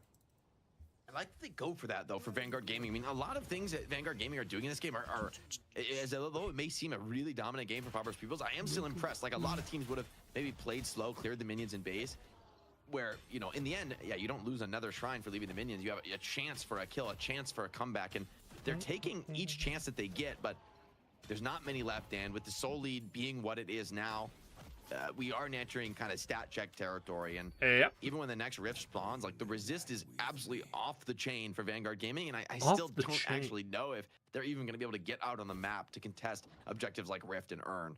Earn, by the way, like Counterspell buys the game. Every single soul from Earn this game. Counterspell yourself, cube whoever gets yoinked by the lash. Have honestly not even been contested. So block Drifter blind so you can keep cubing anyone. 6k buys, it's just waiting compy donkey. In the wings for both McGinnis and Mo.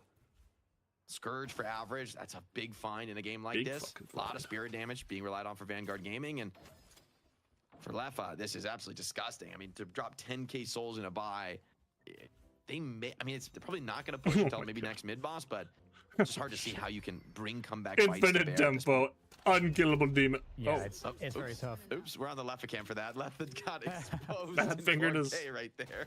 That's a bad finger ulti. It's M1 McGinnis. It doesn't even matter. So he can't press it later. Because why would you ever press that? True. Honestly. I mean, you don't need it, but it's like the Windows key, Jake. You know, you don't want that going off mid-fight, right? Everyone has now stole the Goober build. You gotta press your Windows key early and Leading Headhunter. Do compy. Just to make sure. Do fucking compy. It's still working. Beep up, sharking for a hook, but I don't know if hooking a Mo is might be too big of a fish for Bebop to fry at this point in the game. Yeah, it's really tough. Yeah, it's really tough. What's thought about double shred with Bebop? They've been so constricted the whole game. Weakening plus BRS? Thoughts? Oh, hello. Okay, well, this is like a, I mean, I know we've got Amazon sponsorship, but it's not, not like a 4-hour delivery right there. Just pocket is 4-hour delivery. I would have been happy to pick up that kill. Oh, Biscuit, though, on the other side, ganked by a huge swarm of Pupils players. This is having a rough game. I don't know why Geo's not playing Lash. Players predicting the play and trying to force some kind of a comeback kill. Poppers, though, could be in real trouble. We're going to kill on Poppers. Here. Got enough heal off the cube. Oh, no. Okay, he does go down. It's a long door, get the fuck out, Mirage. Working with, get Mirage, didn't get the memo. Finding that secondary follow-up onto Wage means it's well worth it. Boston 40, but Poppers is dead. Key objective spawning soon. And again, you can see that. So low main still opting into more spirit, which I think is correct now on the Billy. Get rapid recharge for your bash down. Liberties that Poppers Peoples could take. Good heroic game too. I like the heroic buy from him. The game correctly. They don't care necessarily. Let your McGinnis not have to buy it either. The good fundamentals we want to condition for our team, and that's the basis of good practice. And if you want to be able to do that against the best teams in the world, you have to consistently do it in your practice. So I like the discipline, honestly, that we're seeing from Poppers Peoples in that respect. It's a good word for it. They have played an extremely disciplined game. They just have not offered any opportunities for League, to get back in the game. They've been contesting key objectives. I mean, maybe it's just a tempo buy because they know they're going to fight here. Been able to find a lot of the comeback you're normally able to get. So, takes a risk. Looking for a hook there. Popper's going to come off the spawn. Vanguard is Giga Omega slot locked now. Is a big decision for Vanguard Gaming. It's a massive comeback, but can you even make it out on the map? 3-0. See the positioning here. Feels real bad. Instead, they're just going to flip mid boss. Yeah, snatch, tank buster, rapid recharge. Hulk advice from Mr. Lowman. Made use of the cultist skim too with camp stealing, so and right now being protected, just got absolutely Omega hit crimes. Gets cubed in the end though. There comes the door though. And here's Mr. Chain Gang. In comes the Chain Gang as well, and straight onto the crystals. Zeno got 2. This kid even got a good lash all, but it doesn't matter. 3 afflictions. They're all dead. Is going to make quick work of a couple of players in addition to the Rejuve Crystal. So it's not a good look here. I mean, Dash going to try to get this. I don't know if he does though. For Vanguard Gaming, but I mean, Mo's looking. Average is looking. I think you'd always expect. Macro God average. Yeah. Senses his presence. He almost got there. Got a Rejuve out of it. That's actually good from Dash, but it doesn't matter. Finding a lot of value. It don't matter. Even get him out of trouble. Poppers not satisfied with that. Is going to run him down with the help of average. Oh no. Oh no. The super creep spawning, Mo should have no problem. I don't see enough McGinnis to do this, by the way. Walker, but just hard block them off with the wall like this? Not significant at this point in the game. I mean, McGinnis going to There's a lot of things you can do. You can close out the fucking, like, gates to base as well. Spawns for division and dash. Maybe just the end of the game as well. I like how, like, the defending or wall, retreating. Like privacy curtain, you know, just like, I'm busy. You know, him and the objectives. Don't bother me. Yeah. They can't get zipped over, but then they got to be good. They go for it here. It's kind of a big decision for Impoverished Pupils. They are up 50k with a rejuve. A little bit of an awkward wall for McGinnis. Maybe just putting some turrets up. You got to get into this pit. It was just for turrets. McGinnis tearing through objectives as she's wont to do, and the kills coming in. The rest of the pupils diving the fountain here. Okay, that wasn't very close. Again, to be expected if this comp falls behind, the game's just kind of over. They have the resist, but the players are just dropping like too late to apologize. I think it's more than enough. Is it too late? A clinic in game one. Leffa with a parry to close things out in style. G, bro. Are going to go back to the money match to take on melee creeps, trying to retake that throne in North America. Well, not too long. Well. You guys to your own devices, and here we are. I just want to see the kills again. The kills are probably disgusting. This is just clean, I think, is the best word for it. You know, great, just fundamental deadlock from Impoverished Pupils to take this one down. Felt like every single thing that Vanguard tried to do just quickly got counteracted. They just had a full range.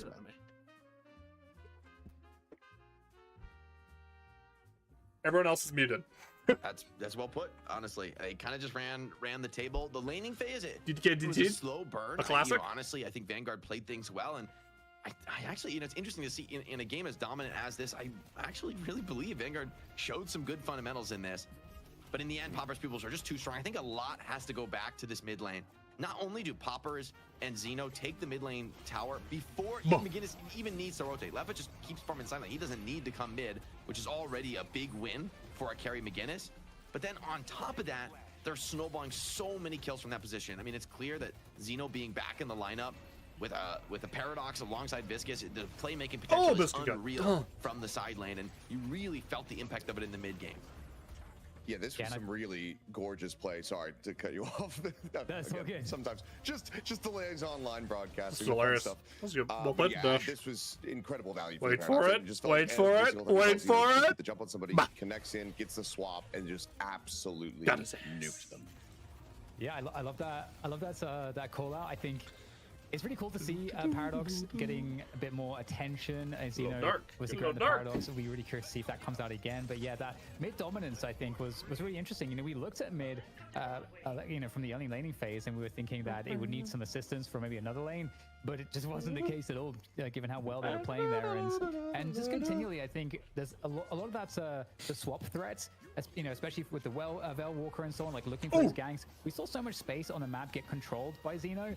And overall, I think if you looked at this game, you would see from start to finish, it was just a game of being starved of information, starved of position on the map. And I think a lot of Xeno's plays had. They didn't even do a lot of damage. They're just murdering him 31 to 10. I mean, you take a look at the Souls graph, and there's basically not really a singular point where Vanguard was able to really establish a lead into this one. Not gonna cut it for just really great play across the board from Impoverished Pupils. I mean, they come out, they get a very strong draft, and they piloted it to absolute perfection. I mean, Jake, you were pointing it out in the cast. Absolute perfection. Not a single urn into the hands of Vanguard Gaming, and a lot of those were completely uncontested. You just run them in, drop it off. Okay, just walk away from it. Don't need to worry about anybody stealing any souls here. It was just fantastic map control. Yeah, I'd give a lot of credit even to players like Average in this game on the Mo. I mean, he's just so incredibly flexible, right? Like Mo comes in the meta, Average piles. This is a guy who is just willing to play whatever the team needs, and yet the gameplay doesn't suffer from it. There's not many players in a game as complicated as Deadlock that can speak of, you know, that kind of willingness to play something that he hasn't played before and still make it look very effective.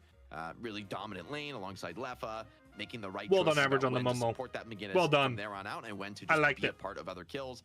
Low main, for me, low main on the Billy, it's not a sight you want to see on the other side of the server in Deadlock. This guy is too damn good on the Billy, and the hero just really suits his desire to push the playmaking and push the tempo and just be an absolute nuisance in every single fight. Felt like the Lash Biscuit struggled to deal with the Billy getting caught, slowing X, chain gang, and then trapped behind McGinnis walls. We even saw in those highlights just how difficult a scenario like that can be. I've been in the way all day. Fuck, my bad. Yeah, I mean, you pointed it out during the draft, seeing the Billy come through, how this was going to be a big pain point for Vanguard across the board, but especially for Biscuit. And yeah, not very close. She just could not really get the value needed for that Lash to start to take Lash off and be able to take did a whole lot of nothing. Because Lomain was just constantly just dragging everybody out of position. Had to delay a siphon. Bebop, like, went for tempo buys to try to get back in the game, but it was just like, well, too little, too late. I don't know what to do now, because I just pulled somebody in and they're just going to blow me up. So it's just a very good. Okay, number one fix. Play the whole way through. If Rem is banned, you don't have to ban Abrams, bro. You don't gotta do that. I think they're banning Abrams because I don't think they have an Abrams player, but like we gotta.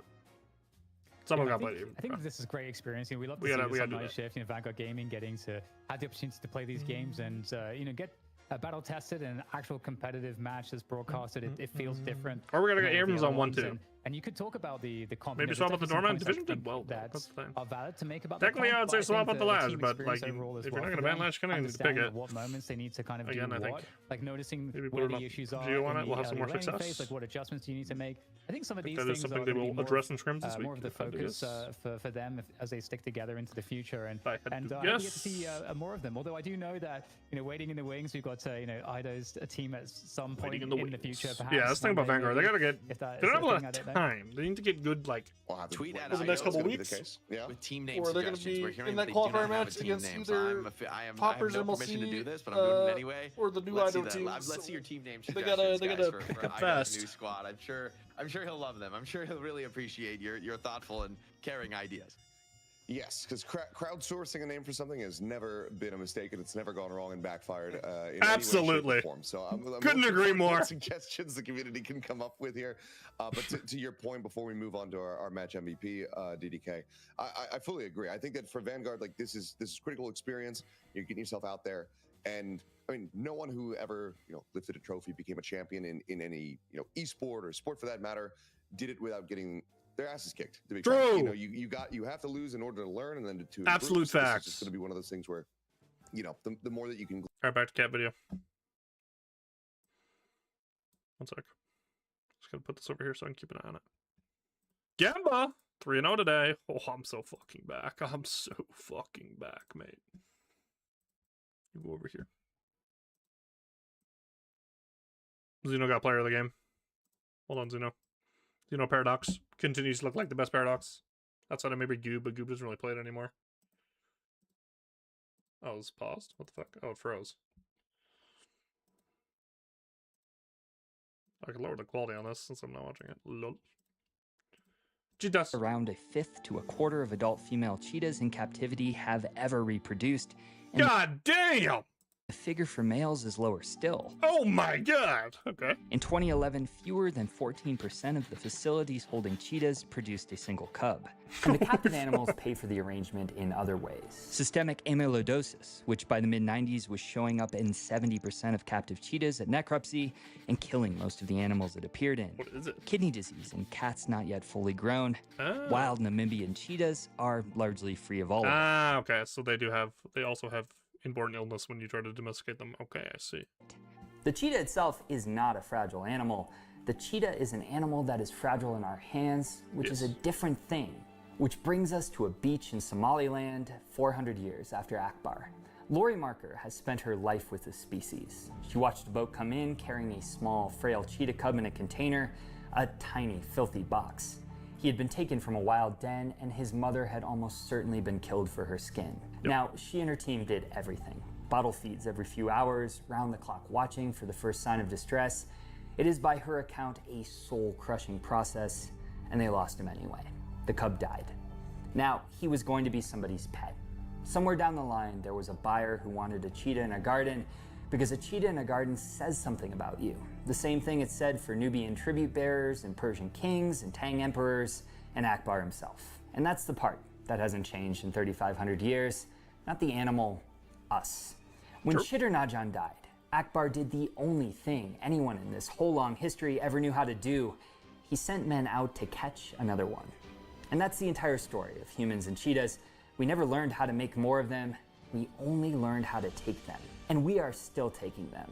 Out of a wild population now down to around 7,000 animals, from a species that lost most of its future during the last ice age and has been running on what's left ever since.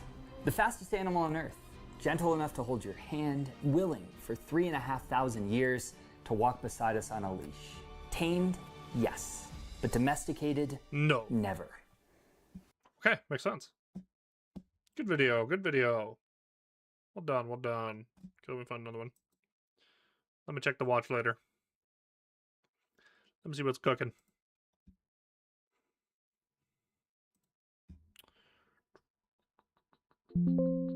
Why modern pop music all sounds the same? Rick, I'm down. Wait, he's gonna wait. No, it's gonna get fucking flagged because he plays. Wait, does he play any music in here? He plays his own. He plays on the guitar. Does he play any samples? He does. Okay, I can't watch this. Fuck. Fuck. Digital rights and wrongs. I like this guy. He's an old Valve dude. He makes good videos. We're going to stop talking about digital rights. So I wanted to make this. And we're going to watch this after. Because we're already back. Holy, we're back. Maps to see how everything's going to shake up, what the drafts are going to be looking like game over game. So I think that would be really neat. Because already, I mean, this one did surprise us. You know, it ended up being a little bit out of order, but the picks that we did see ended up I'm not very surprised by that one. So I'm hoping. I'm not very surprised by that one, personally. Make my day a hell of a lot longer. I'm all in for it. No flame. But before we get into that, we're going to go to a quick little break, and then when we come back, we'll get into the championship match and see who's going to be walking away with some extra cash. So don't go. Wait, anywhere. what? Am I being debated? I've been debated. I've been absolutely debated because I ended so early. Okay, we were watching this is something that I could point to when we're having other discussions as having some more deeper thoughts about how we got to where we are and why I'm arguing for what we should argue for. So this is a shoe. Nice. You've probably seen these before. No, I haven't. This is an Xbox branded shoe. Oh, that's now sick. I own a pair of these.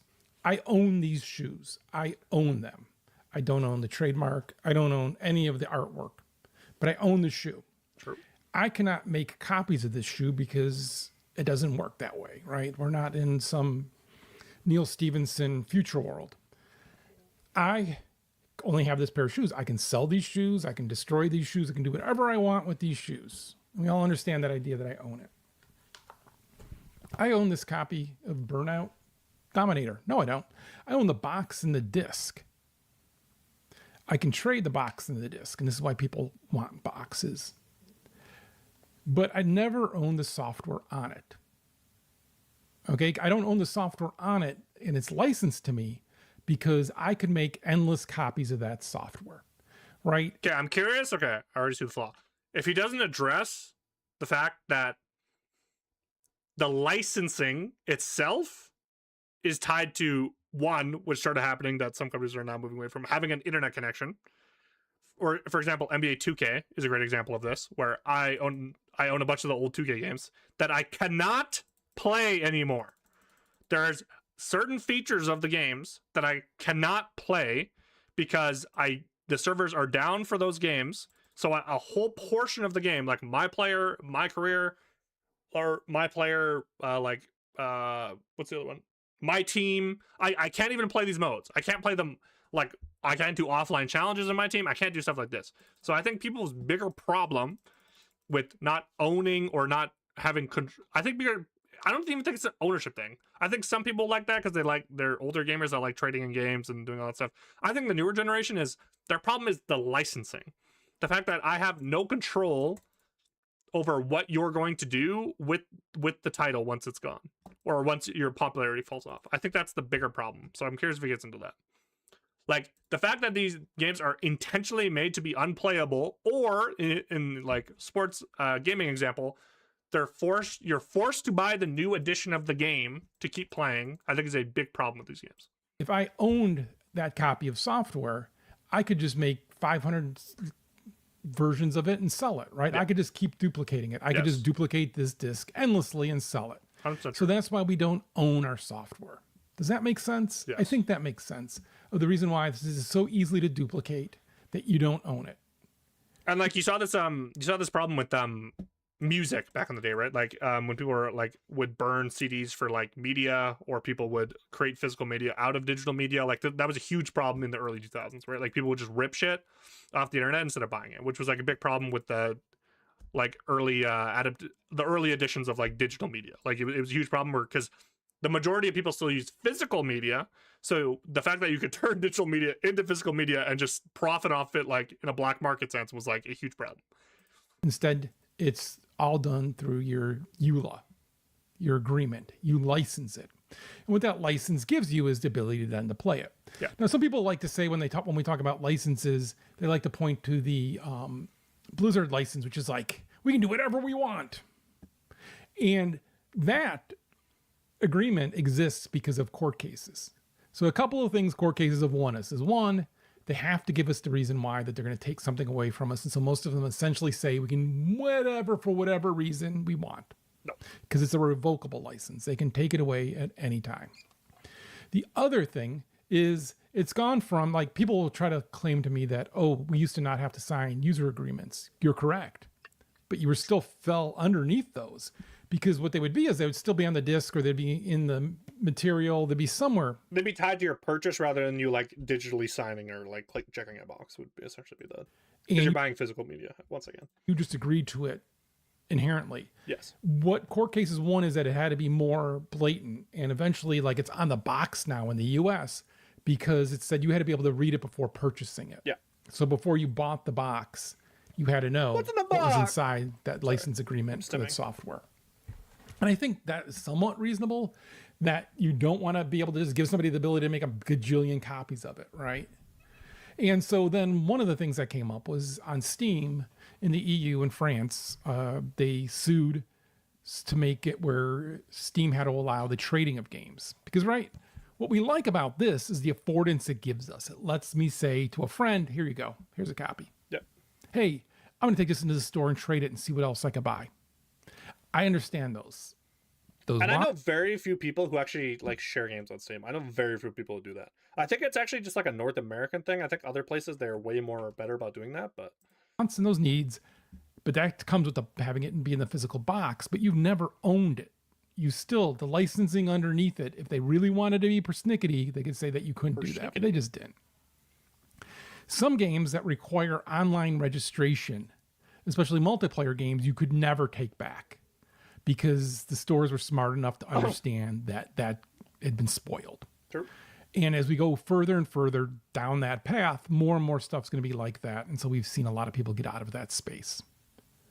But we've never owned the game that's on here because we couldn't make endless copies of it. And that's, again, I think reasonable.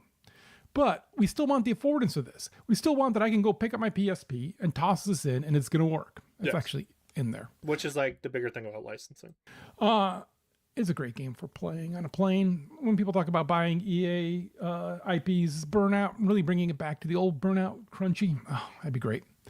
But like we have this ability to get this at the library even. Did you know, like, less libraries do this since the move to digital, but you used to be able to go to the library and get games. And some libraries still have that. But there's no library that lets you do digital games because that system's not in the place. Yeah. Right. I used to have a Rogers.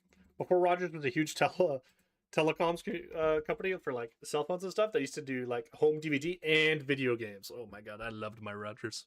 I fucking loved my Rogers. Looking at the games, figuring out what I wanted to get for my GameCube. Oh, I loved Rogers. You could rent games, you could rent consoles. It was so cool. But here's the deal. I can go get an ebook. I can go get an audiobook. I can go get a movie. Now I'm gonna say movies and music I'm gonna ignore for this conversation because they're streaming, they're in the cloud. I know edge cases, but essentially that's how they get around that, right? And I don't want all my games in the cloud because I want to play multiplayer games where it's gonna be too laggy for that. I don't want that. Yeah. I want to be able to have my games on my system, right? So what rights do I want? Well, the library kind of exposes some, right? Because in the library, you can get an ebook and you can get audiobooks. And in the ebooks, they actually have this weird rule that, like if I lent this to 50 friends, at some point somebody's going to scratch the disc somehow or ruin the box or something's going to go wrong, right? And so they actually introduced that to the idea of digital books.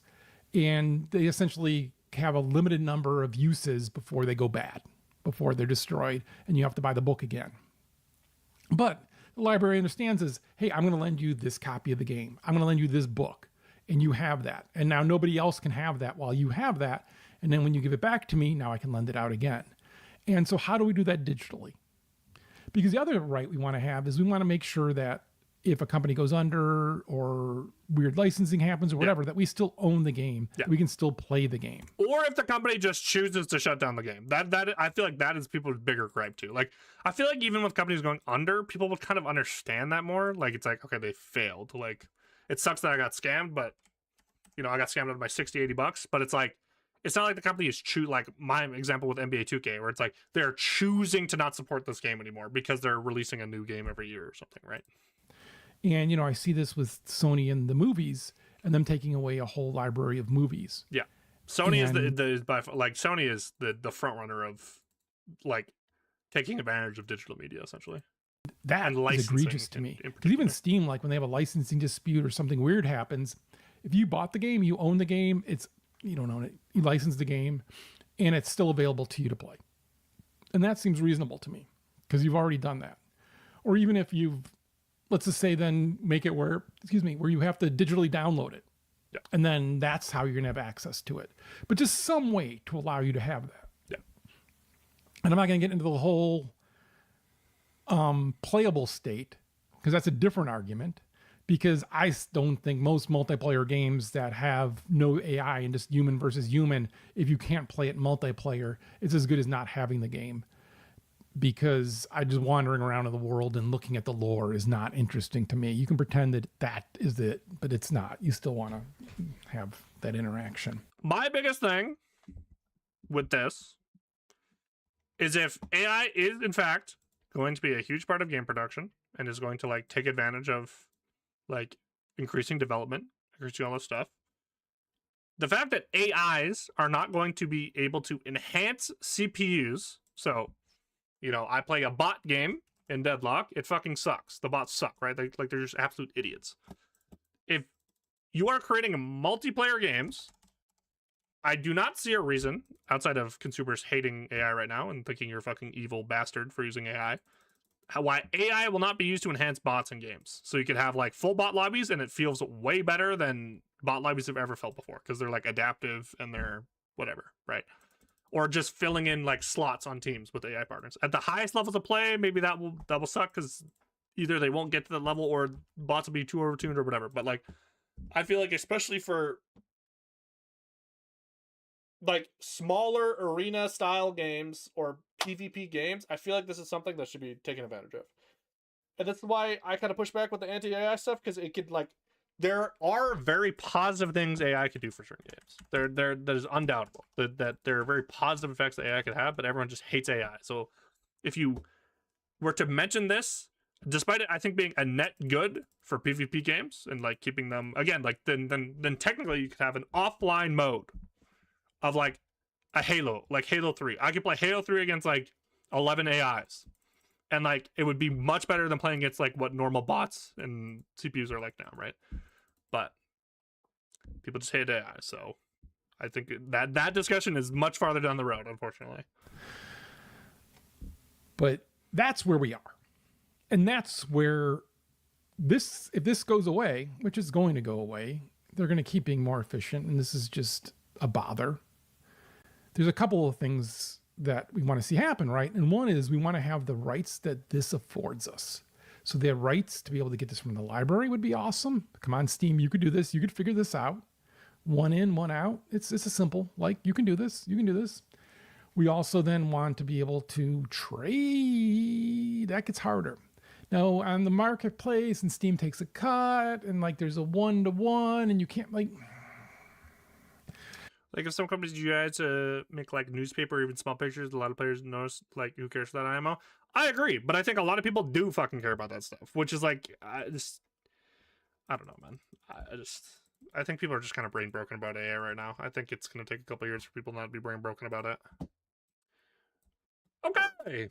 That's what Popper's pupils are like building. Like it's so small. Yeah, like to me that's. We're ready to go into the draft, which is good. I need something on this screen to distract. That saves time and money. Yeah, exactly. Like, but again, like we're people like us are we're a little more like efficiency pilled than most people, where people are like, the small details are what make the art. The small details are what. And it's like, okay, if that's how you feel, but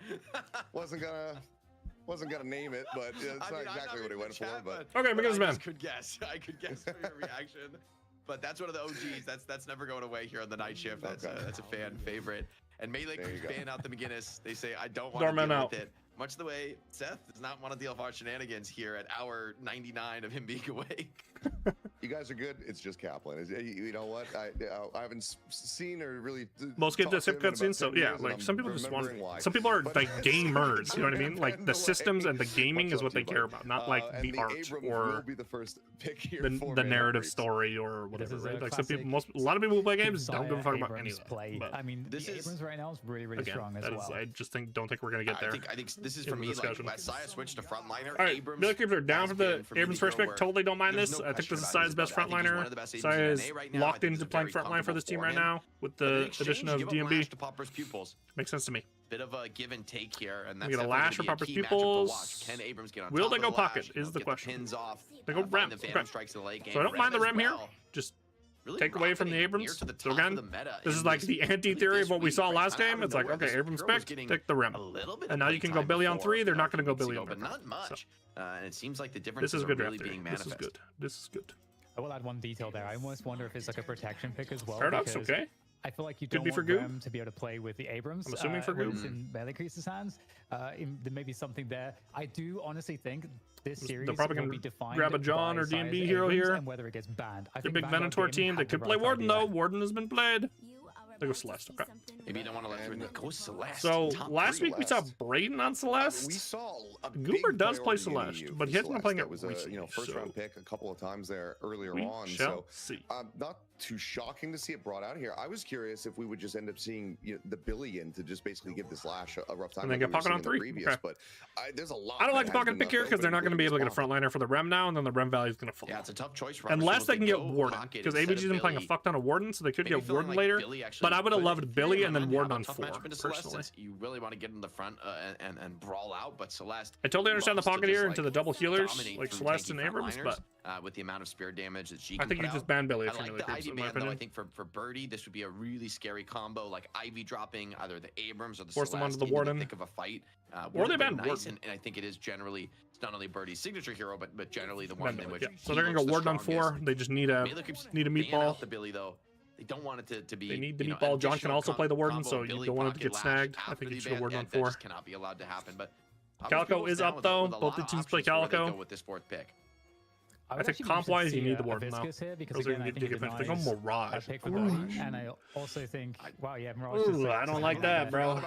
I think you take the Warden if you're John, by the way. John or DMB can play it. Things have shifted, right? Mirage, we were talking about, was, fair to say, a couple weeks ago, Ultra S tier. Went first pick or first ban just about every game. I think Mirage Profiling makes sense to me. They go Venator. Okay. Well, you got John's pick secured in the Ven.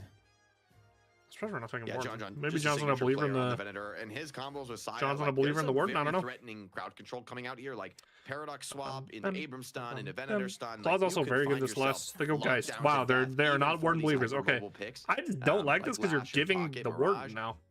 Like you're just giving them the Ren value. You could have punished them for picking this Rem on 2. So far, if you get caught with a stun combo, you could really be in trouble. I'm kind of wondering what's first one of the day. Viscous, okay. What he's going to be doing here, because I think this Viscous again is. I genuinely think that they're going to be stealing this from Birdie because I feel like Birdie still doesn't have a pick necessary for Melee Creeps right now. Birdie doesn't pick it. So that's a really nice pickup, and yeah. Another reason they could have gone Warden, so they could get more page value here at the end, even though Page is kind of hard. They go Mo. Farming that is required for both heroes, but they did get a meatball for Rem. I like the Mo too. I think the Mo is like a half blocker pick. Playing the Warden. It still fits well. The Popper's People's lineup. Just do it.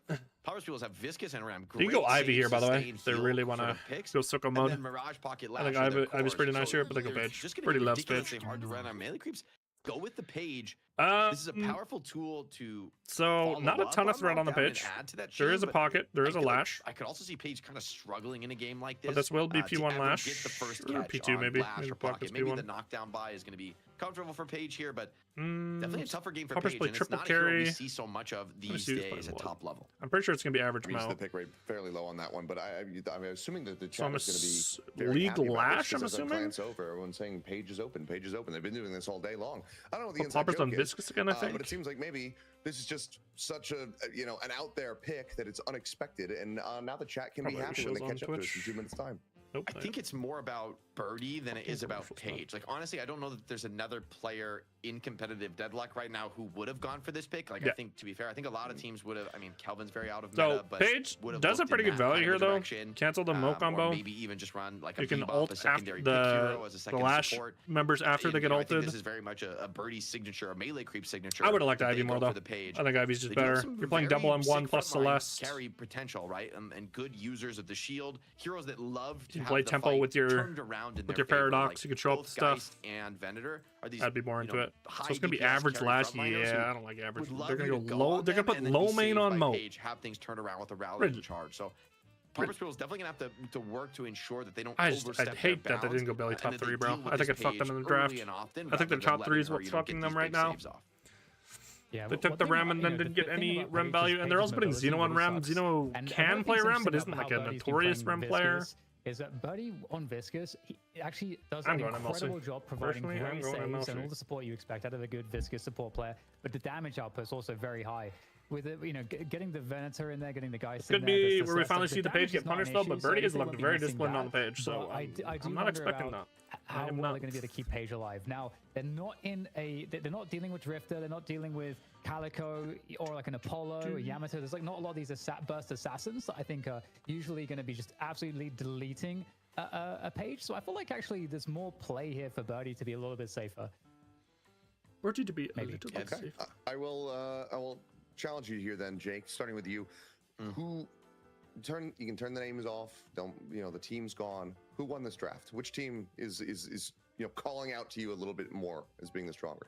I don't think that the draft is enough to change my initial assessment of this game. I'm going to take Popper's Pupils here. Really? I think they're also going to show something much stronger from Mirage this game than what we saw in the previous, because crucially, Mirage is a bit of a third carry in this game. I think that's where Mirage really shines. I agree. As a second carry or the top 1-2 carry, I don't really love Mirage. He's a pretty like who build I was talking about when until Ricochet comes online, so he's just very slow. I think it fits P3 Mirage a lot better than most people build it. I feel like Mirage wants to be a lane dominator that plays for kills in the early mid game, and only later becomes like this debuff monster carry once your build really comes online with a lot of AP late. And so I like that. I think both the Lash and the Pocket can play the more conventional farming roles, and they can maybe leverage the fact that Mirage can put so much pressure on early to get to that late game potential for Popper's Pupil. So I like the Pupils draft. I think they're going to be able to make this work. I love it. I'm actually. I mean, I could do it this way.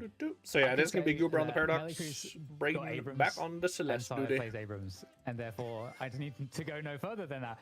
But I actually feel like I like Melee Crease's draft quite a lot. I do think it does weigh a little bit on John and what he's able to do on the Venator and this guy's Venator dynamic, because DB can definitely play a bit more actively, but what are Popper's Pupils going to do to? I just think not going to kind of just Warden here is a mistake with the Rem, and I think that's the important focus. I think that Popper's Pupils will have. You can do it either way too. Like you could go that it gives them the ability engage to disrupt like John Spirit Warden, or you could go. You'd be pretty spirit heavy, but. They were very good about having map pressure across the board. Obviously, I think it's going to be significantly more difficult for them. You'd be farm heavy, but you can get away with going cultists on reigning champions at the moment, looking to defend that spot here in the Pocket championship match.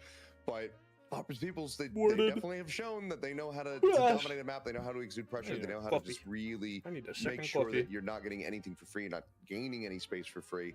So this is, I think, going to be a pretty interesting challenge. So if they're able to pilot that well, and if they can avoid getting picked off by Goober, because we've already seen some incredible Paradox play today, then they might just be in with a shout to Bro, can we load in? Hello. So have to get through those, get those Left 2 wins if you want to where walk you away at, bro? victorious, get that Let me load spot the fuck seated forward, in. and also get that cash prize. So, Poppers, I'm hoping that brothers, this is going to be a long where one. are you at? A very close Can we one play at the very video least, game 'cause, now? if it's going to be a 2-0, I'll make it give my us bet. some like 40-minute games. I'll make give my us some, bet.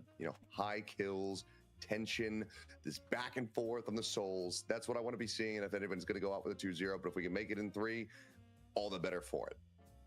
Nice. Your request has been forwarded to the teams. I believe we will be seeing an absolute banger in this series with between these two.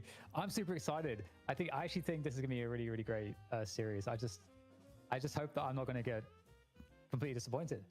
I feel, that's always, I feel like I have so high expectations. Like I'm getting kind of worried now. I do have a good feeling though, because I think to your point, draft wise, like it's a simple point that Sai gets Abrams, but he is remarkably consistent and remarkably effective on this hero. And I think Abrams actually, even these through to the end of the draft, can have a huge game into this one. Like, could for like all these cores for Pauper's pupils, these are all carry heroes that rely on not being caught, that try to outmove you, to stay away from you. And Abrams, like if we reach the point of the game where Phantom Strike comes online, if he's able to be successful in more of the mid game, maybe relying on something more simple like a slowing hex, he could really tear through the key farmers for Pauper's pupils. So the success of Average on the Lash, who's once again, flexibility is going to be tested. Like I don't know when's the last time we saw Average play Lash. The guy feels like he's on Mystery Heroes. Historically, his performance does not wasting draw my time. Incredible flexibility, but loaded in the Lash fucking is game, bro. Very, very unique hero in almost a 180 Leffa than he was in the last game on Mo. Of the AC, game, where you at? Fight, push the tempo. I think Lash is supposed to be the carry this game for Pauper's pupil. So now Average has to 180 his style, play a much more farm-centric game. I mean, I do think he's just one of the most impressive players right now in terms of versatility, but this is would add a new layer to that. Yeah. And one thing I'll add as well about the Abrams is that we'll have to see what build Sai goes for, but build that's picked up in popularity enormously is like the punch build, where you go, you max the charge and then you max the ult, and then with the ult maxed you get unstoppable. So and with like extended duration and so on, you can get like 2 full melees off of a stun from your ult, and then you can charge someone and get another free melee, and then you also get the Phantom Strike online very, very quickly, as opposed to like other builds. So, which, like you said, Jake, a Phantom Strike against Pocket into a charge. Pocket. Yeah, same with Mirage, same with the Lash, same with the like. There's so much value, I think, for an Abrams who has a good game here. And so far, it's been a pretty good day for Abrams. Obviously, it was banned away in the contenders match to qualify into this one here. But in EU, we were seeing a bunch of Abrams, and they were absolutely thriving, just running in your face, diving on top of you, and beating the ever-loving hell out of everybody around them. So if that trend is going to continue, then I think Saya is going to be in a very good spot to guide the team to victory here for Melee Creeps. But we'll have to just wait and see. Maybe you can get that shut down nice and early, try to stop and slow the roll of the Abrams. If you're able to do that, it's still probably a matter of time if the game goes late before they are able to just, punch you for half your HP bar. But we'll have to see, just how quickly Melee Creeps are going to be able to build up that momentum. But look at that. We've hit the button. It's time finally, holy to start fuck. at long last. We'll get ready to go into this one. Our first game in this best of 3 to see who is going to be the champions of North America here at Night Shift number 53. Gentlemen, the floor is yours. Gentlemen. All right, Jake, I'm very confident. Has my confidence displaced your confidence, and are you leaning to the Melee Crew side with me? Well, I don't know if I'm leaning with you, but I will say, like, this is one of the more even drafts I've seen, in the sense of, like, you can really clearly see there's ways for either team to win this game. This is not like a dominant out draft. I think a lot is going to come down to the team fight execution in the late game, because both teams have very serious threats, right? I think we talked a lot about Abrams, and the meta has really shifted of maxing your ulti second after charge and getting that source of unstoppable online early. I mean, Abrams, one of the scariest team fighters in the game, I think, with unstoppable online around securing those rejuve crystals. But on the other side, it's Mirage and Pocket and Lash with Rem on top. So they're going to have very serious threats of their own. Laning phase, I think, is going to be hugely important for either team to be able to come out on top early. Would be Rem on blue. Have not seen this in a little bit. We're going to get Rem Mirage. Interesting choice. Yeah, it's interesting because I think with both drafts into Celeste and Venator. Then we're going to get Paige Abrams, more classic, into Lash is as heavily on getting active. Viscous.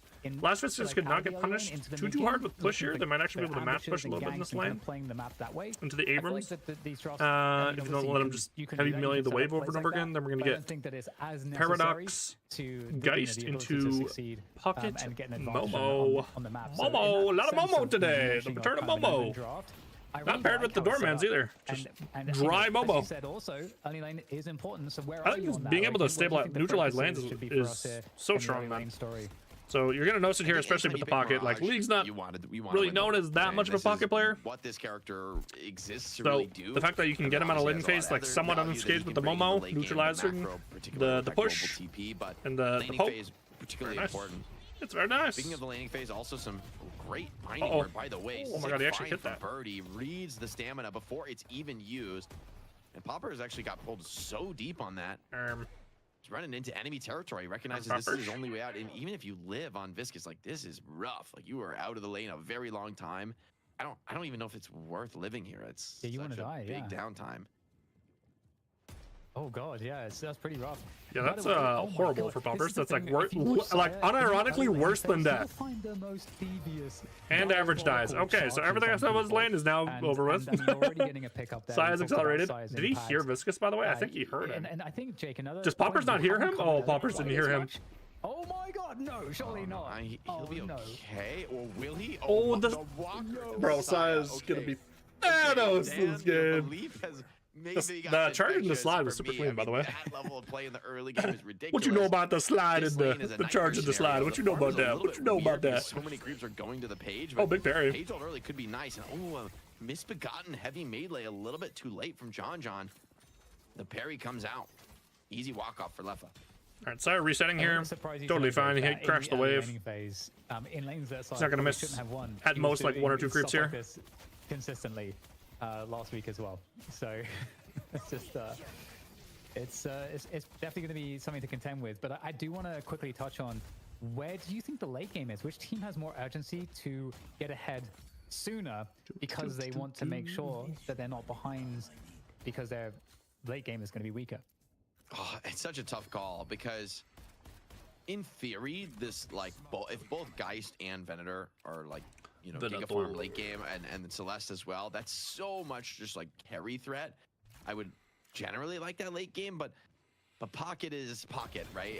And on top of that, the Mirage as well. I didn't like the guys back into the Pocket, bro. Like I think this style, like Affliction plus a million debuffs, it's so hard to fight into in the late game because you just don't get to have that's also why I was like so surprised Poppers didn't go with the Warden. Like they have Warden's biggest counter on their comp. Like you might be super farmed on Venator and Geist, but will you actually be able to? Yeah, they have like Venator heal cap, but will Lash be siphon bulleting you? Unless they want to start like maxing for it. Oh my god, Goober just ran it down. Debuffed by Mirage. We'll have to see. Goober, alter ego of Joe Fuck. Okay, definitely not wanting this to be a question of stat check late game team fight. They would both want to set the tone. I think quite a bit stronger than that. Okay, well, I felt like we, despite maybe some of the shenanigans from Sai we saw, we've had a fairly relaxed start, and I expect nice and chill start. Nice and chill. Is this a trophy collector rush from Birdie? It might be. It might be. I mean, if there was ever a time to do it, if there was ever a time. For now. Maybe he's gonna buy. It could also just be for box runs. But item here early. It would be a spicy one to go for a TC rush in a competitive. DMB is running it the fuck down. It's something people do in pubs. It doesn't have a queue up for now, so maybe it won't be. Yeah, Melee Chow, okay, we're gonna punch, boy. That's the indication that you. I don't like it. Doesn't need to be like full drain take. Omega guy in this game. The build is, if you go to Listic's build, I think Listic's build on like the they have frontline with the Geist. They have shields. I mean, rushing the gun spike I think is really nice for Abrams. Also, just a lot of natural like kill cut buyers this game, so it'd be hard. It's also a showcase of the fact that Harbors can go. The lane with those 2 kills early. His farm isn't Zeno can go decay, Mo can go decay. You have to invest in me as well. The dispel if you're Saya. Having that rallying charge online, it's very scary to take trades in this lane right now. Poppers feels have to take a very defensive posture.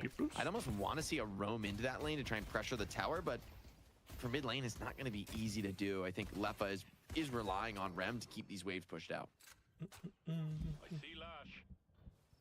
I see Lash. Okay, just doing a quick check on the Guardian health. pretty much every lane, I think more or less as we expected, is looking relatively healthy. So it definitely Brandon do a good job of snagging a couple camps here. Expecting to see. I don't see enough people do this on Celeste, like just like from both sides. Using your hypermobility to like Rem coming over to get these like smaller windows than any other character where you can just. Nap time is going to be coming out here to lock down these players under the tower. Mo very good at diving. There's the combo. Beautiful. Ults come online here for Popper's pupils, and they don't waste a second. Yeah, it's going to be great value.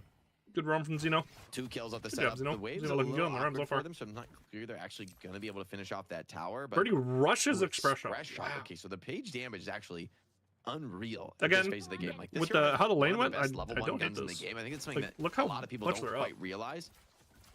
Poppers doesn't even have ball yet. 220. Like that is like a more than viscous splatter deals at this point in the game. Like you do not want to disrespect Paige in these lane trades. Not disrespect. But hold on, a kill onto her would really Birdie turn is things fucking back to the flubbing his movement really bad though. Is not what you picked the Paige for, and the nukes are really hurting. Even the rallying charge. Okay, that was go off there. Couldn't get it in. That was not even like a Paige thing. That was Birdie just fucked up his movement. It's okay. Resetting to the base. That's going to be an expensive. He also put his ult on CD, half CD for doing that. But League picks up yet another kill on this pocket. Another insane game for him, and that's all right. The Momo helping the pocket out a lot so far.